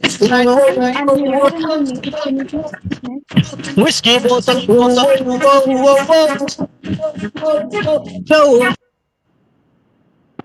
The disturbing elements have been removed. We apologize for the disturbance. Dia, you may continue. Okay, thank you. Right, so moving on, I'll just continue with our session. Again, I would like to invite Seema Kushwaha ma'am to हाँ take up the दीदी stage and कुछ नहीं आज college की alumni meet है ना कुछ पागल हो जाएगी सिर्फ बदतमीजी कर रहे थे कुछ देर मजे किया फिर रिमूव कर दिया हाँ दीदी माई कौन है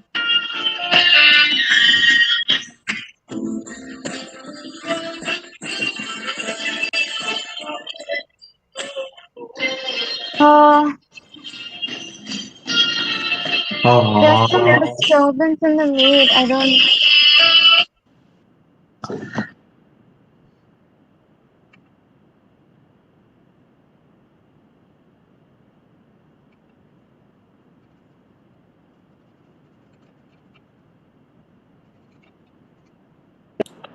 You're on mute, dear. Dear, you're unmute. Please All right, thank you. Yeah, I think somebody, I mean, the disturbing element muted me or something. I think the host will take care of that. So we'll just move on with our session. I'd like to apologize for that hiccup. I don't know what that is. So, right. Moving on, again, I would like to extend my invitation to Seema Kushwaha ma'am to give a speech. And, right, so just a second. I would just like to, extend my invitation to her to give a speech and share her words of wisdom with us because, I mean, we've faced quite a few disturbances right now, but I think we can move on from them. And just a second, there's some.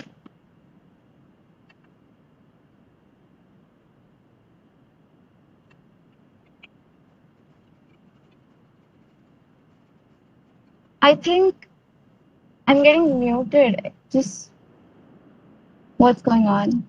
Just a minute.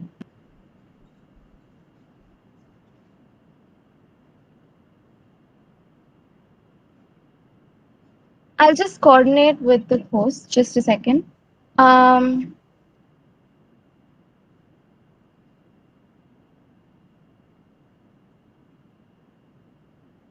Okay. Hmm.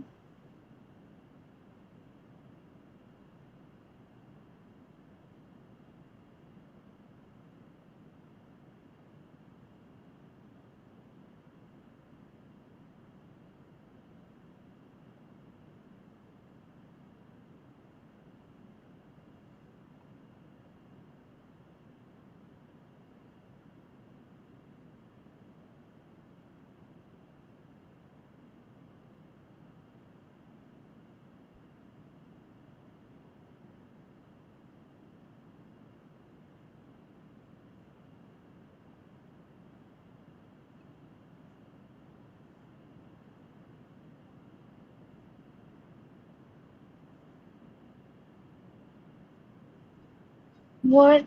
A second. What is this? Who's screen sharing?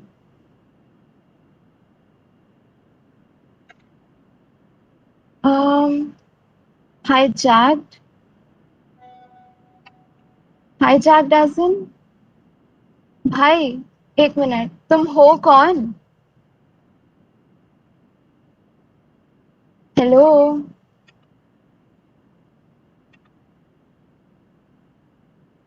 कोई है या What's happening? just no clue sir. Someone There's some muted. disturbances. We already sent the list to the host that who are in the drama, but someone muted them all. Like they are not able to unmute themselves. Sir, it was some funny act planned, but everyone got muted. This I was don't like a know. live act. So we are so sorry.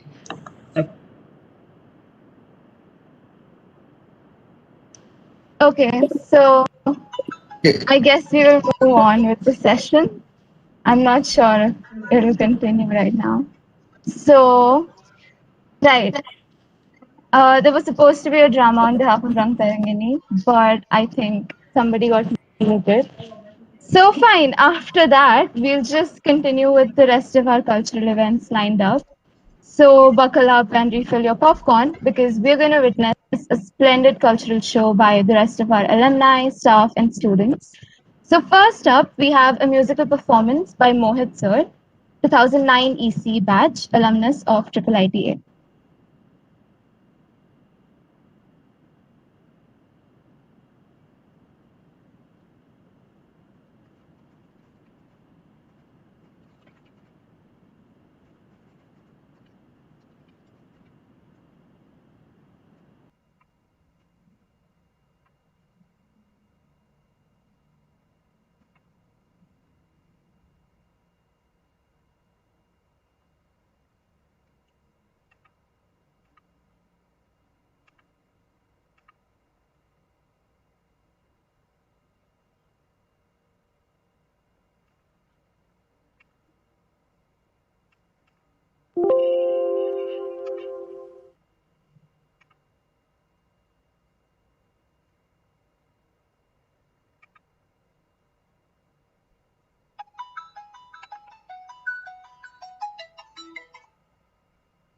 Hello.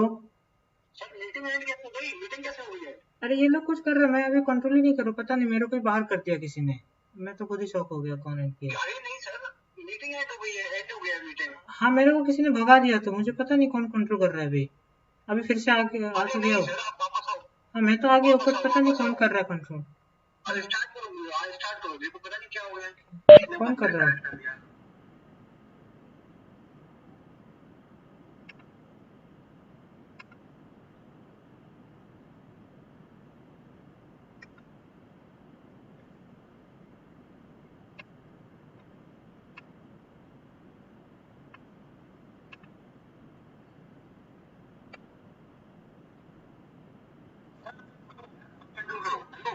हाँ मेरे को control दो, मैं अभी नहीं हूँ host. I can't control, I am the co host. मैं co host बन के हूँ अभी, तो I can't control, I am reclaiming the host role. Reclaim कर लिया, पता नहीं कौन ले लिया मेरे से। चलो ठीक है अभी कर। Okay, so guys, sorry for the interruption. I think someone forced me off. So Dia, please, are you there? Please join everyone.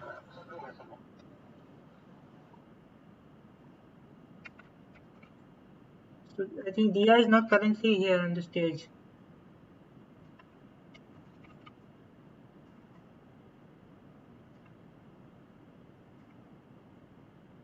So I kindly request Prakhar to continue over with the cultural event.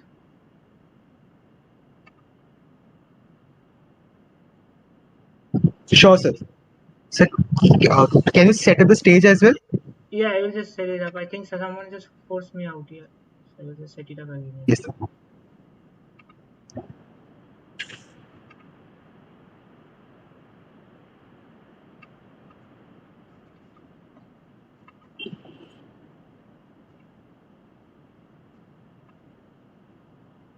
Yeah, please go ahead.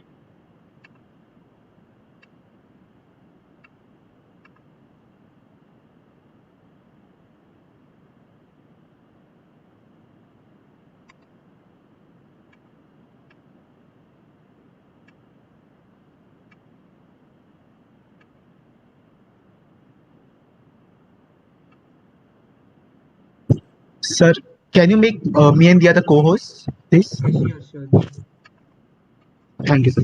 I have made you the co-host. Prakhar, you can go ahead maybe. Yeah, so Dia is also the co-host now. Yeah, good to go. Thank you, sir.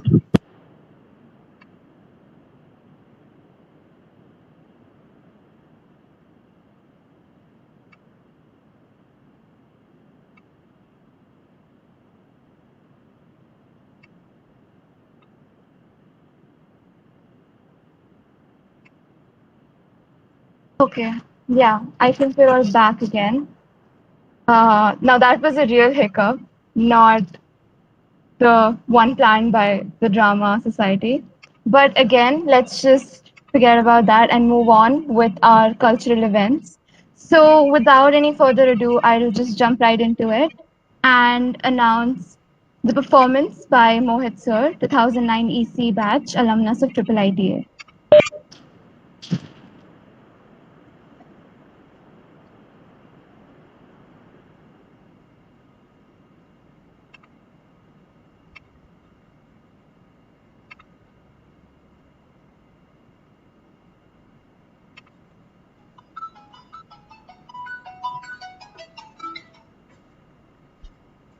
I think there's some hiccup with sharing rights, but we'll start right away.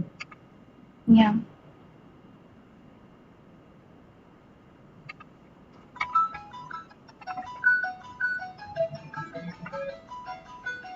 Is the screen visible?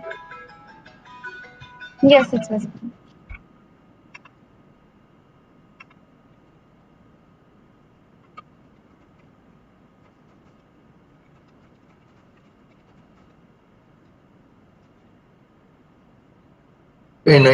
It is muted. We are not hearing. Yeah, it's not audible now.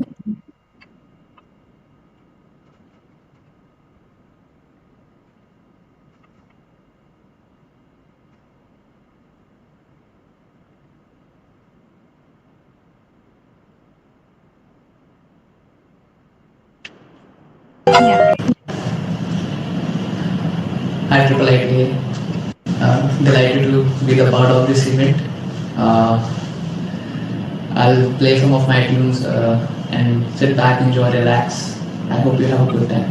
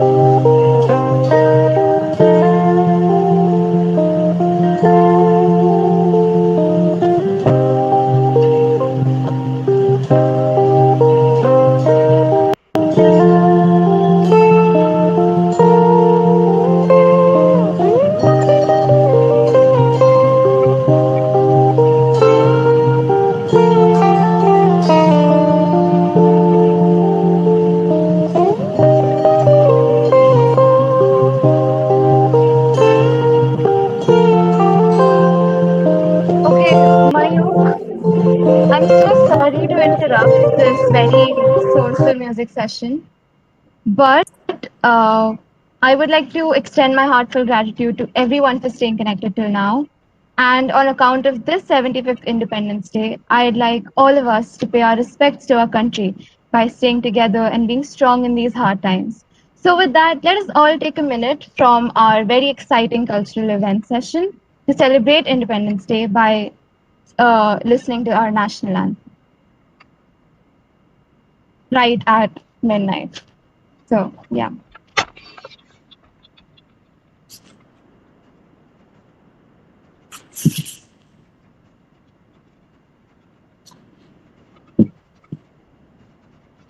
I would request everybody to stand in their places so we can all begin.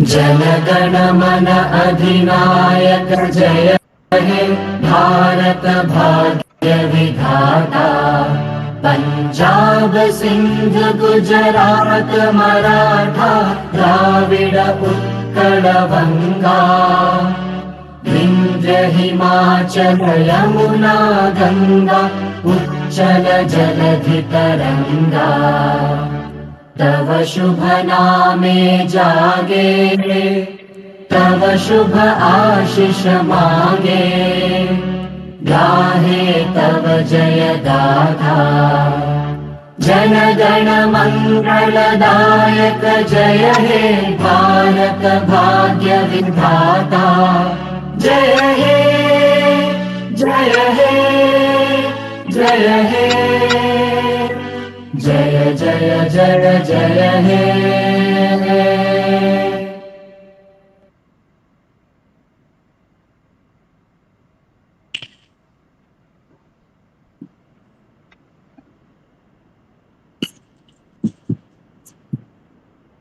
So, with our hearts filled with patriotism and our spirits high, we're all geared up for all the other events lined up tonight. So, I would request Mayuk to continue with Mohit sir's performance so that we can finish with that and enjoy his soulful renditions.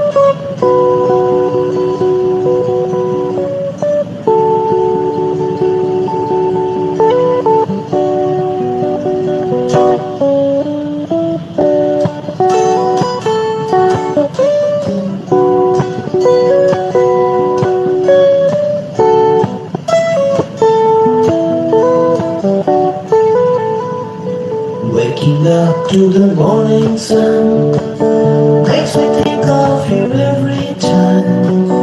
How I used to girl you up, making best of our own time.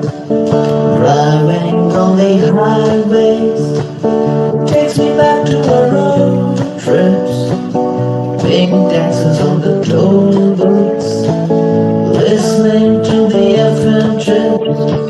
And I still remember the touch of your hands on my skin. And I still remember the way you used to look at me back then. And I still remember all the days and the nights that we have been together.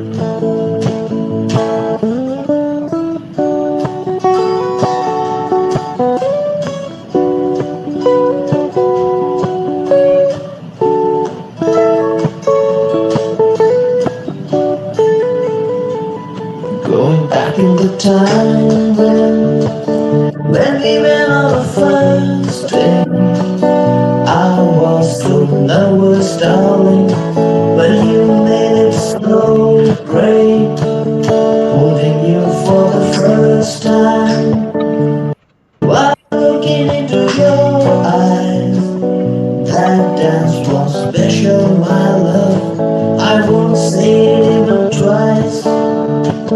And I still remember the touch of your hands on my skin. And I still remember the way you used to look at me back then.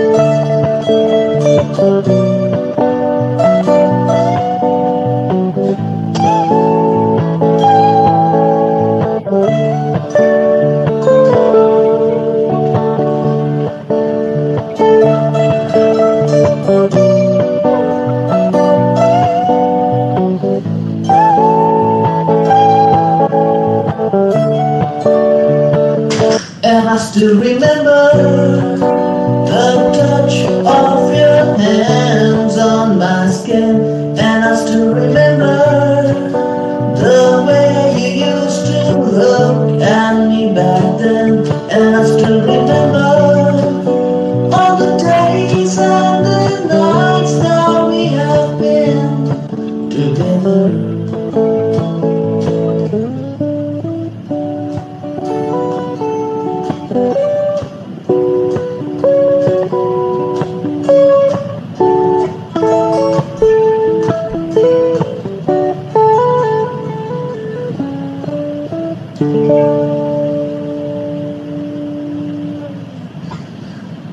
Thank you.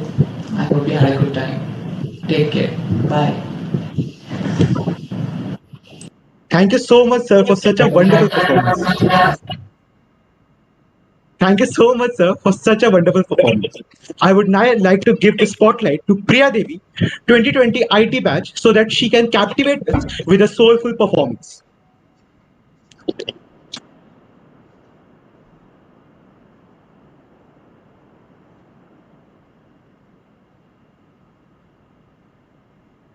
Everyone, I will sing the song Dil Mein Ho Tum from the movie Why Cheated India. So let's start.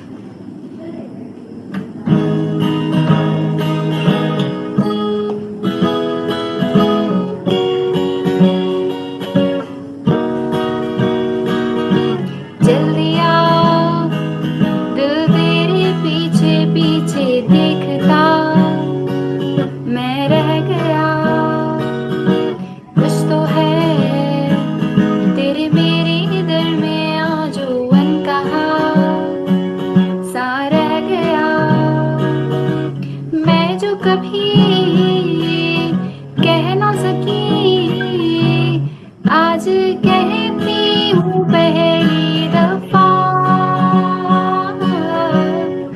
दिल में हो तुम आंखों में तुम पहली नजर से ही यारा दिल में हो तुम आंखों में तुम पहली नजर से ही यारा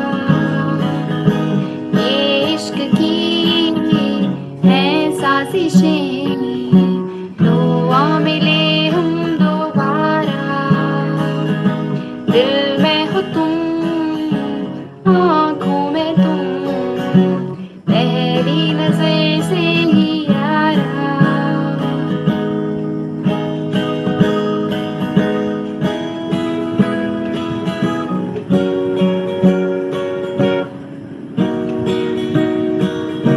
सिर्फ रासा में मुसाफिर पाँव कहीं ठहरे ना मेरे फिर मेरी आवारगी को आने लगे ख्वाब तेरे हो सिर्फ रासा में मुसाफिर पाँव कहीं ठहरे ना मेरे फिर मेरी आवारगी को आने लगे ख्वाब तेरे एंड द फेवरेट लाइन ये प्यार भी क्या कैद है कोई होना ना चाहे रिहा दिल में हो तुम आंखों में तुम पहली नजर से ही यारा दिल में हो तुम आंखों में तुम पहली नजर से ही यारा ये इश्क की है साजिशें लो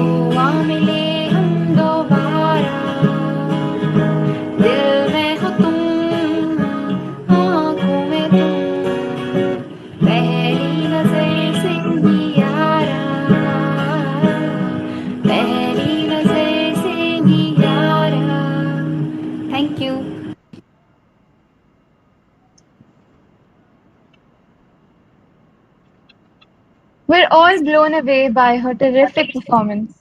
In fact, one of our alumnus wrote in the chat that it reminded them of Effie back in 2012. So I think it surely reached a lot of hearts.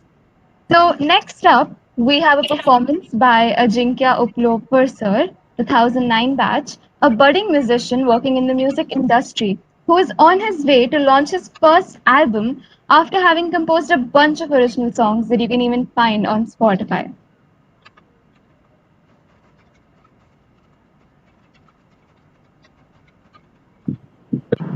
Namaste, Triple ITA people.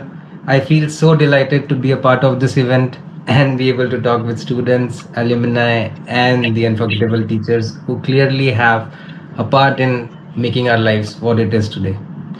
Nothing to do with the looks that really came after the college. A major chunk of you might not be knowing who we are, so let me just start with an introduction. I'm Ajinkya Uplapar, batch 2013 ECE graduate. I also served as music club president during my time in IIITA, which could be a coincidence or also can be called destiny, because back then I never planned to be a musician professionally. So after college, I started my corporate life as a UX designer, continued to do so for 3.5 years or so. I worked in Amadeus Software Labs and Snapdeal, Shoppo to be more precise, and the job was exciting and dynamic, and I really enjoyed it. But I felt a calling towards music, so I left corporate 4 years back as a senior UX designer to pursue full-time music. I got indulged in learning music production and tools after that. Along the way, I found myself inclined towards the spiritual and mystical nature of this universe. So, as a free bird, I went that direction. I have been learning and researching about the healing nature of the Indian classical music and the sound textures for a while now. And currently, Faris and I are working on this concept that we're going to show to you today. And we together are called as Tantric Sufi. And this is the first ever demo of us together. It's actually funny to realize that our musical journey started 12 years back in IIITA when my batch's aspiring musicians, me, Mohit, Vismit, Pranav, Vineet, we met our senior batches aspiring musicians, Faris, Jagaddai, Bikalpa, Pranjal, Mayank, and Shwetang sir, who is a huge Indian classical inspiration for me. We are so very excited to present it to you. Handing over to Faris. This is Faris. Most of you probably don't know me. I'm from the class of 2012 IT.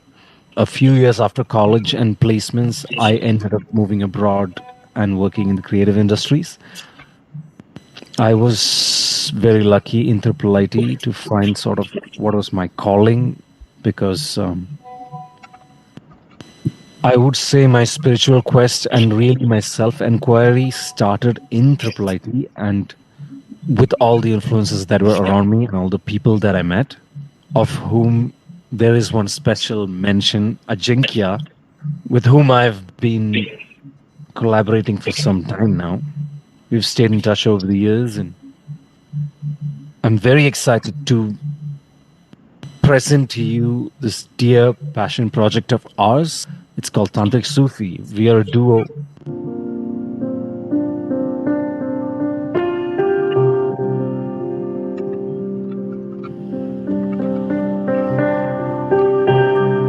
Much healing remains on this planet.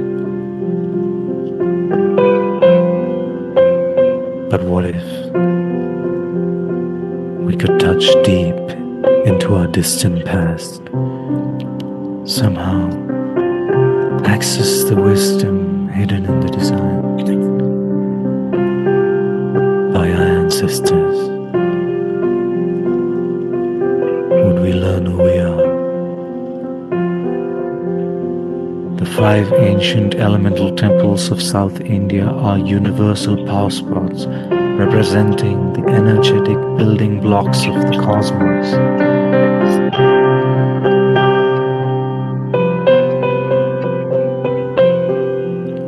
So we set off on a 45-day quest to explore these ancient power spots, nurtured by the Chola dynasty thousands of years ago. The universe seemed to guide our every step. dealing with extremes and everything in between. The coldest mountain, the longest drive, the most beautiful shores and most elegant sculptures, the most nostalgic nights and most explorative days. Breathe was an artistic and spiritual road trip of two unlikely friends to isolate and experience the five elements of nature and make a healing concept album that helps you balance, dance, and even transcend a little.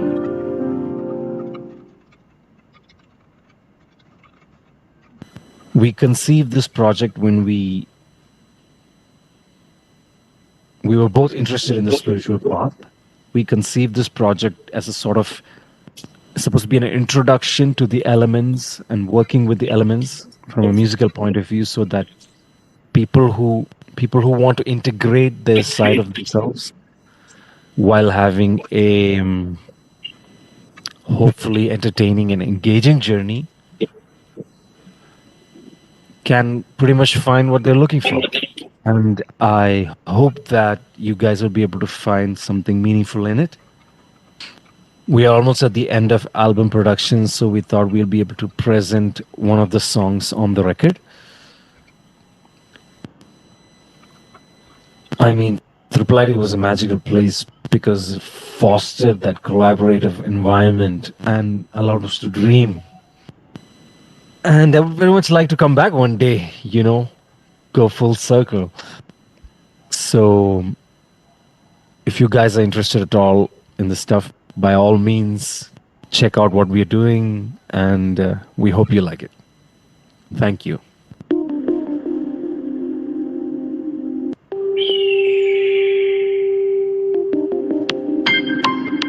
Have you tasted the spirit of which we are all part?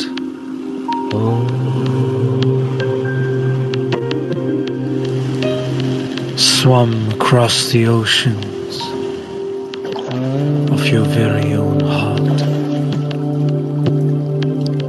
Have you kissed the blessed sands of all the corners of your land?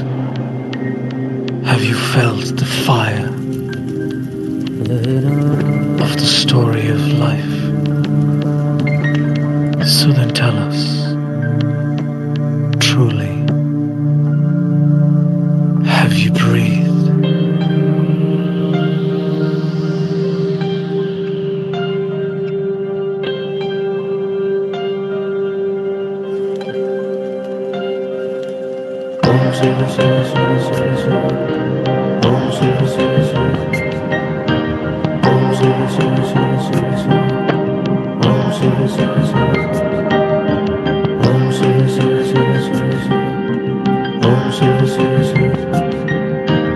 आकाश वायु जल अग्नि धरती सर्वदेवाय शिव त्रिनेत्राधारि पथ प्रदर्शक योगेश्वराय शिव आकाशाय विद्महे नभो देवाय शिव आकाश वायु जल अग्नि धरती सर्वभूताय Shiv Om Shiv Shiv Shiv Shiv Shiv Om Shiv Shiv Shiv Elemental sound worlds open up to me.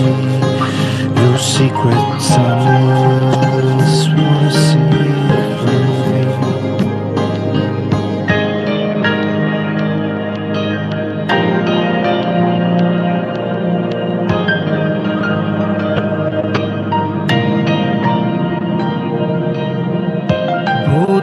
भूतनाथाय घर प्रदान सिद्धि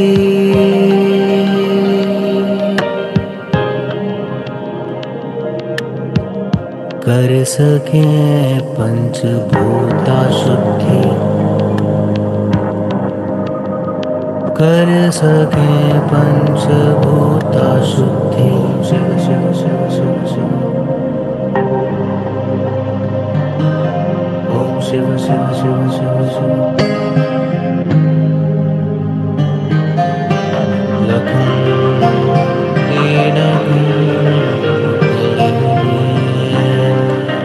This is what I wish, what I seek from the tree.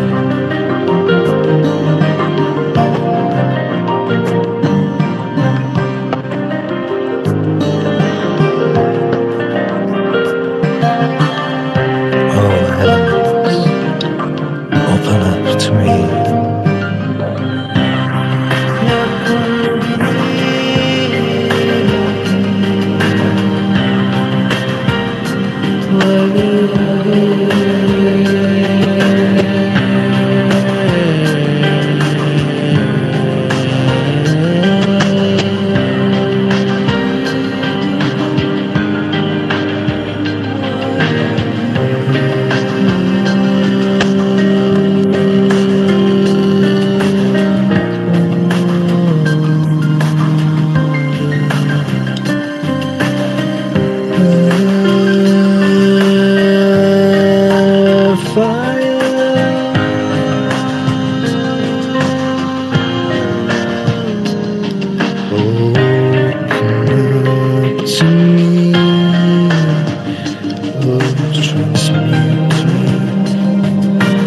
आकाश वायु जल अग्नि धरती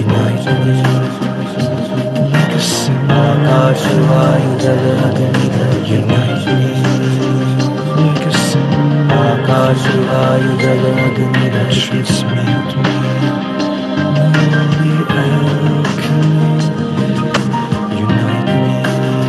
like a symphony and transmute me in holy alchemy.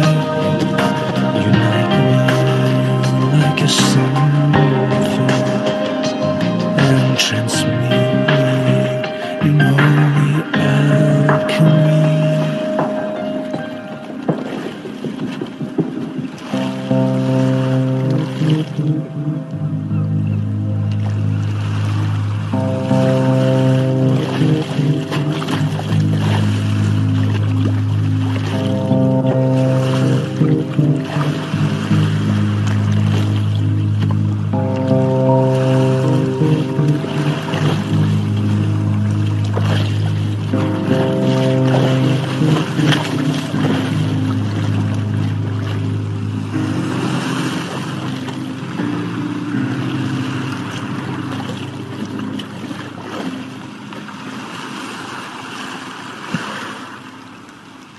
I'm so glad to be introducing Tantric Sufi that has its foundation done in IIIT with Faraz, senior from IIIT, in an alumni meet of IIIT. Also, Mohit, my friend who just performed, has played few guitar solos in the album. I really am grateful to the time in IIITA. And whenever we guys meet, whenever we get together, we just love talking about how awesome and chill life was back in IIIT. Well, it is good even now. It's awesome even now. But the newness of life which we felt back in college was just undefeatable. It's a general conception that the academics in college never help you in the future life and work. But I would differ and say that a lot of electronics and communication that I learned back in college really helped me be a sound engineer and a music producer. So thank you Rajat sir, Nitish sir, Manish sir, Kusumlata ma'am for all the lectures that you have given. Yeah, you guys actually helped me be a musician, so thank you so much for that. Also, did I mention that we are looking for smart and passionate people to work with us as videographers, video editors, and artist managers going further? Because we have been doing all of the work by our own, just the two of us. And with the increasing work, we would like to expand. And we would really be inclined towards taking one of you in. So if you are interested, right now is the right time. Anyway, that's all for tonight. I really hope we develop some curiosity around the elements in you, and may the sounds guide you in your journey. Signing off. Thank you so much for that splendid and spiritually stirring performance. I'm sure I can speak on behalf of everyone when I say that that must have taken so much creative efforts in production and music. And I think it was just amazing. And don't forget to check out Tantric Sufi on YouTube. The link's in the chat box. So, without any further ado, I'd like to move on to the next performance, which is by the family members of our beloved professors from IIITA.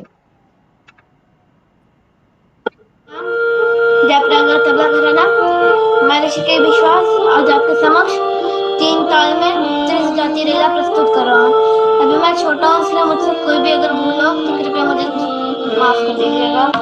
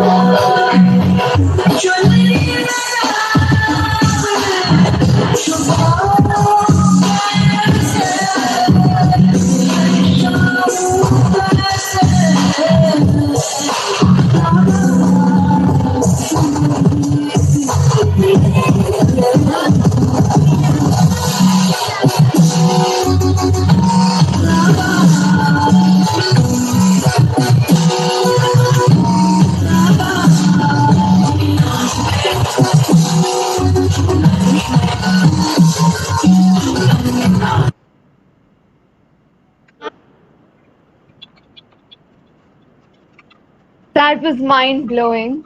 And I'm sure all of us enjoyed that performance by the family members of our professors. So now I'd like to invite Sanchit sir, batch of 2012, currently working as a data engineer in Munich, on the virtual stage to grace us with his musical performance.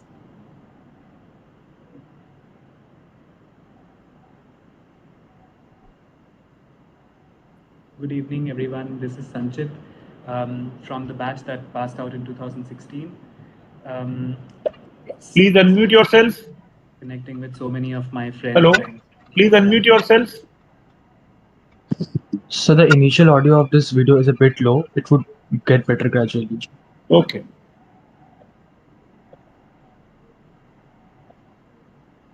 From the university brings back a lot of the old memories from university, and yeah, I'm so happy to be performing something in front of you all. And I recorded this with my with my junior, who's also living in Munich at the moment, Nikita. And hopefully you like this performance. I hope you like it. Hello everyone, this is Nikita Agarwal from 2013 to 2018 batch of dual degree software engineering program. And thank you very much for organizing this wonderful event and helping us reconnecting with everyone. And I hope you enjoy our performance. Thank you very much.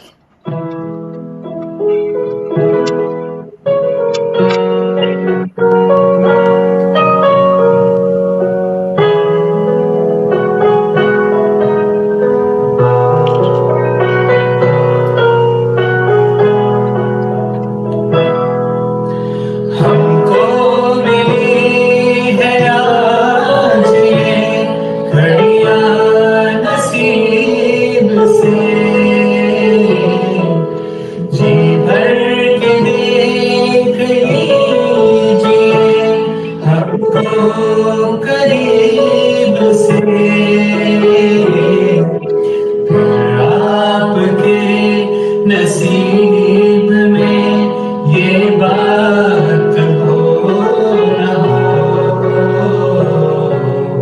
शायद फिर इस जन्म में मुलाकात हो ना हो,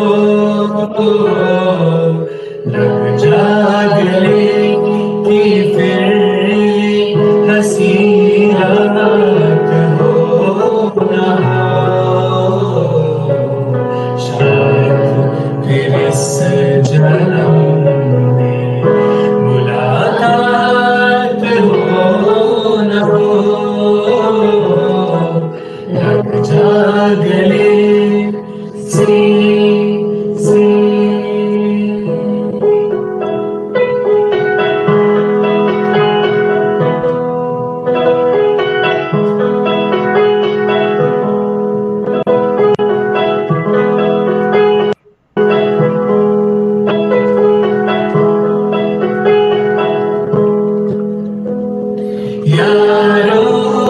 दोस्ती बड़ी ही हसीन है, ये ना हो तो क्या फिर कोई जिंदगी है, कोई तो हो राज़दार, बेगरस तेरा हो यार, कोई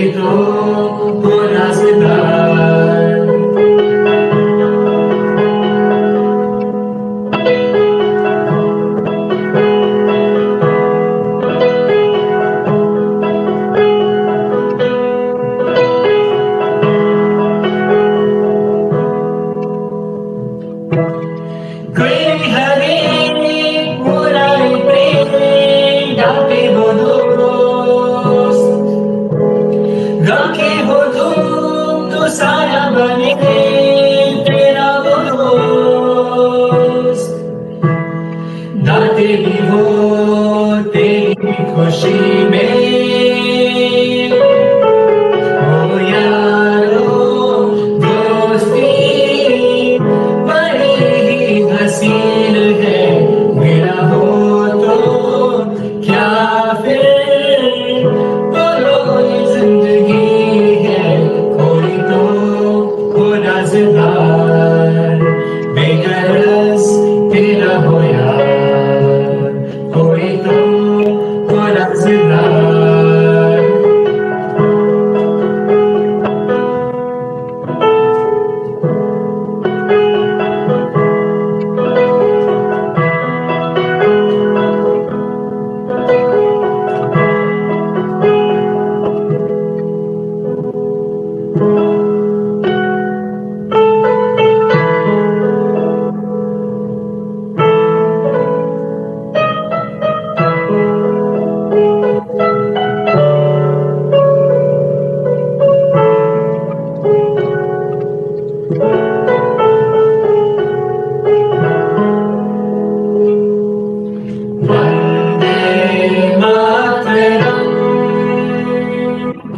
वंदे मातरम सुजलाम सुफलाम मलयज शीतलाम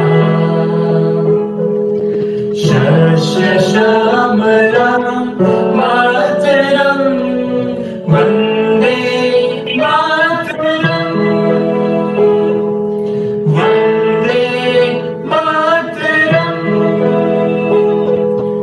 शुभ्र Jyotsna पुलकितयामिनी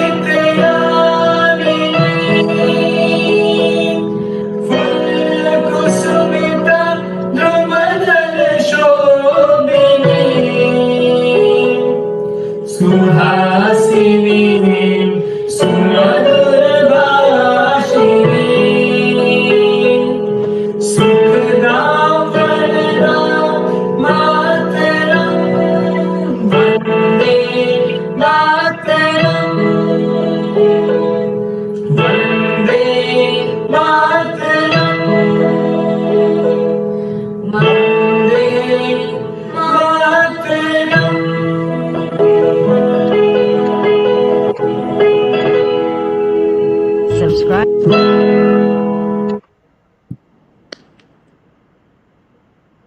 That was a splendid performance with great choice of songs, and especially ending with Vande Mataram. It surely was a great song for our Independence Day.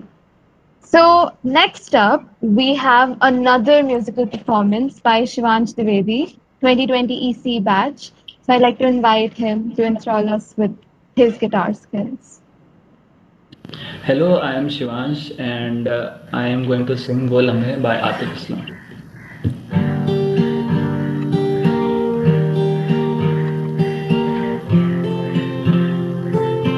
ना मैं जानूं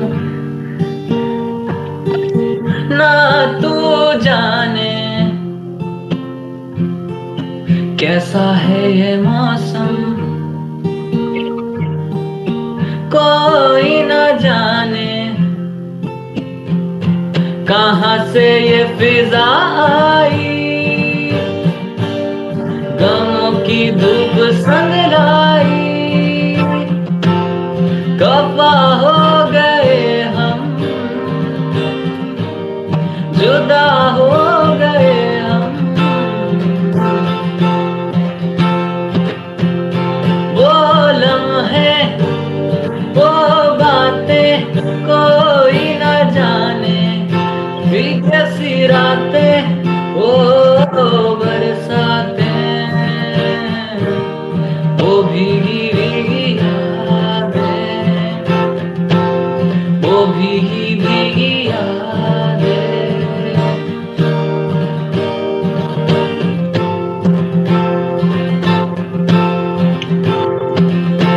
सागर की गहराई से गहरा है अपना प्यार सह सहराओं की इन हवाओं पे क्यों आएगी बहार, कहाँ से ये हवा आई, घटाएं सारी क्यों छाई, खफा हो गए हम, जुदा हो गए हम, वो लम्हे वो बातें कोई ना जाने, भी कैसी रातें वो बरसातें, वो भीगी भीगी यादें,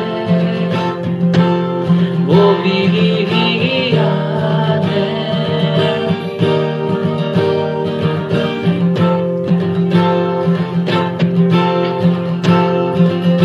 ओ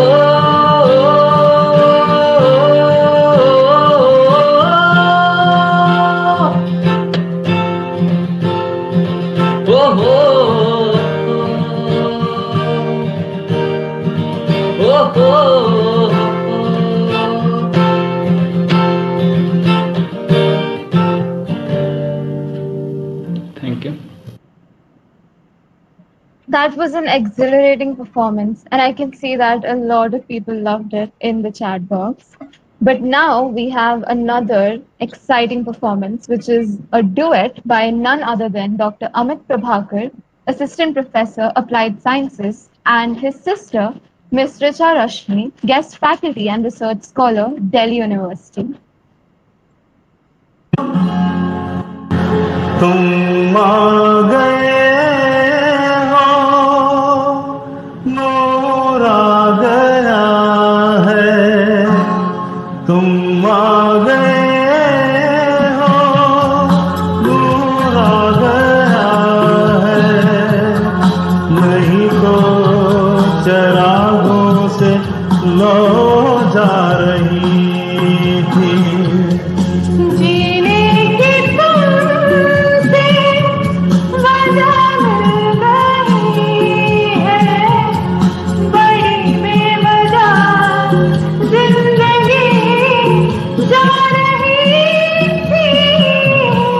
तुम आ गए हो, नूर आ गया है।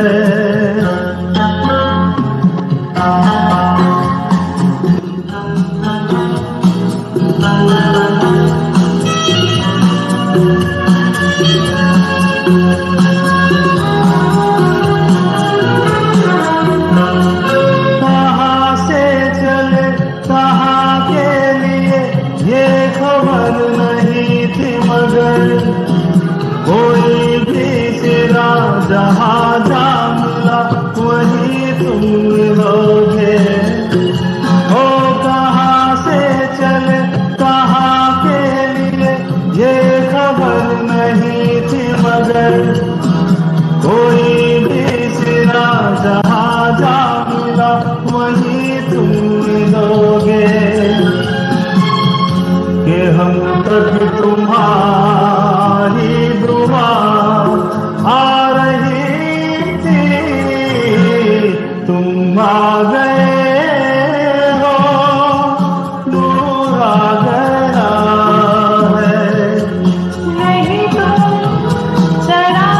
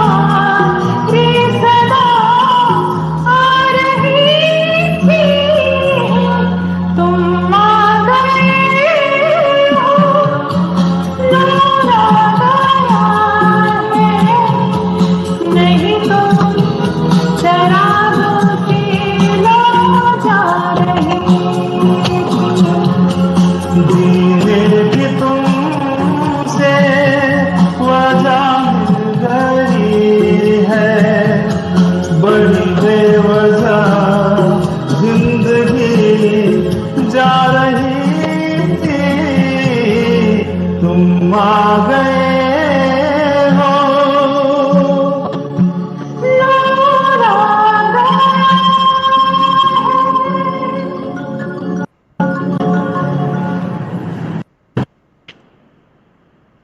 Thank you so much, sir and ma'am, for taking us back to the evergreen 90s era with your melodious voices. I would like to thank all the volunteers for making our evening truly memorable by brandishing their talents in front of this virtual audience. As said by Henry Wadsworth Longfellow, lives of great men all remind us we can make our lives sublime, and departing, leave behind us footprints on the sands of time. Footprints that perhaps another, sailing over life's sullen main, a forlorn and shipwrecked brother, seeing shall take heart again.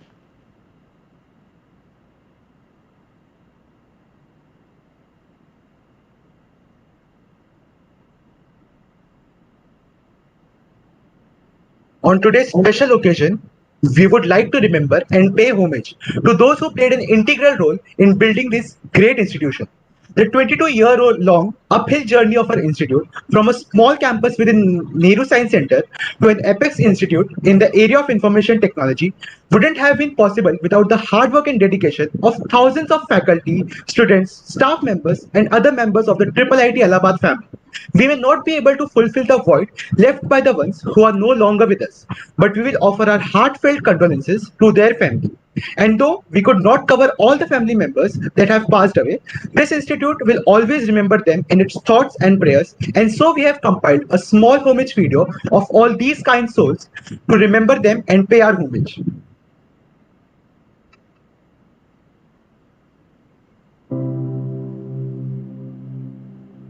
Harsha Surya Narayana, a beloved alum of IIIT Allahabad, famous by the name of Humble Fool, was amongst the very first Red coders from India and was also the co-founder of a popular startup, Just Reco. Not only was he well known around the campus, but also internationally.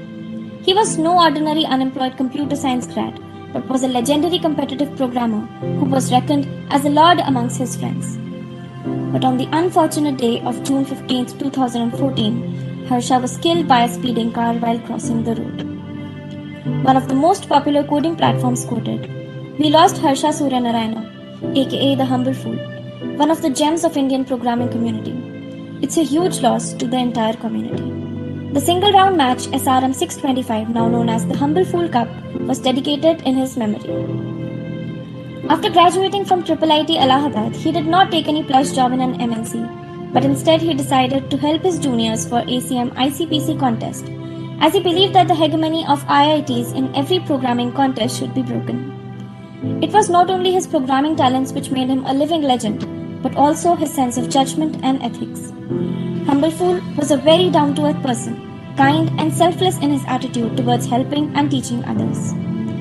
One of his friends said, Harsha has chosen his path to heaven because God needed a genius programmer there.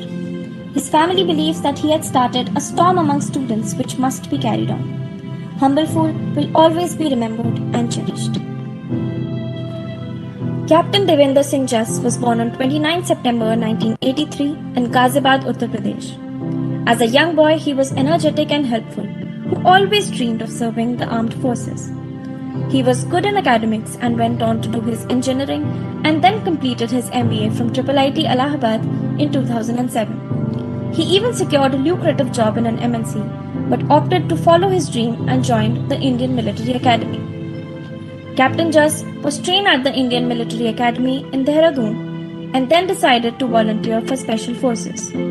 After the grueling selection process and training, Captain Jas was inducted into the Elite 1 Parachute Regiment in January 2009. On 22nd February 2010, the security forces had received information about the presence of militants in Chinkipora village in Jammu and Kashmir. The militants were hiding in a residential building in a suspected area, and an assault team led by Captain Jas decided to storm the suspected building.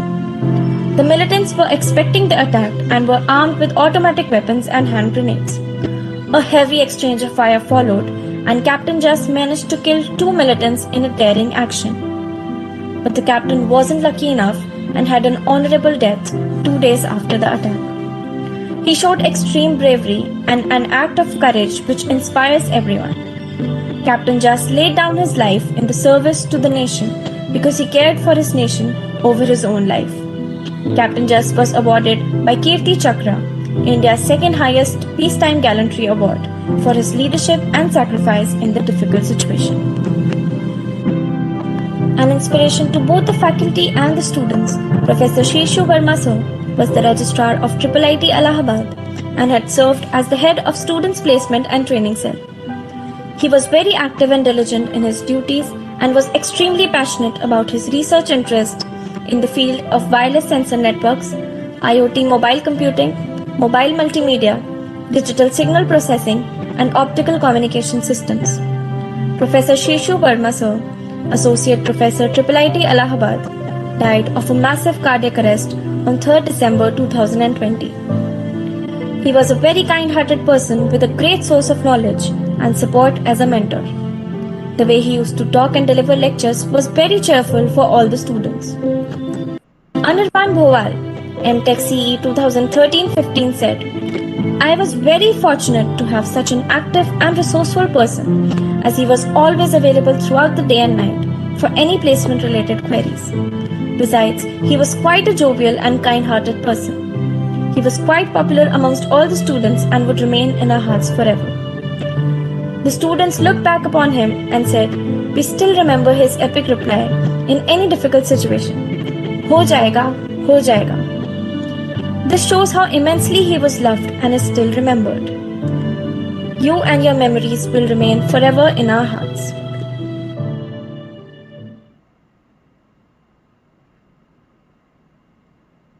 That was a very heart-touching video. The past few minutes inspired grave respect and sorrow in our hearts. This short homage video brought forth the memories of countless people that we have lost in the past years, and we all hope that their souls rest in peace. They've become an inspiration for us by living a life guided by ideals that inspire all of us to be passionate about our goals. They hold irreplaceable positions in our hearts, and I hope that we can live up to their expectations. I now request our Honorable Director, Sir, Professor P. Nagabhushan, Sir, to kindly give the closing ceremony. Good morning and very, very happy Independence Day wishes to all of you. 75th Independence Day starts with the first alumni get together. Coming together was very difficult for the alumni. Getting together was becoming difficult. Putting them together now was also difficult, but then the team started, the alumni team and my present students team and alumni Dean Anupam made it possible. Now they have come together, they have stayed together, they performed together, they spoke together, and they enriched all our young students, all our present students with their success stories. The success stories were very interesting, very beautiful. I heard them very, very enthusiastically. Now, departing also has become very difficult. It is really touching. Departing has been so difficult now. But then destiny would definitely continue to put us together. The trust with IIIT alumni shall always continue.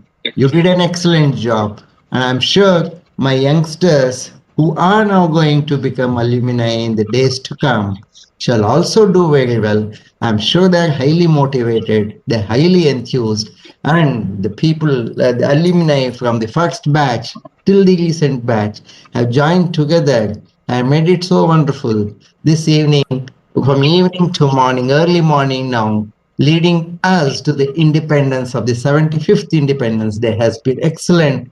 We are very fortunate that we have such wonderful alumni with us. It is alumni who would take the flags very high. It is the present students, present batch, who would also lead them very enthusiastically. Have a great day. Have a great time. are the greatest independent India. And let us enjoy the independence of India. Let us all remain together in heart. Thank you very much for a wonderful time. And I congratulate the entire team. I congratulate the entire activities.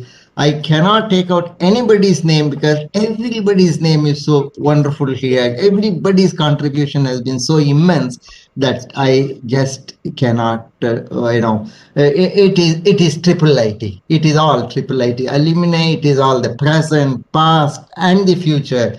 We have made it excellent. Sangam. I'm very sure the Sangam chapter of triple IT alumni would definitely symbolize the assimilation of all of you. Thank you very, very much. Have a great time. Have a great time. Have a great connectivity. That's most important. Thank you very much. Thank you, Director Thank you sir. so much, sir. Thank you. Please carry on. I'm very sorry, sir. Thank you so much, sir, for your kind and insightful words. On this evening, we now stand at the embrace of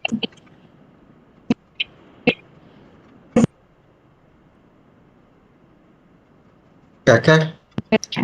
I'm very sorry, sir, for that. There's a lag in the video. Yes. We always try to give our guests an experience of their lifetime. And to ensure this, we always have been ready to push our limits. On this evening, that sparked with joy and remembrance, we now stand at the embrace of separation and reunion. We say our goodbyes now. Thank you so much, sir. Happy Independence Day. Happy Thank you, Independence Day. Thank you, Director Happy ma'am. Independence Day. Thank you very much, all the organizers, all the participants, everybody. Thank you, and we'll meet very soon again. This is the beginning. Okay. Yes. All the best. Thank you. Thank you. Thank you, sir. Thank you. Thank you. Thank you. All the best.